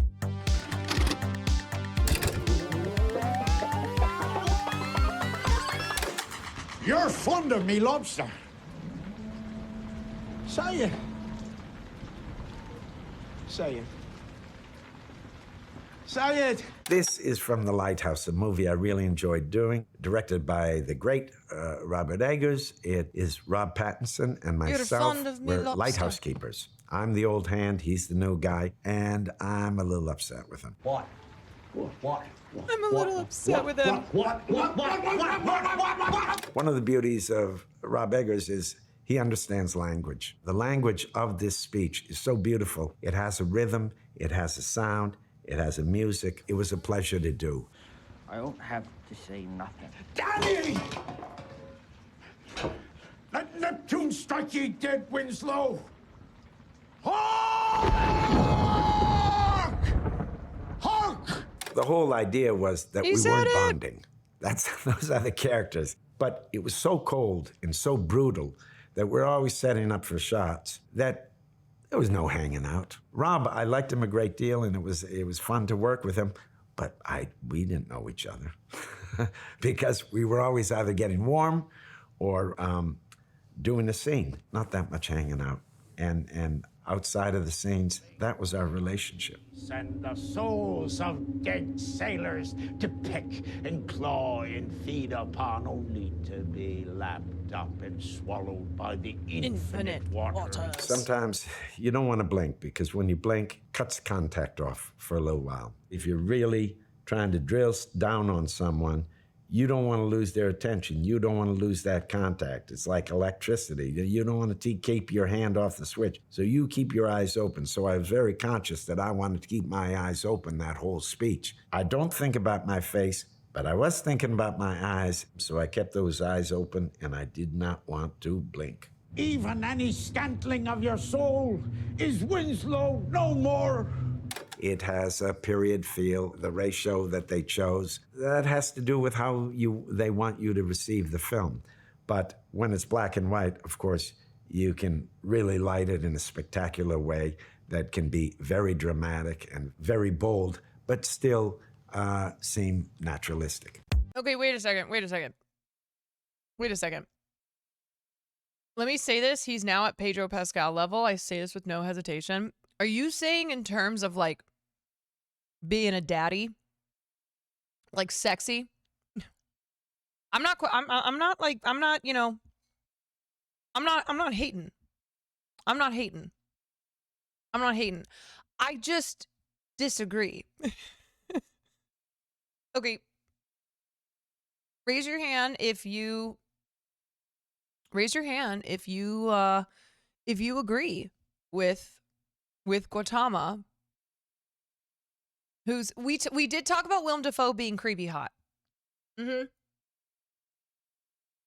I would not call Pedro Pascal creepy hot. It's on hand. He has Riz though. He does have Riz. I do agree. Okay, one's in chat if you agree with the take that Willem Dafoe is on the level of Pedro Pascal.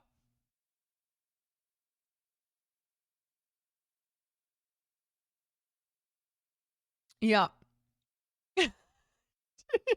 Just pin the tweet. Okay. Now he does have a hog. This is true. If you don't know this story, this is an infamous story about Willem Dafoe's hog. When he was filming Antichrist, Lars von Trier Antichrist, they had to bring in a hog double. They had to bring in a penis double because his hog was too big. His hog was a big old log. So they had to bring in a penis double of a smaller hog.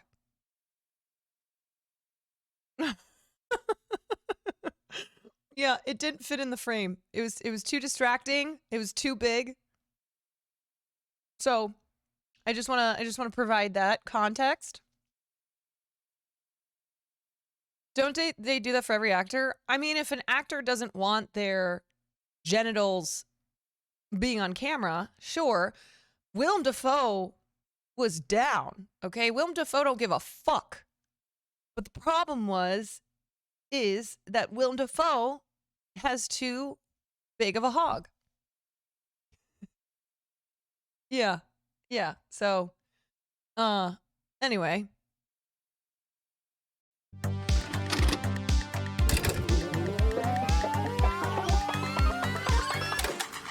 That's some neat trick. That sense of yours. Norman? Norman's on sabbatical, honey. That's from Spider-Man No Way Home. I was returning to a role that I had done 20 years before, the Norman Osborn / Green Goblin role. And there's a really good action sequence with Tom Holland, who's excellent partner, really physical, really great with the stunt stuff. I did the fighting. They also have stunt guys do it. They tend to do both. And sometimes you're working over here and they're resetting and they'll have a stunt guy do it and then you'll come over later. And so there's a lot of leapfrogging. Strong enough to have it all. Too weak to take it! Choreography, you slowly learn it, they slowly refine it, and then when you get there, you practice a lot and really shoot it quite a bit because action sequences usually depend on pretty good cutting. I love doing that stuff just because it's athletic, and if you don't do it, it's really hard to connect the dramatic scenes if you don't do the action stuff, because you got to do that stuff to get dirty to connect the dramatic pieces. Otherwise, you don't deserve to do the dramatic pieces. No. The laugh, you don't even think about it. It's like music, you know? It's like making a noise, that's all. I don't think about the quality of it. Something like that is just natural.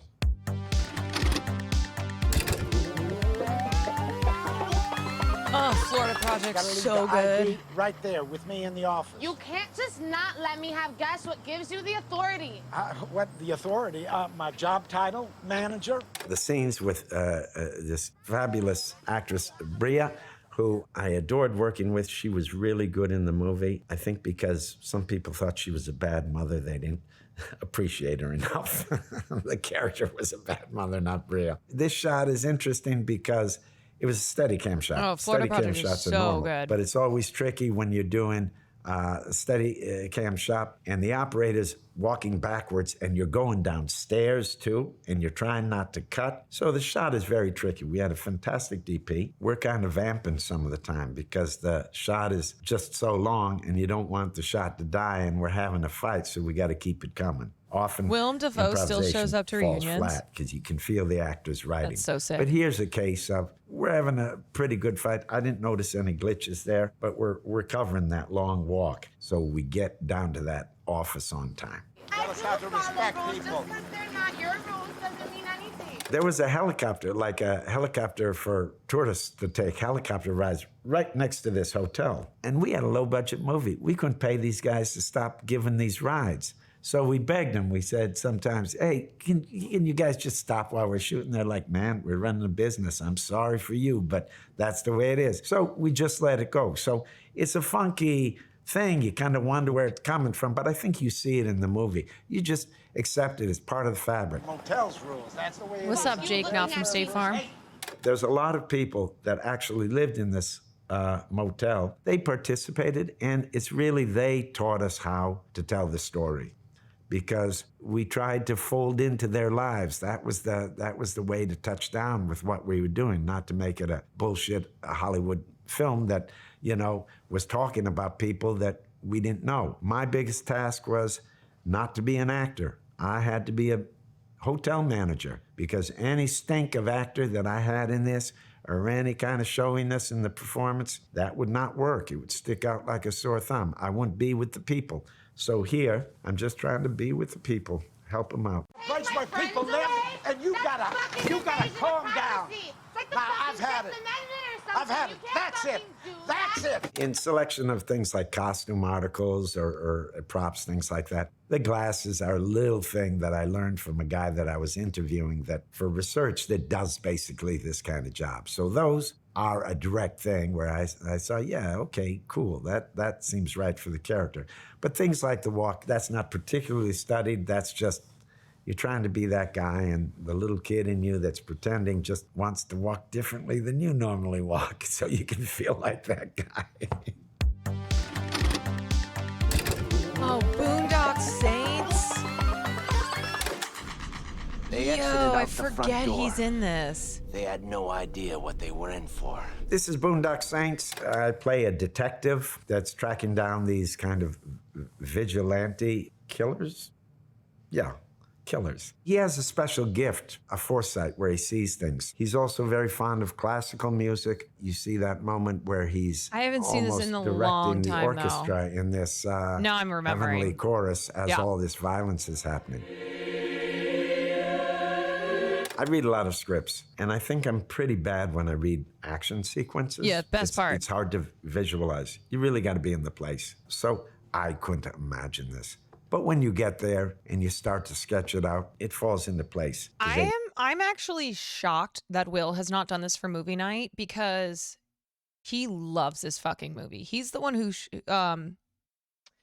I think I had seen some of this, but I started dating him, and early on, like, he would always talk about Boondock Saints, and so we watched it together. It may not be on Prime. Yeah, that's true. If it were on Prime, he would 100% do this for movie night. You got to come out of the house. Yeah, I gotta be dated Willem telling the Dafoe. story in the middle. Big and then, hog. Big Butch, hog. has to be in the background. So I couldn't anticipate what it would look like. And I don't really care. I don't need to do that until I get there. There was a firefight! When you got that kind of shooting going on, you get pretty heated up. You're just doing. It's on You're Prime just doing. Video? You're not thinking, you're doing. I'm going to tell him to do that for movie night on Wednesday. That's all I'm thinking.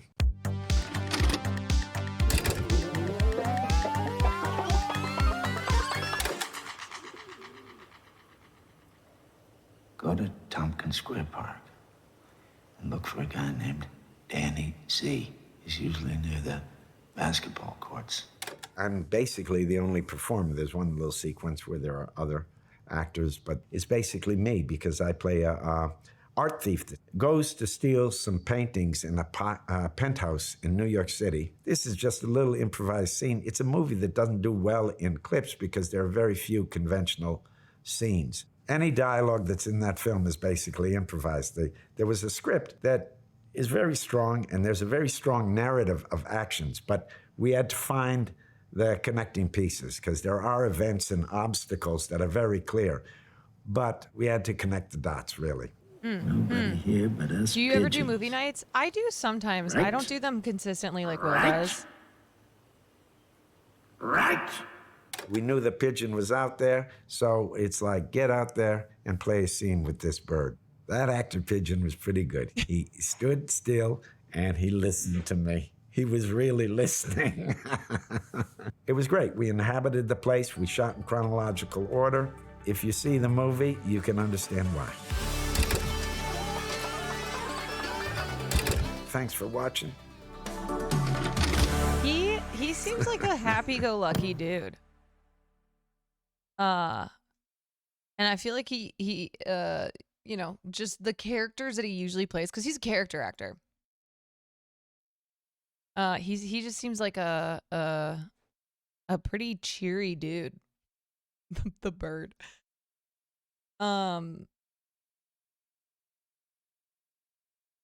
Yeah, and I feel like I only hear good things about him.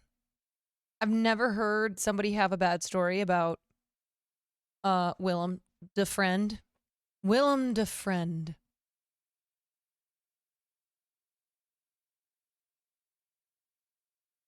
Have you seen this meme? No. See you, chump. What the hell? Wait. See you, chump.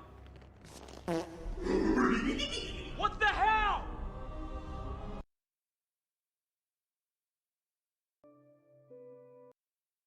God damn it. Pooters.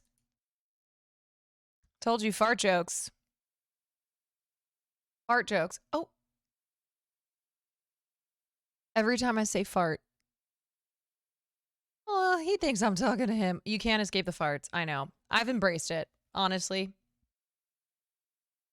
Someone clip that, him looking back and needing help. Fart. Every time. Oh, my bubbas. I wonder how many grown-ass men plan that take. You mean how many times they tried, or what? My father boy. You know what this reminded me of? I don't know why. Oh, here's what this reminded me of. When someone said you dated Willem Dafoe. So I told you guys my Niall Horan story, right? Or I've kind of referenced it. My sister sent me this song of his that came out in October of 2019.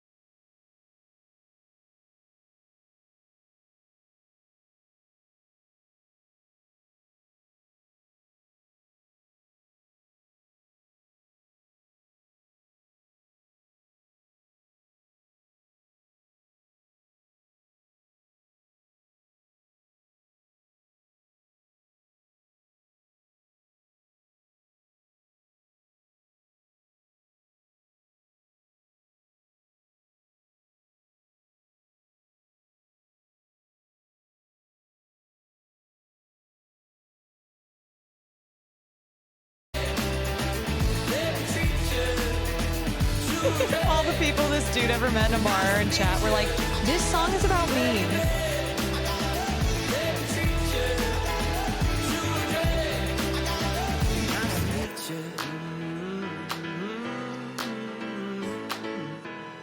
I mean, that song is 110% about me and not about me. Austin said this song was about him. I'm sure he fucking did. I'm sure he did. It's about me though. Okay? Because let's look at the timeline again. Oh, is this the Farley clip? The Farley clip. Let's look at the timeline. September 2019. I celebrated my birthday. Okay. I went to this bar. I was drunk. I was at the bar doing my thing, wearing my pajamas because it was a pajama brunch party. This short little Irish guy starts talking to me, wants to know what's going on. What's up with my outfit? I remember there being lyrics in the song about the clothes I wear. Okay. Offers to buy me a drink because I was like, it's my birthday. Caroline has main character syndrome. Right now, I 1000% do. Yep. Asked for my number. Nice to meet. Maybe he said, nice to meet you. Where you been? And I was like, where you been? I've been here. Let's watch the music video to confirm it. I started watching the music video and there's some blonde bitch who's in the video. It's acting. So, sometimes they love to cast white people for Asians. Okay. It's Hollywood. All right. It's Hollywood. It wouldn't be the first time that they've cast a white person when they should have cast an Asian person. Okay. So the video doesn't matter. The evidence is all there in the story that I'm telling, in the facts. Okay? All right? And the facts are what I presented to you. This song, Nice to Meet You, comes out in October 2019. What are the chances? Is it a coincidence? Or did Niall Horan of One Direction write this song about me, the girl that he met in the bar? Because I'm sure he's never met another girl in a bar. I'm sure I'm the only girl he has ever met in a bar. It could honestly be true. Thank you. Do you have a pair of sunglasses? You could use those. Oh, would you look at that? I do, right here.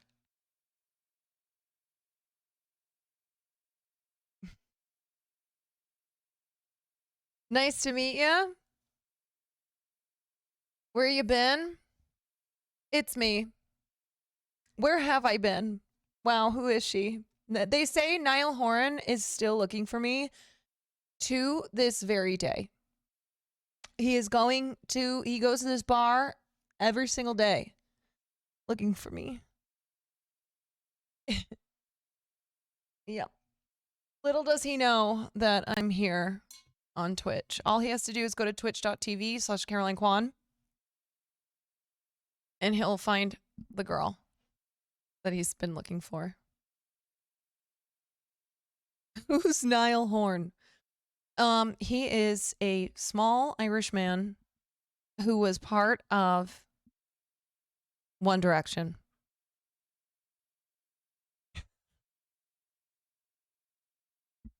Does he have a next level fat ass? I don't know. That'd be for Will to determine. Not for me.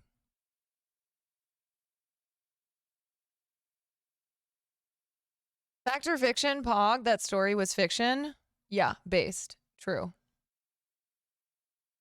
He does kind of look like Will. I say that about Will all the time. I'll see someone be like, that's your doppelganger.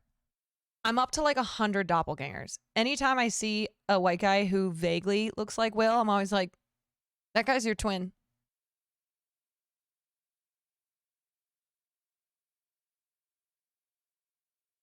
Yeah. If I see a white guy, I'm like, God damn it. That guy could be your brother. Long lost twin. Okay, wait. So here's the Farley clip. Ever heard somebody have a bad story about Willem the friend? Willem the friend. Oh no. Oh no. I didn't even know that's what was happening. Wait, he literally could not get up. No. Ever heard somebody have a bad story? Oh no. Oh no. The look back. Are you kidding me? That is devastating. I didn't even know this was going on. I thought y'all were referring to when I said fart and he looked up, because anytime I say the word fart, he thinks I'm saying his name. I didn't know that this is what was happening. Heard somebody have a bad story about Willem de Friend. Willem de Friend. Bitch better have my money. Y'all should know me well enough. Bitch better have my money. Niall Horn? Niall Horn donated $4.20. Caroline, the song is about you. This is me, Niall Horn. Niall Horn, it's you. Nice to meet you. Where the fuck you been? I've been right here. All along, okay? You found me. Will down bad. Oh, man. Thank you, Niall Horn.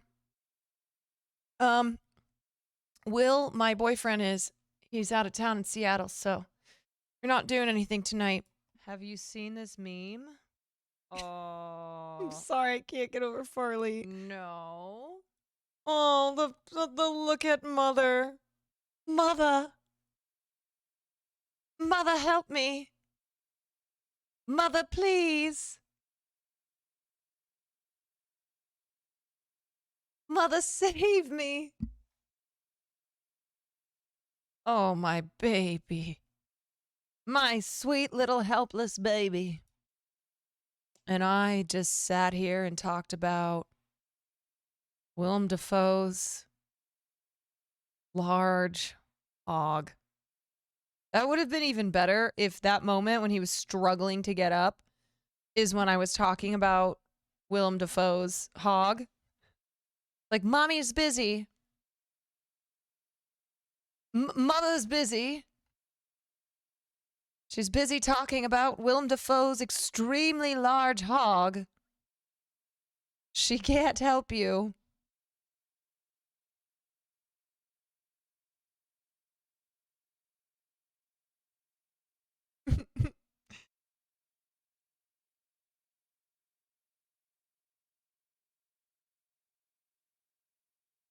Man, okay.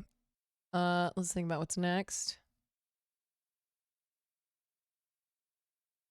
Mommy has priorities. Mother's got priorities. Puppy dog bouncing in a box.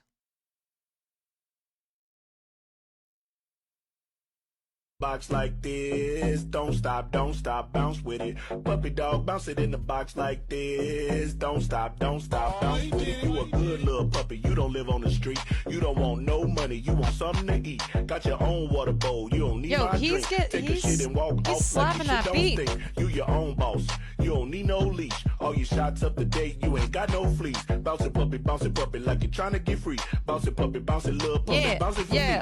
You Woof, can hang woof. with your girls or you can chill with a treat. I could leave you in your cage and you won't even Oh my God, I love him. I love him. But you ain't fetching for free. You could chill in the house, but you love when we leave. You a good puppy. You ain't sassy. You don't lick me in the face. That's nasty. Said you a good puppy. You ain't sassy. Is that dog on drugs? No, he's just. Hey, puppy dog, bounce it in He's the just box getting down like to the beat. this. Don't stop, bounce with it. Puppy dog, bounce it in the box like this. Don't stop, bounce with it. Bounce, Bounce. I could never get Farley to do that. He does not like dancing. There's gonna be no Dancing in the Stars for him. Dancing with the Stars. All right, I think we are going to. We're gonna watch. We're gonna watch. Bitch better have my money. Y'all should know me well enough. Bitch better have my money. Caroline Kwan _Earth_66 donated $4.20. That Niall Horan song was about me. Oh, listen, Caroline Kwan, I don't know who the fuck you are. Okay, you sound like you're a real uptight bitch. That song was about me. Okay? Fuck you, Caroline Kwan. Nobody knows who you are. Nobody likes you. All right? You're only here because you date Will Neff, whoever he is. All right? You're untalented. You are unfunny and ugly.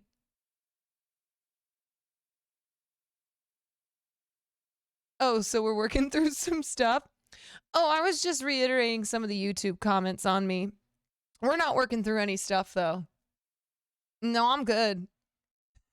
Damn, this got real.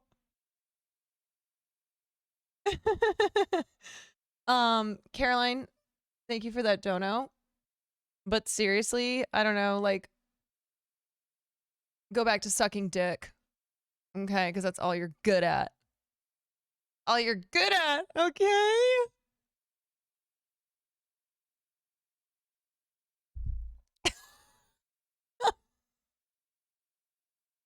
Yes, queen. You tell it. You tell yourself. Hey, yo, what up? You tell it like it is.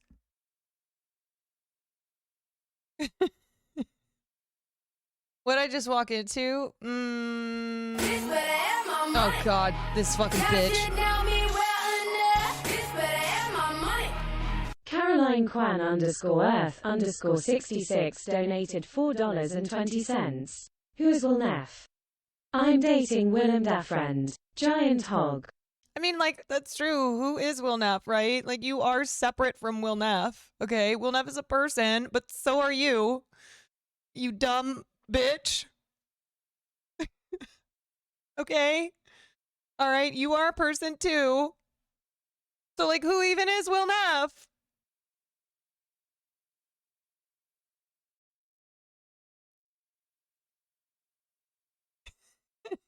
This is getting really meta. Listen, okay. It's called cinema. It's called cinema. All right, we just came full circle.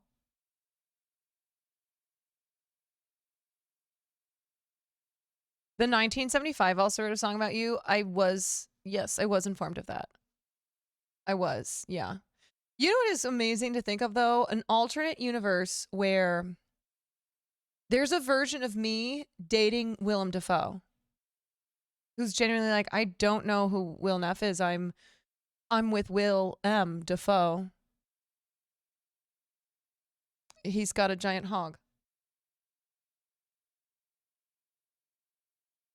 All right. Anyway, she's out here fighting her demons in the down.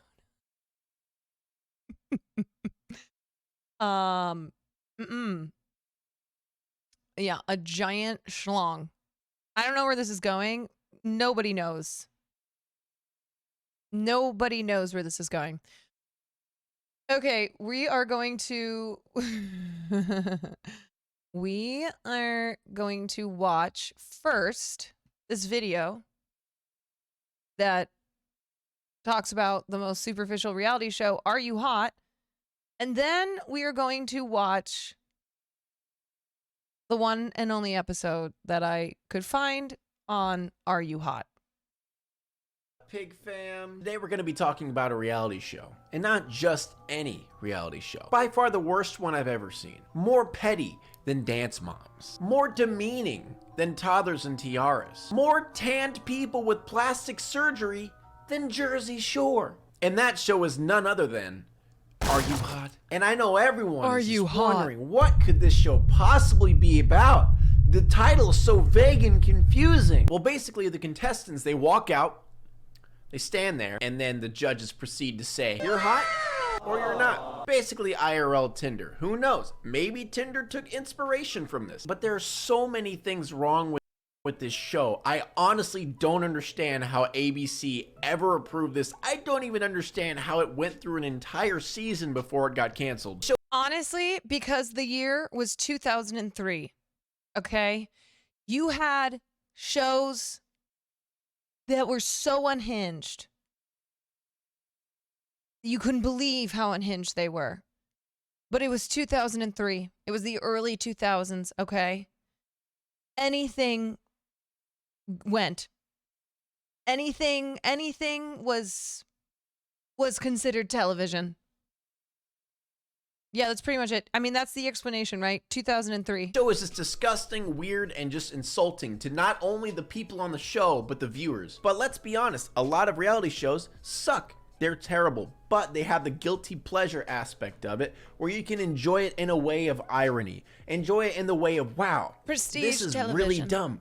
But it's entertaining by how stupid and dumb it is and trashy. I mean, sure, Dance Moms is an awful show, but man, watching a bunch of moms completely go ape over the smallest thing is sometimes pretty entertaining to watch. But this show has none of that. There's no guilty pleasure aspect. There's no so bad that it's good. It's just garbage. Just straight garbage. Before we get into the show, this video will probably get claimed, so let's talk about our sponsor. And you guessed it, it's Raid Shadow Legends. Now, obviously, you got a perfect score on the Play Store. Goodbye. Hotness, attractiveness is all subjective. It all comes down to what the person's ideals are, what the person believes is attractive, and what they are attracted to. Oh my the whole God. idea of naming someone the sexiest person in America or the world, I forget, but that's basically the prize of the show, is you being named the sexiest person of America, is just the dumbest thing. And it's not just because it's basing it off of the ideal fantasy that people should look like wax figurines, but it also gives everyone else the idea that they're just ugly because they never can attain something that looks like a cartoon character. I mean, they look at someone who's oiled up, ripped, got all the stuff going for them, and then the judges say, no, you're not hot. Then you look at me and I'm the freaking limp noodle with a watermelon attached to his stomach. 18-year-old student from Chicago, Illinois, Philip Tyler. What did the judges think? Like how? If he's not hot, then what the hell am I? So let's meet the judges, shall we? We have a leather handbag, that one uncle that tried to touch you at the family reunion once, This but you guy didn't want to kinda talk gives me about it. Ted And of course, Nivison my vibes. favorite, enough plastic surgery that he's ruining the environment. Okay, let me take a step back. That was a little bit rude. I don't think they would ever say anything rude to me, so I don't even know them. Maybe they're nice people. Who knows? You know, you gotta be careful. Spandex can only stretch so far. Oh, he called her fat when she's not even fat. What a nice guy. Supermodel Rachel Hunter. Yeah, World-renowned this fashion show. designer Randolph Duke. International heartthrob Lorenzo Lamas. Also, I love how each one of the judges has their profession. You know, one's a fashion designer, one's a supermodel, one's a heartthrob. I wonder if he writes that in all of his applications. All right, so what do you have for experience? Oh, I'm a heartthrob. Oh, do you have like a heart disease or something? Oh my God. Sir, what are you looking at? I'm a heartthrob.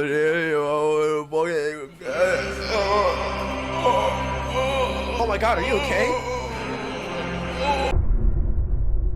Literally, what qualifications you need to be able to hit a buzzer. I'm not a cocky, but I am very confident. I know how to use this. 1, 2, 3, we're all hot, baby. Do people like this really exist? Was it really that big of a deal? Like, was there really a big line of people who just came there because they thought they were hot? Bro. You heard about this Are You Hot thing? You're signing up, right, man? Oh, straight up, dude. Check out these abs, man. Of course I am. Are you Oh. Yeah, I'm fat. Oh, dude, I'm so sorry. Hey, maybe next time you'll get a better metabolism. Room from the corner of Hollywood and Vine. You're pretty comfortable. Oh my God, Hollywood and Vine. Reason to be. Because how many girls out there have a face like me with the body? And I'm only 19 years old. Damn. Imagine me at 25, even hotter, for sure. I'm sorry, but everything she just said just sounded like the beginning to a porno. Got the face and the bod. Just to mention, I'm only 19, so barely legal. This reminds me of the start of Triangle of Sadness. True. Much more than big boobs. Okay, so literally in the intro, he just called a girl fat. And then proceeding further into the intro, he said a smile can get you a long way. It's not all about big boobs. I don't like that guy. I don't like him. I want to hit him. Guys lust after my walk, my hips. If you think you're the sexiest person in America, you better have the goods to back it up. My breasts. I think I have the hottest breasts in the whole wide world, the whole country. My feet are pretty cute. I can be sweet and innocent. And then I can be sexy. My stomach. I know what I have. and I know how I can use it. Pretty much everything. My face. I'm hot because I'm a good-looking dude, let's face it. I'm ridiculously good-looking, but I'm also very modest. I'm super hot, I'm really attractive, let's face it, very modest though. Okay, that had to have been scripted. All right, so this entire beginning is just everyone painfully just explaining that they're hot. I'm hot because my boobs, my face, my butt, my nut. What is it? Like, they ask you, why do you think you're the hottest one? Like, what are you supposed to say? Like, do you really have to go into detail? Do you just say, well, my boobs are pretty cool. I don't know if you guys have seen my toes, but pretty fucking cute if you ask me. Sometimes I feel bad hanging out with ugly people because then if I'm getting all the attention, I'm sure that they feel that much more ugly being around me. Aw, dude, there's no way. This has to, please, no. People don't actually do this stuff, right? People don't say these things in real life, right? And there's nothing wrong with being confident in your body and being confident with yourself. That's a good thing. But what? I feel bad for my ugly friends because I'm so fucking hot. That sounds like something the ugly friend would say. And if you're lucky, you know, hey, maybe one day you'll have the privilege to you know, to have some time with me. Oh, Salvador, stop serenading me with those pecs. Please tell me I have a chance with your glorious body. Oh, Salvador! Please, Salvador! Your hair looks a little Fabio for me. Can I ask a question? No. I mean, no. The amount of disrespect. Hey, can I ask a question? No! How dare! How dare you speak in front of me? I am a heart. This guy is and he's so a fashionist. How dare you? Pieces of shit. All right, you guys ready to get down to the judging process? Process of them explaining why they aren't pretty or why they aren't hot enough. It's bad. It's very bad. I'm just a warning. This is hard to watch. It's like, I don't know, Betty Boop, very cartoony with the outfit. That's not really the look I was going for. I would love to see you without that thing on. Can you take it off? I would. I honestly would, but I don't feel it's appropriate. I'd like to see you without that sweater on. Okay, so they showed 2 clips of both of the guy judges telling the girls to take their clothes off. This was a show. This was on ABC. This show existed. The girl just literally said she wasn't comfortable taking off her clothes. So she loses then? So she's done? Sorry, hun, didn't take off your clothes. Get out. I can almost understand because I guess they're trying to get an idea of like what their body looks like, but that's just so weird. This is so bad. Take it off. Well, I wish your boobs were up a little more. I'm sorry. I don't get that. I guess that's all they had to say because it's hard to comment on perfection. You got a really poochy butt. Do you do that on purpose? Like kind of stick it out there like that? I'm standing up straight. Bro, the early 2000s. But the judges came to a halt when Jamal Wimberly entered the room. Are you hot? Are you ready? What's going on? I came in very pumped and very energetic. For me, it's just too much. It was a real reality check. Take your cap off. I think you're hiding a lot with all of that. I'm not sure you're necessarily hot. Do me a favor. Can you take off the shirt and the tie? Literally the most unhinged era of TV. Put the hat back on. That's much better. You may not have it in the body department, but you got it in the personality department. That counts for a lot. But it's okay. I'm calling bullshit right here. You know what? We like how you came in there yelling. It was really nice. You know, we're gonna look past your body, you know, that you're not in shape and stuff. That's bullshit. They only did that on the show just so they can have some sort of like, well, we're still good people. We care about personality. Get the fuck out of here. Get out of here with that shit. That's getting kind of hot in here. No wonder I grew up hating myself with this crap on TV. So hot, I'm melting right now in my panties. She's so hot that she's melting right now in her panties. Did she poop herself? Did she poop herself? I don't know what color shirt that is. I've never seen that color before in my life. I hope I never see that color again. Why could I see Austin's show on this show? I don't know what you can do about that. I don't know, man. It sounds like something called genetics. It sounds like something he can't control. So that was like the selection process, you know, like how American Idol or any talent show works. A bunch of people from all over the country get together as a judge, and they go through a bunch of process that takes way too long for them to say you're hot or not. And then they, you know, get it down to a group of people, and then they go on to the main stage. It's weird how they start off the show because they started off just by swiping left and right. Both a judge and a walk contestant. out, and there's a buzzer over their head that says hot or not, and they just press a button. And they already prejudged this, which is weird because why not just not have the people who you think are not hot and just bring on the people who are hot? It's just a weird thing to do. And not only that, but you want to just look at the people who are considered not hot. Not.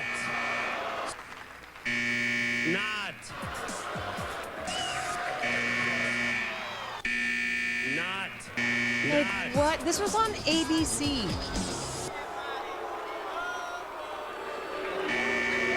Not. And the fact that the crowd is actually booing them. Imagine being that person. Imagine walking out on stage and the crowd starts booing you because they don't think you're hot enough. What is this shit? That is literally the most demeaning possible thing So you could think demented. of, is having someone walk out on stage while an entire crowd of people boo you because they don't think you're hot. This show is an abomination. Christine Law. What did the judges think? Okay, so this is blurred out, but that girl walked out with no bra and a white shirt. So you can basically see everything there. She got her tits out, man? I could see her nips and everything. Oh, it's way better than Porny Max. Hope my wife doesn't find out. And of course, the crowd gets mad that she's not hot because she's basically showing her tits. Okay, so now we get to watch the first fully judged woman. The first one that all three judges give their ratings and everything. And man, it's so demeaning. But listen, Baywatch are here. You're going to need to firm that body up just a little bit. I know you guys like these voluptuous packages, but I saw a little too much jiggle. Could you turn around for me, Melinda?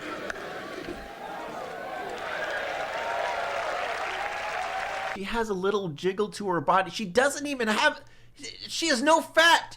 She honestly looks like she's too skinny. What do you mean? This is the most Chad show I've ever seen. Can you turn around for me, hun? We're gonna get all the cameras to zoom right in on your ass, all right? On live television. Literally perfect. Get right up in there. Put your legs together, like put your heels together. Oh, no, here you go. Just stand towards me, just face me. Okay. Put your heels together for me, Carrie, will you? Here we go. Okay. Wait, Lorenzo, what do you got? Literally a laser pointer. For you. Squeeze those thighs really tight. No, listen, guys, okay? That is just really gnarly. The fucking laser And I'll tell pointer. you, you know, Carrie, He has a laser pointer.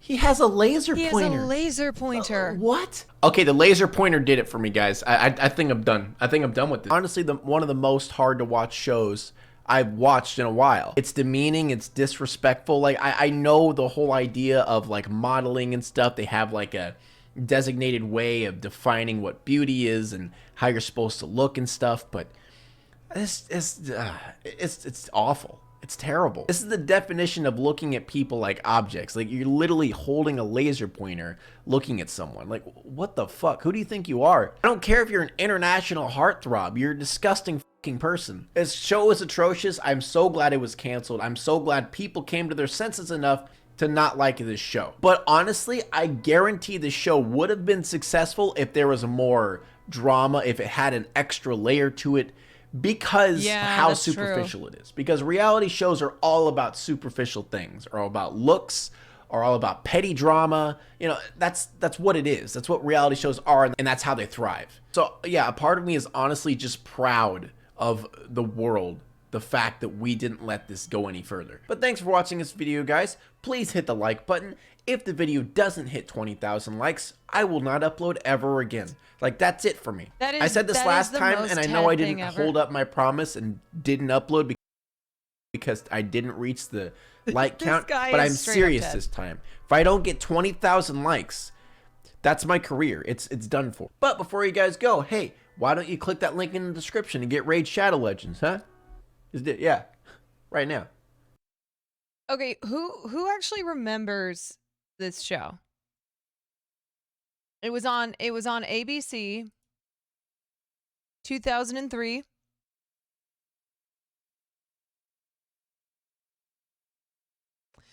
I mean, remember vaguely.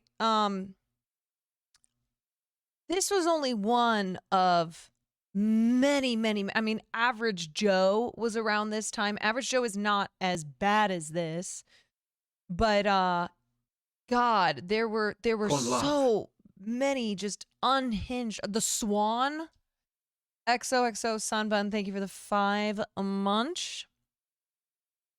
It really actually makes sense when we go down memory lane of these reality shows and we watch them, or we watch like an episode, and I'm like, no wonder we all fucking insecure. The Swan? Apparently one of the judges' 23-year-old daughter dated DiCaprio? Which one? Okay, wait. Judges for Are You Hot? Yeah, the Ugly Duckling, the Swan. Do I remember American Gladiators? Mm-hmm. Wait, was it Lorenzo Lamas' daughter? Yes. Yep, Lorenzo Lamas's daughter. Yeah. Yeah. Was dating Leo DiCaprio when she was, which was more degrading. Are You Hot? 100%. Yeah, so his 23-year-old daughter was dating Leonardo DiCaprio last year. Oh, wait. We talked about this. We talked about this because we were doing Leo coverage one night and we were looking at his current girlfriend. I was like, ew, her dad is so gross. He said she's very smitten. I told her to treat the relationship like a holiday.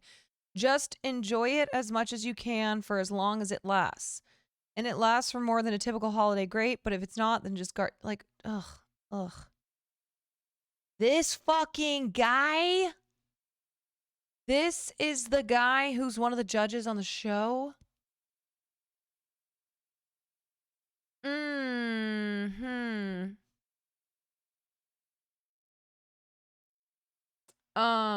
Look at all the hotties in chat. Yeah. I mean, seriously.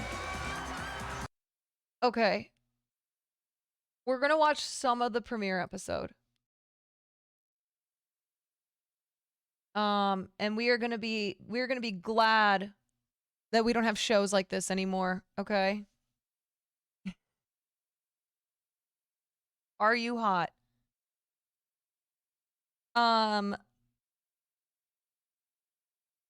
You guys really don't want to?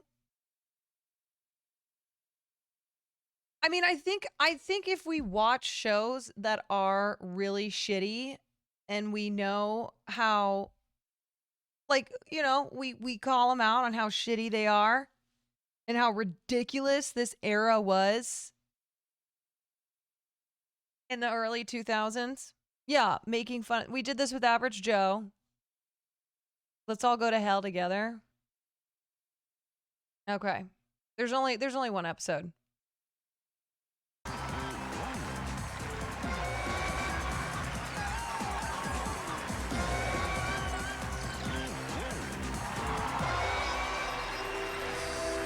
Good evening and welcome. I'm JD Roberto, and this is Are You Hot? The search for America's sexiest people.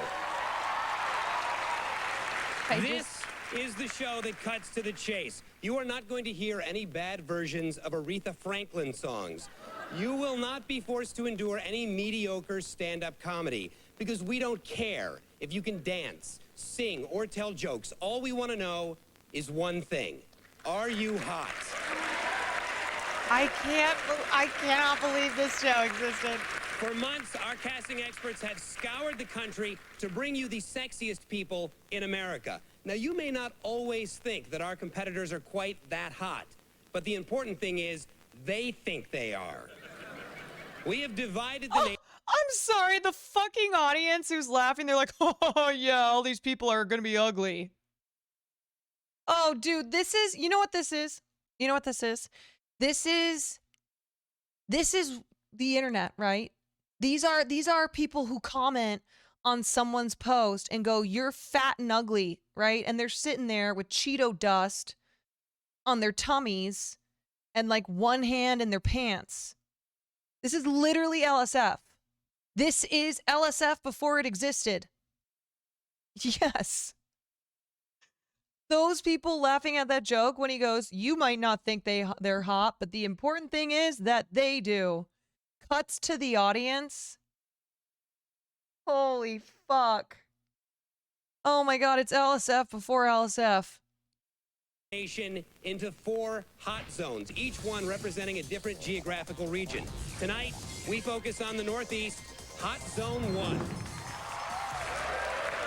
Hot Zone 1. Weeks, the top contenders from each hot zone will face our panel of experts. No detail will go overlooked, and no criticism will be left unsaid. So let's get started by meeting Cheeto our dust? experts. Fashion designer to the is. stars, Randolph Duke. Supermodel, Rachel Hunter. And international heartthrob, Lorenzo Lamas. Fuck this dude.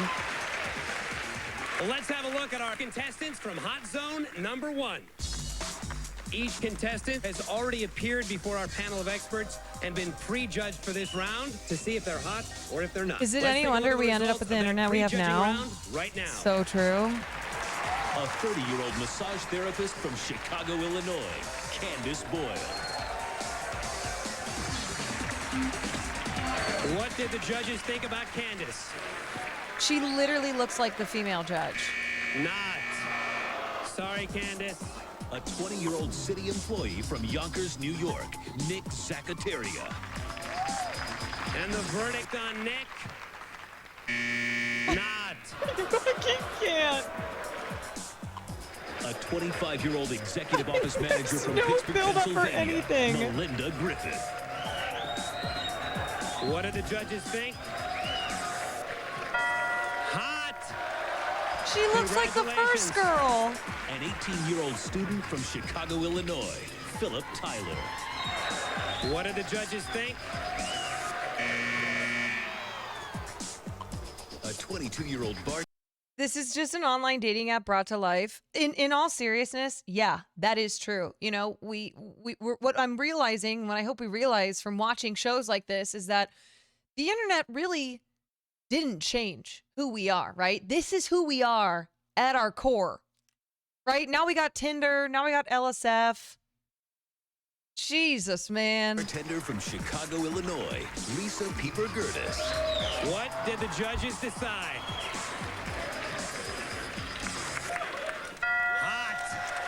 Congratulations.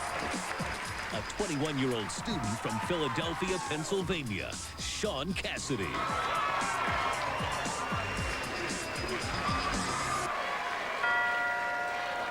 Hot. Holy shit. A 19-year-old retail sales associate from Richfield, Minnesota, Ann Swancutt. What did the judges decide about Anne? Not. They literally just walk Sorry, out. They don't and say goodbye. anything. They say nothing. A 22-year-old student from Indianapolis, Indiana, Jermaine Johnson. The verdict on Jermaine? He's hot. Okay. A 21-year-old flight attendant from I was a little Minnetonka, worried. Minnesota, Carrie Racially Jetlicki. motivated.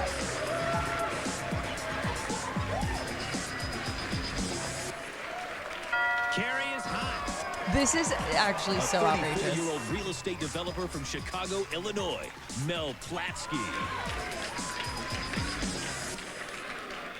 It's not about the story or the game. A 26-year-old waitress from Palisades Park, New Jersey, Teresa Palladino. What did the judges think about Teresa? It's so fast. Hot. A 25-year-old personal trainer from Westwood, New Jersey, Jonathan Weber. What was the word on Jonathan?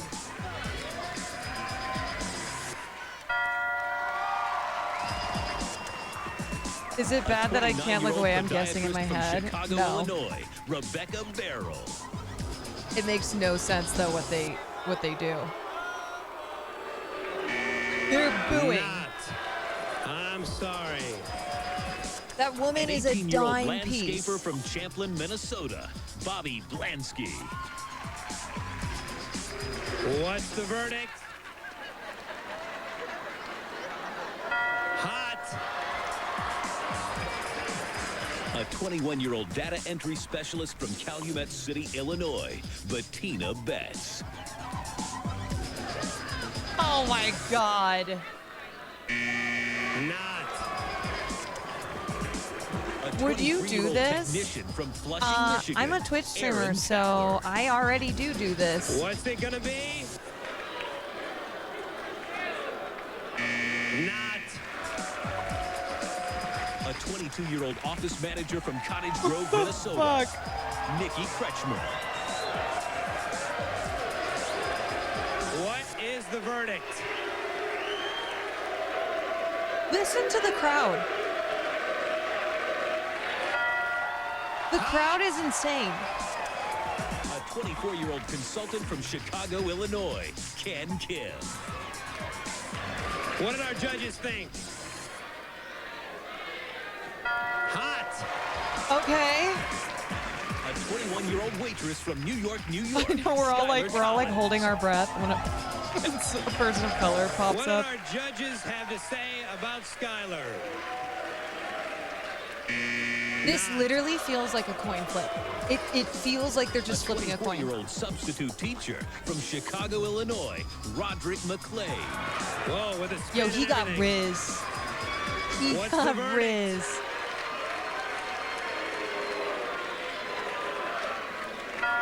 Hot. Oh my God. The audience was booing. 24-year-old And the waitress judges from still New picked York, hot. New York, Good. Elizabeth Valerio. Nothing has happened on this What did show. our judges think?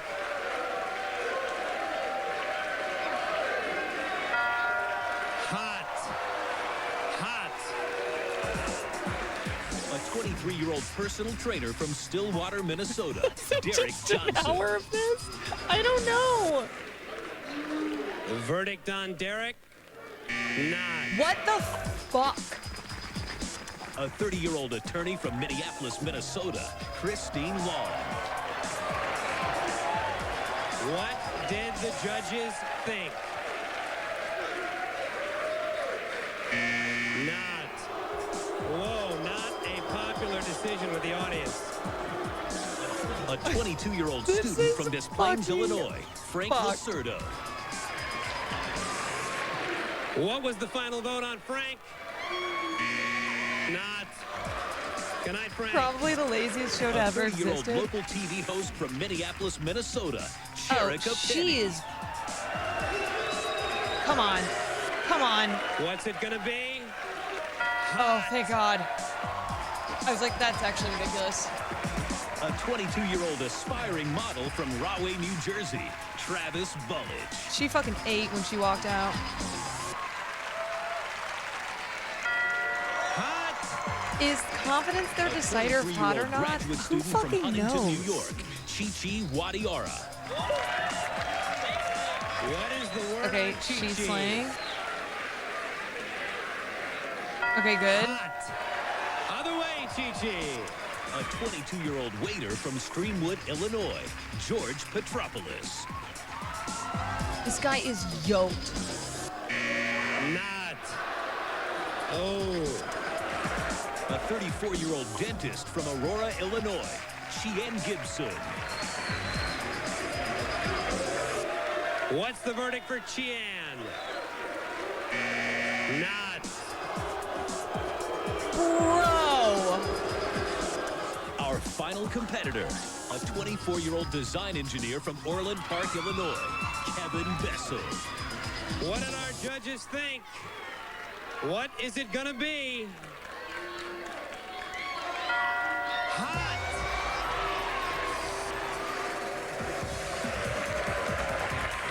And here It's they random, are, it has the to 16 be. contenders for the title of sexiest men and women in Hot Zone 1. Remember, these 16 Bro, this people early represent 2000s the northeast fashion. section of the United States. When we come back, Our competitors will give our experts a closer look when they strip down to their bathing suits. Don't go away. Not worth it, you know? Not worth working up. Spending all that time in the gym for nothing just to get this. I'm just gonna have to pick my pride off the floor and suck it in a little bit and go home, you know? I don't want to cry on this TV. I don't know if you guys can see, it says hot, not casualty. Fine, I know. Hot, not casualty. All the guys love me in Chicago. It's the only thing that matters.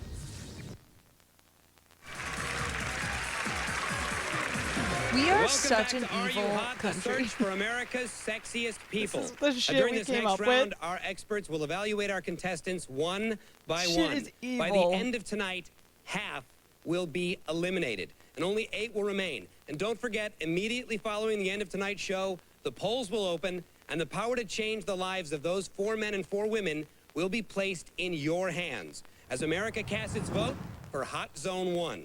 What exactly is it that makes a person hot? Well, we are looking for 3 basic components: face, body, why does the host and of Are You Hot overall look like sex this? Will appeal. you post it after the Our experts episode's will be done? scoring our competitors on each of those factors using a scale of 1 to 10. So, experts, if you're ready, let's have a look at our first competitor right now. A 25-year-old executive office manager from Pittsburgh, Pennsylvania. Okay, so these are the people who made it past the first round. Randolph? All right. Well, I'm glad All you right. skipped the Baywatch audition and headed this way. This is where it gets But fucked. listen, Baywatch are here. You're going to need to firm that body up just a little bit. I know you guys like these voluptuous packages, but I saw a little too much jiggle. Could you turn around for me, Melinda? Oh, God.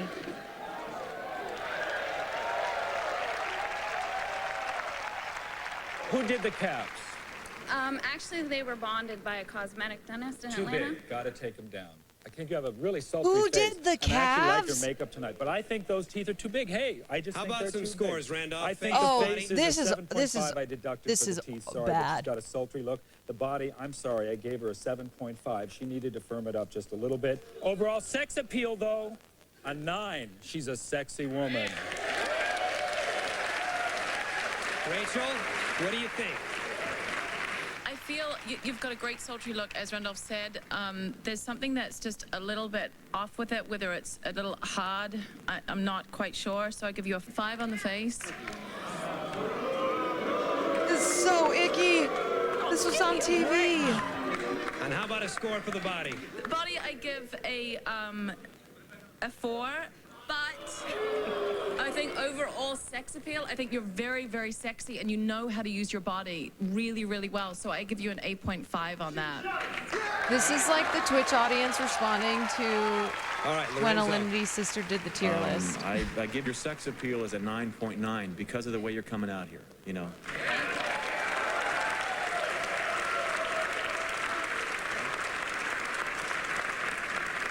I love your face. I'd like you to take both your hands and just pick up your hair. I want to see those cheekbones. She literally is a supermodel. Oh, these How about a guys. score on the face? That's a 9.5 for me.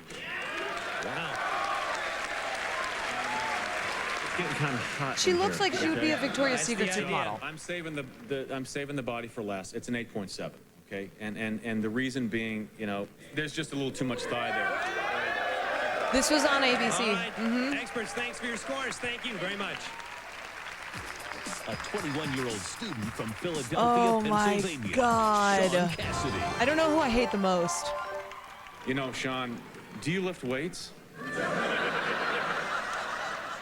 Your face is definitely your best feature. I'd say about an 8.9 on that face, 0.7. right there. Say about an 8.7 on the body, only because you probably could do a few less bench presses, you know? Sex appeal overall, about a 7.5. Thank you. All right, Rachel, what do you think? I think you've got great eyes, you've got great face, so I'll give you a 9 there. Your body, I give a 5 because I think you're way too muscular. Like I said, it's too ape gorilla looking. I think it's just too much. I think your sex appeal is probably, I would say a 7.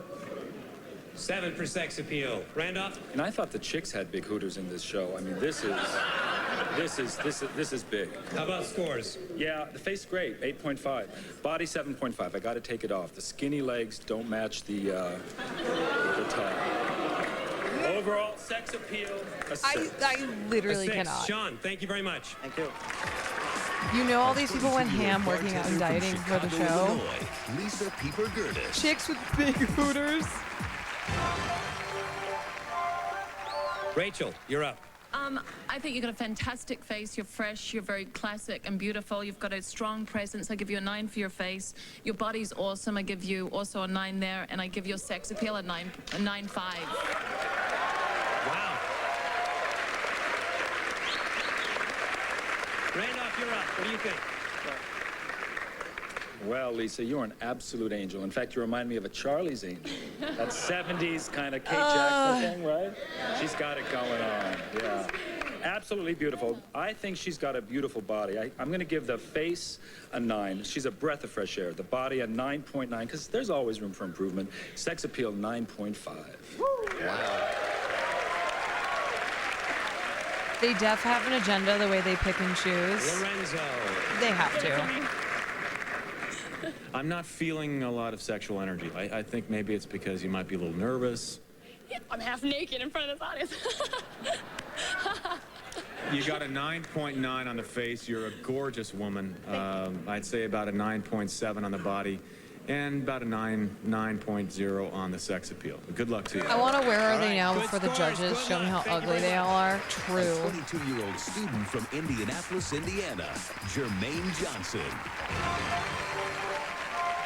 God damn it. Randolph, you're up. How you doing, Jermaine? What's going on? How's it going? You got a great body, you got a good physique, likes your work. You guys need to work on the legs. It's all about the upper body. We are shooting the full length. Pan down, please. There is nothing wrong with those legs. They're a little skinny for the upper body. Do you agree? All right, how I about can't some believe scores? people I'm gonna give you went 7.5 on the show. face, 8.5 on the body, because this chicken legs I had to deduct, because I think your upper body's great. Sex appeal, more personality, 7.5. Good luck. Thank you. All right, Rachel. I think you've got a great face. I give you an 8.5 on the face.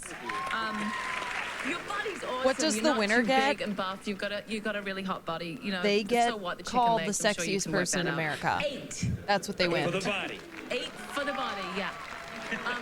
I give you sex appeal 7. All right. Thank you. Lorenzo. You got a great face. 9.0 Worth on the it? face. I like your body. Yeah. You're not overbuilt. You look like a naturally strong man. I'd say about a 9.5 on the body. I'm going to give you an 8.5 on sex. Thank you. I appreciate that. All right, good scores. Jermaine, He's like, I'm thank going to give you an very much. 8.5. You're welcome. Stick around as You're welcome, Are You kid. Hot? The search for America's sexiest people continues. Yeah, everyone else who doesn't win gets body dysmorphia and needs therapy. Welcome back to Are You Hot? The search for America's sexiest people. All right, let's take a look at our next round of competitors right now. You guys, I'm just fucking cringing thinking of like people, you know, a husband and wife driving in from Arizona or I don't know, wherever, going on a road trip, driving to Hollywood, standing outside in line to get free tickets to be part of the audience of Are You Hot? And then sitting there and like getting instructions from the producers that they should boo if they don't like somebody and they should cheer if they like somebody. It's 21-year-old flight attendant from Minnetonka, Minnesota, Carrie Janney. Did you ever watch Little Miss Sunshine? Of course. Carrie, is there anything you would like to say to our experts? Yeah, I would just like to say if you're looking for somebody natural, here I am. Randolph, there she is. So you're all natural, huh? Yeah, it's all real. That's all real. Well, that looks good. Yeah, turn around. Let's see the all natural.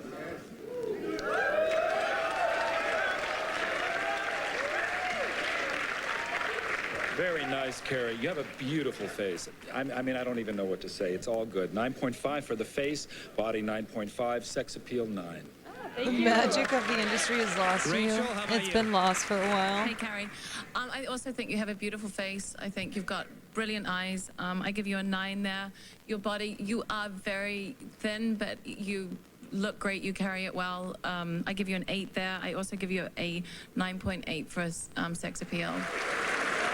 Lorenzo, you and the laser pointer are up. Hi, Carrie. Hi, how you doing? Can you just put your legs together, like put your heels Oh together? God, this. Just stand towards me. Just face me. Okay. Put your heels together for me, Just Carrie. reminder, his Okay. 23-year-old daughter dated 50-year-old Leo DiCaprio. Squeeze those thighs really tight. No, listen, guys, okay? That is just really... This guy deserves to be And I'll tell you, you know, Carrie, shot you got in a Minecraft. 9.5 on the body for me because at some point between the hip and the knee, your legs have to touch. There's just too big of a gap in there. And that's our anatomy lesson for the day. Lorenzo is entitled to his opinion. Lorenzo, how about a score for the face? What and year sex was appeal? this show? 2003. 9.8 on the face. You're Hey, gorgeous. now what Your in the sex appeal is a toxicity is this? 9.9. Formula. Allie Pooh, thank you for the 2 months. 25-year-old personal trainer Oh from my Westwood, New God. Jersey, Jonathan Weber. All right, Lorenzo. I want everybody at home to see what perfect abs look like right there. It's about. John, you got a 10 for the body because you're not overdone. 10 for the body. Wow, he gave out his first 10. You got a great face, 9.8 on the face. And you're the real deal, brother. I give you like a 9.5 on the sex appeal. Okay. Hi, Jonathan. I think that your face is great because it's not like, it's a good-looking face, but some of the guys up there have been like too pretty, and it has something about it. So I think give you a 9.5 for that. I think your body's great. I give you a 9.8 for your body, and sex appeal I give you a 9.5. None of these dudes are tuned up on Zima. I'm going to give you an 8.5 on the face. I'm going to take a deduction on the body, though, 9.5. You would have had a 10, but I don't like the I'm shaving. sorry, this makes and no sex sense. appeal, a 9. You got it going on. All right. His legs look the same size as the other guys. Why am I even trying to make sense of this shit? From Palisades Park, New Jersey, Teresa Palladino. Why am I even trying to make sense of it? Your face is, I give a 7.5. I think with dark hair, She looks like you need to wear Rachel more makeup, Weisz. unfortunately. She's beautiful. Your body, I give a 6. It's just too skinny as far as I'm concerned. I think just because I give you about a 6 in sex appeal. It's true. You do have a rather thin body, but it's a pretty body, but it is very dancery, and that's just what it is. And Too you know what? skinny You might have now? wanted to stuff those soft gels in your bra before you came out here. All natural. That's what I want to be. I'm going to give your face a 7.9. I'm going to give your body 7.9? 7.5, and overall sex appeal a 6. All right. What are these .7s and Down .9s? to Lorenzo. You got a great face. About a 9.0 on the face, about a 7.0 on the body. And because you're so fresh and so natural and very comfortable up there, I'm going to give you an 8.0 on the Just on the remember, you guys, All right. beauty and hotness is objective. An 18-year-old It's all landscaper determined from by these Chitlin, 3 Minnesota, random Bobby judges from Bransky. Hollywood. Okay? All right, Lorenzo. About an 8.0 on the body, okay? The attitude needs to improve. You need to come out here and own the stage to get that sex appeal higher. So about 7.0 on the sex appeal. But you got a great face, 9.5 on the face. Thank you. All right, Randolph. I've got to take some deductions on the body because you're not owning it. So I'm going to give you an 8 on the body. Your face How is keep laser smiling. pointer guy more often than it draws not the good attention up guy? from the tapping feet. And Because they're all evil. and face 7.5, sex appeal 5. Rachel, I hear you don't like pretty faces. Well, how do you handle your own? That just cost you some points. I will be gracious and ladylike and say that I give you your face is a Got 9. him. Your body is a 9.5, and your sex appeal is 2. sex appeal of 2 after he dropped that Rizzy ass line. Another round of competitors goes before our experts when Are You Hot? The search for America's Sexiest People continues. Wow.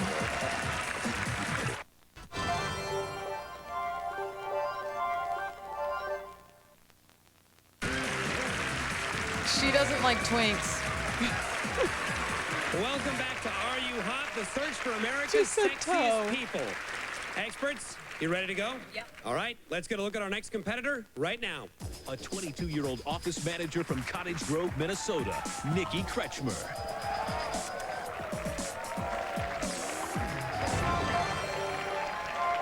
Do you think someone on Twitch could get away with making a show like this? All I can say is there is some happy spandex on Not that stage today. tonight. I'm going to give the face a 9. I'm going to give the body a 9, and I'm going straight down. Austin. Sex appeal, 9.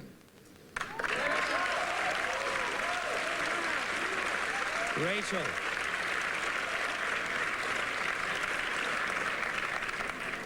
I also agree. I think your face is really fresh and very pretty. I guess that's kind of what like the Raj Chalor was. Awesome. I think it's really voluptuous and it's not too bird-like or skinny-like. I give that a 9.8. I give your face an 8.9, and I give your overall sexual appeal a 9.8. What are these fucking numbers? All right, I'm going to introduce my flaw finder, okay? Turn around one more time. Now, I'm not necessarily pointing at any flaws. I'm pointing right now at perfection. I love this. I give your body a 9.0. Okay? Your face, Nikki, is almost flawless. About a 9.5 in the face, and you're very appealing. I give you a 9.8 on sex appeal. Nikki, thank you very much. Oiled boobs equals... A 24-year-old consultant from Chicago, Illinois, Ken Kidd. Oh boy, here we go. Lorenzo, we're going to start with you. Hey, Ken, how's it going, man? Here we go. I kind of have a problem with your hair. It's bothering me. I wish you'd just pull it back. Doesn't like the anime hair. Because you got a great face and a great smile. You know, you should show it off. 9.1 on the face. Overall, great symmetry. I love your eyes. They're piercing, and there's a sweetness behind them, which is very attractive. Give you about a 9.8 on the body, about a 9.0 on the sex appeal. Okay. Laser douchebag gave him a 9. I give you a 9 in the face. You got great bone structure. Everything's like in proportion. Your body, I think, is very surfer-like, and it looks good. I give that a 9.9, and I say sex appeal is a 7.5. They're equally shallow for all races. This is true. Randolph? That is the one good thing. Ken, let that hair come back down in your face a bit. I absolutely love your hairstyle. I think it's got attitude, it's got fashion, and it's who you are. Fantastic looking. 8.5 for the face, 8.5 for the body. Sex appeal, 7.0. All right. Thank you very much. That judge is so waitress creepy. From New York, New York, Elizabeth Valerio. This is equal opportunity body dysmorphia. Rachel, she's ready. Are you? Okay. You've got a great face. There's something that's a little bit hard, and there's something about the lip area that I'm not sure about. It's too much. It's all natural. Yeah. I give your face a 5. I give your body a 9 because I think you're very sexy body. The audience. Not a popular score. I give your body a 9 because I think it's very sexy and very voluptuous, and that should be encouraged more right now. I think, funnily enough, and I think you guys will take back your booing now, is that your overall sexual appeal is a 9.9 because your whole package, you know how to work it and you know how to use it. All right, Randolph. Once again, these numbers make no fucking I do sense. think you have a very voluptuous face, and I think it's very sultry, and I think the Latin thing is really happening. 8 for the face, 8 for the body, and 9 for the sex appeal. The Latin thing? The Latin thing is really happening. I think your face is absolutely I give you a 9 for your face. Your body, you know, your face and your personality make up for that extra 7 to 10 pounds you could probably get rid of. But I'm going to give you an 8.8 for your body. And your sex appeal speaks volumes. I give you a 9.8 on sex appeal. Gracias. Thank you very much. Elizabeth, thank you. A 24-year-old substitute teacher from Chicago, what do you say? Illinois, Roderick Just some McClain. shit. This guy has ultimate riz.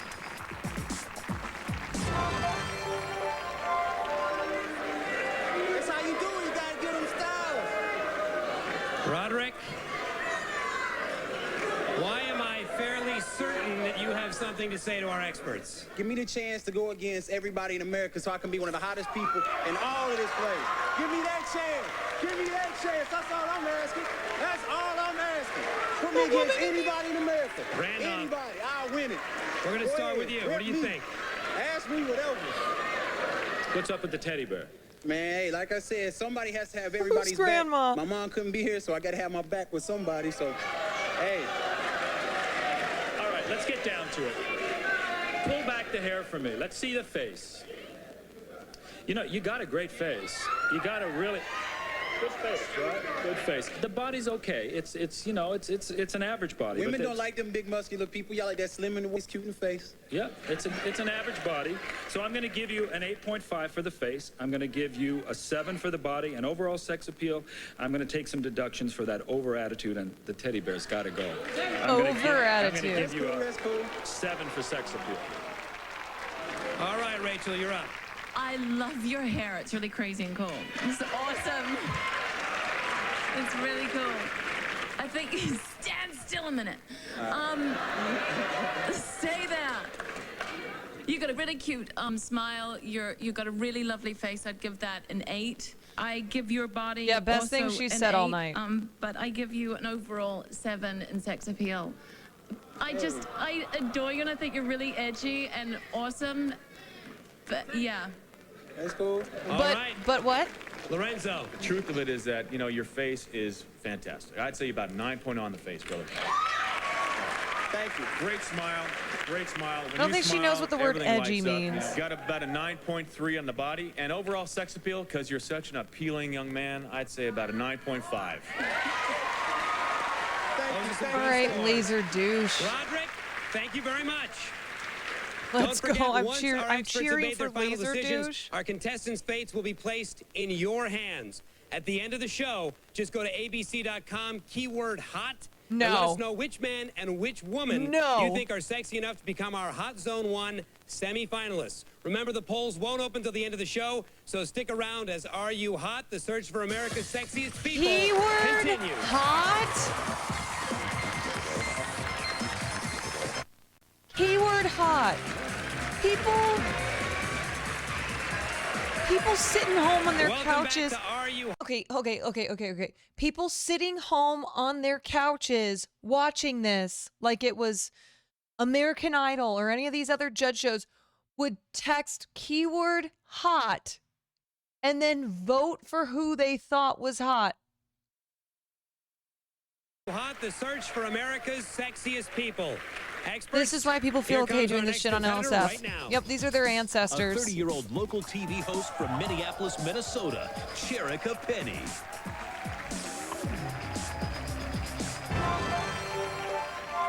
Sherika, is there anything you would like to say to our experts? Actually, there is. See, people think I'm just sweet, but I'm actually really, really naughty.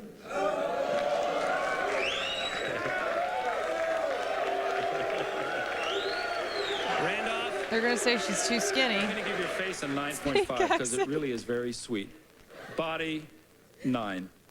And overall sex appeal, 8.5. Okay, their numbers make no sense. Their numbers make no... Their judging makes no sense. They are not consistent. I'm going to give you a 9.5 for your body. I think you've got a really beautiful, angelic face. I think you're completely in proportion, and I give you a 9.8. And I also think your sex appeal is a 9. Lorenzo. Okay, these fucking judges, they make no sense. Other women who came out, they said too skinny and docked them, and this whole show is so stupid. I love your energy. You have a great spirit. I'll give you about a 9.5 for your face. Thank you. About a 9.0 It's for literally just sexual vibes. energy. Because you just have it coming all out. I try.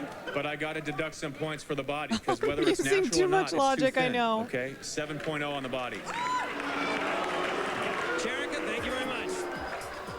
A 22-year-old aspiring model from Rahway, New Jersey, Travis Bulledge.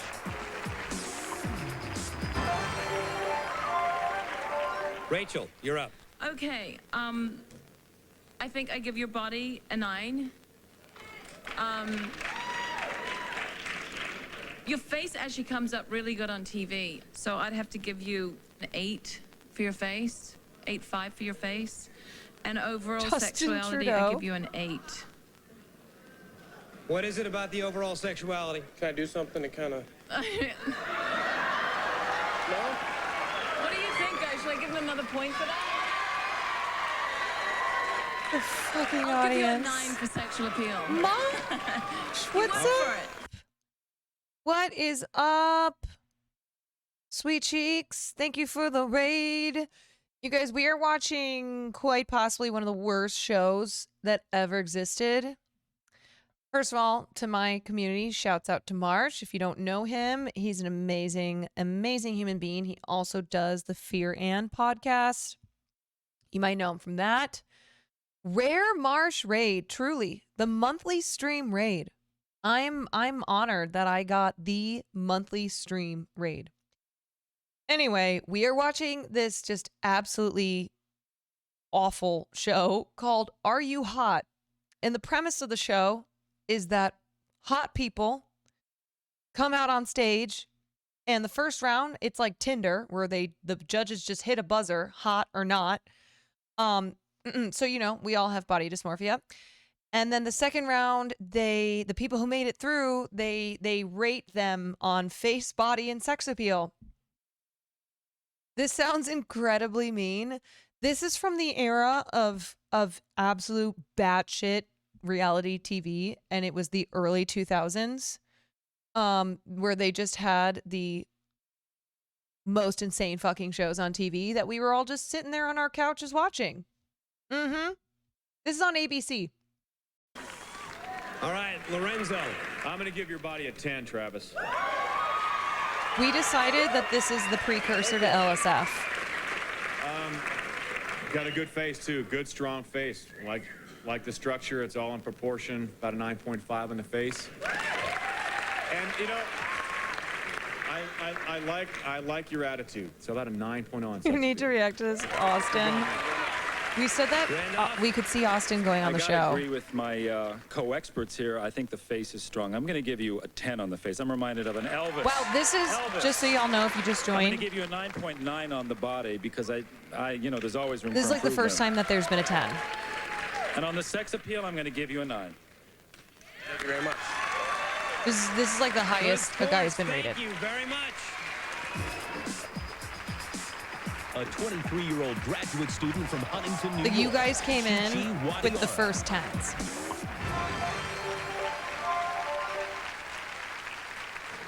All right, Rachel, let's start with you.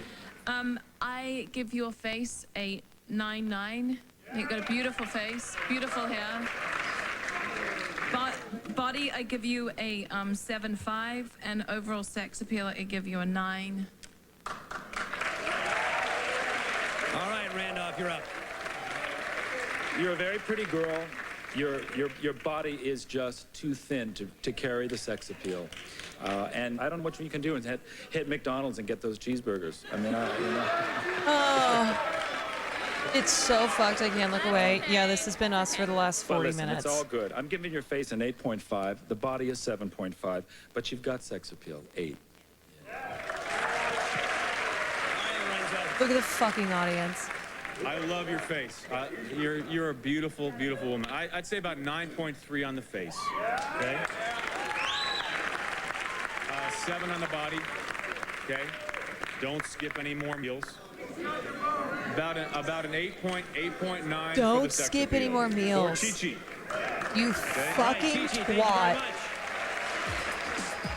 Our final competitor, a 24-year-old design engineer from Orland Park, Illinois, Kevin Bessel. All right, Randolph, what do you think? Let's get down to business. Close up, open your mouth. Puka shells. Close up on the teeth, right side. No. Wider, wider, wider. Yeah, wider. Oh, this is wider, so mean. Wider, wider. Open your mouth. I need to see the teeth. No, this is horrible. You got a good face, but you need to get your teeth fixed. I'm What gonna give the the face an fuck? 8, fix the teeth. The body a 9, and the sex appeal a 7. I actually feel sick. All right, Rachel. I think you've got a great face. I think I agree with Randolph about your teeth. I also give you an 8. I give you My puka shell man. an 8.9 for your body because I feel like you're a little bit too big. And sex appeal, I also give you a 7. All right, Lorenzo. You got a good body. As a matter of fact, it's probably one of the better ones I've seen today. I'd say about 9.5 on the body. Okay? You got a good face too. I mean, I like the strength in your face. Your jaw's a little lantern-like. It's a little long in the jaw, but about a 9.5 on the How on is the this face, a show? Okay? America, about an 8.5 baby. on sex appeal. Experts, thank you for your scores. Oh my God. Side by side, the 16 contenders for the title of sexiest men and women in Hot Zone 1. That one made me feel sick.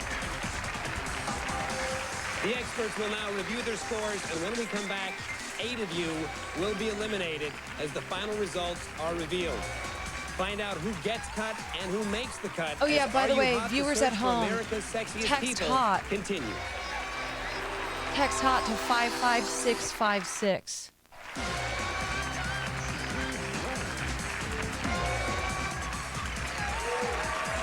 Welcome back to Are You Hot? The search for America's sexiest people.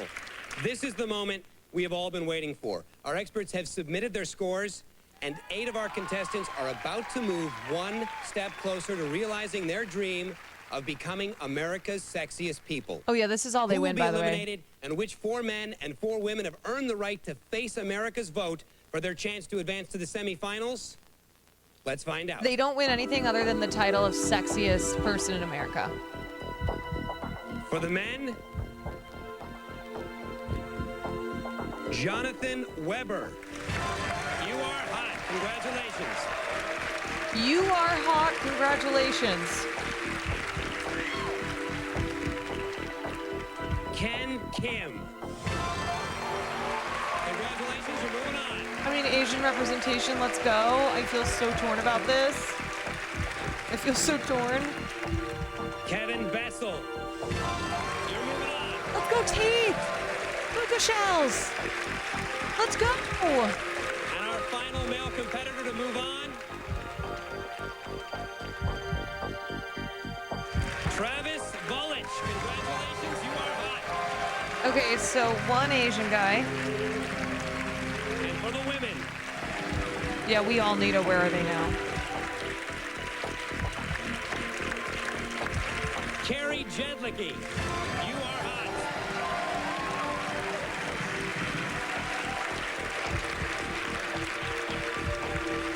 This is so dystopic. Lisa Pieper Gertis, you are moving on. Ew, his look. Nikki Kretschmer, you are moving on.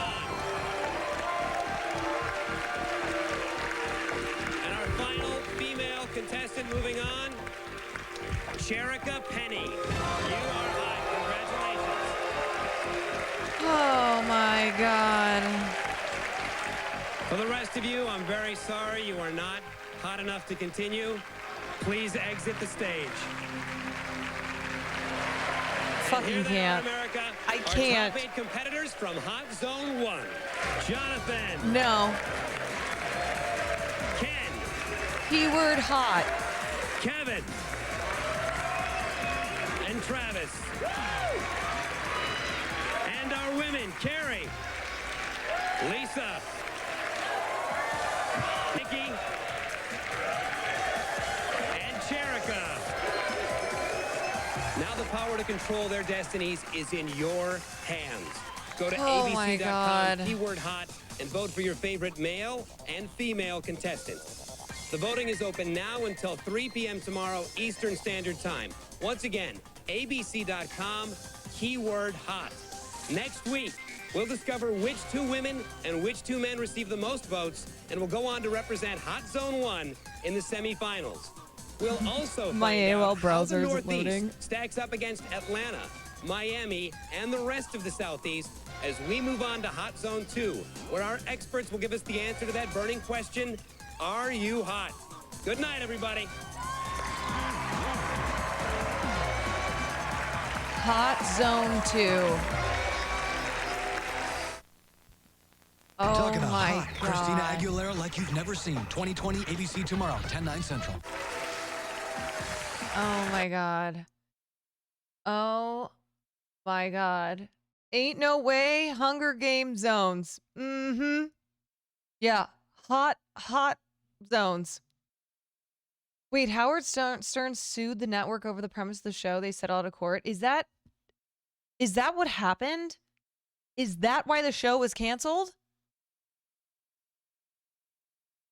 Howard Stern, Are You Hot reality show. What a wonderful show. They'll probably bring it back. Oh my God. Okay, so low ratings. Oh, well, that's one good thing to feel. That's one thing to feel good about. Howard Stern settled a lawsuit against the producers of the television series Are You Hot, based on which he claimed was based on an idea stolen from his radio show. He claims Are You Hot was derived from a segment on his syndicated radio show called The Evaluators. In the segment, Stern and 3 panelists comment frankly on contestants' physical attributes, rating them on their worthiness to appear in various men's magazines. Okay, get fucked. Well, whatever. Fuck off. Oh my God. It's raining again. Oh, it never stops raining here. Stern famously invented judging people's hotness. Yeah, famously. Famously. Because no one ever did it before. We need a Twitch version of this. I mean, I do feel like the Ratchler,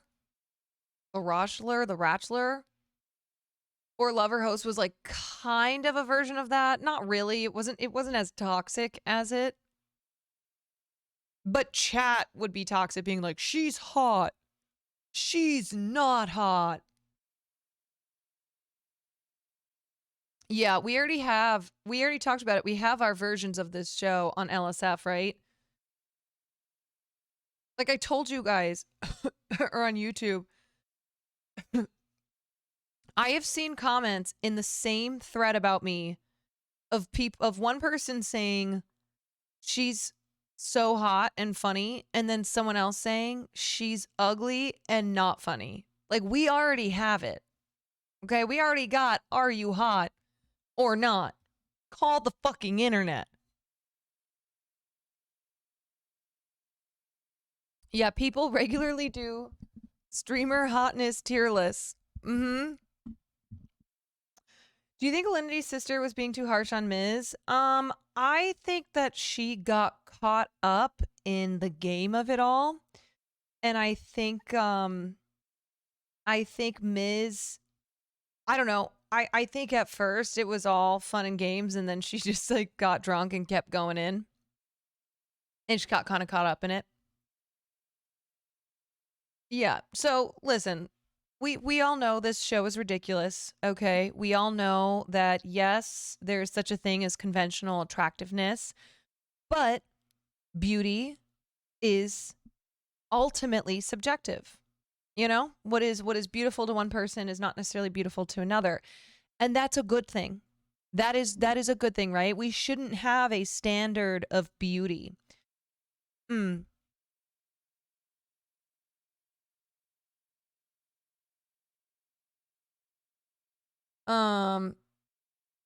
Yeah, and you know, that's why, like, if one person doesn't think you're attractive, 2 people don't think you're attractive. Who gives a fuck? Who gives a fuck? There are 7 billion, more than that now, like 8, 9 billion people on this planet. Who cares? Who cares what, like, you know, you've seen from this show that you have people who are conventionally very hot, right? And they're being told that they're not hot. And you see this happen all the time, like beautiful, beautiful female streamers, influencers, male, you know what I mean? There will still be people who go, they're ugly. So, you know, this has kind of been the theme of the stream. It's been the theme of the stream, you know? There's always going to be people on both sides. You know? So don't try not to feel so bad about yourselves. Try not to be insecure as much and realize that this is just how things go, you know? You're not going to please every single person on this planet.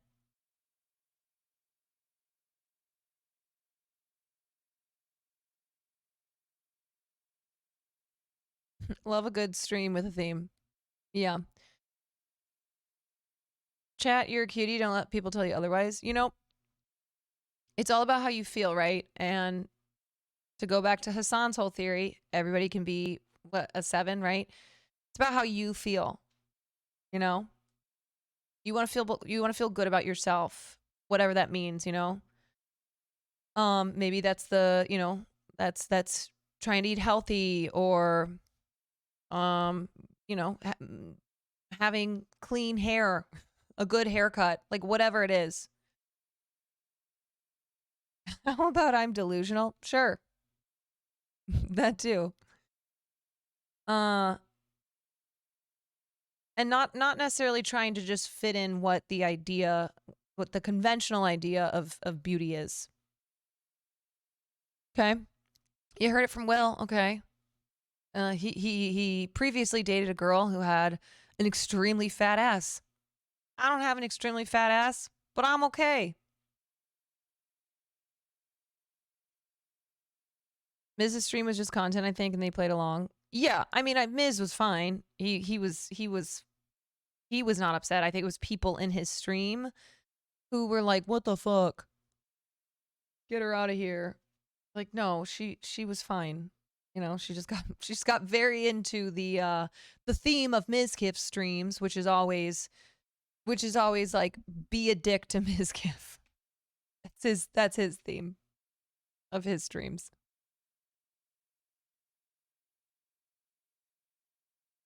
Yeah. So anyway. Anywho. That was a lot of talking. And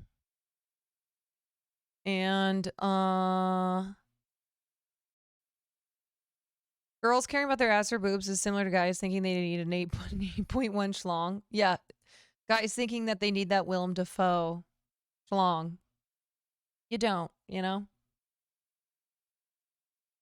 You don't need an 8-foot long schlong.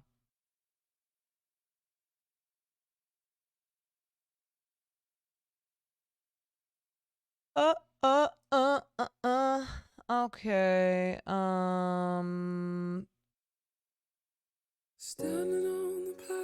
right, that's really loud. I think that's gonna be it for me. I swear one of these days we're getting back into gaming. I've ever known. All right, who's streaming? Who's streaming? Oh, Ari at home is streaming. I'm gonna send you guys over there for some late night music vibes. Okay. Okie dokie. If you don't know Ari performed at the Streamer Awards. Ari is very talented. Super cool guy. I'm gonna send you guys over there if you are wanting to hang out. If you're going to bed, or if you're getting up for the day. good night or good morning. I'll see you tomorrow. Thank you for hanging out. My new folks in chat from Emily's stream or from Marsha's stream or from any of the OTK collabs or really any corner of the platform that you've come from. Thank you for being here. Thank you for hanging out with us. Thank you for all the support. I appreciate you all so, so very much. And I hope that every day that I get on here, I'm able to provide some entertainment, some words of wisdom, a place that you can call home and hang out and be with cool and based people. First time watching, enjoyed my stay. Love to hear that. Just remember, you are all cutie pies. Okay? And I love you all. Most of you. I love most of you. I'm just kidding. Have a great night, and I will see you tomorrow.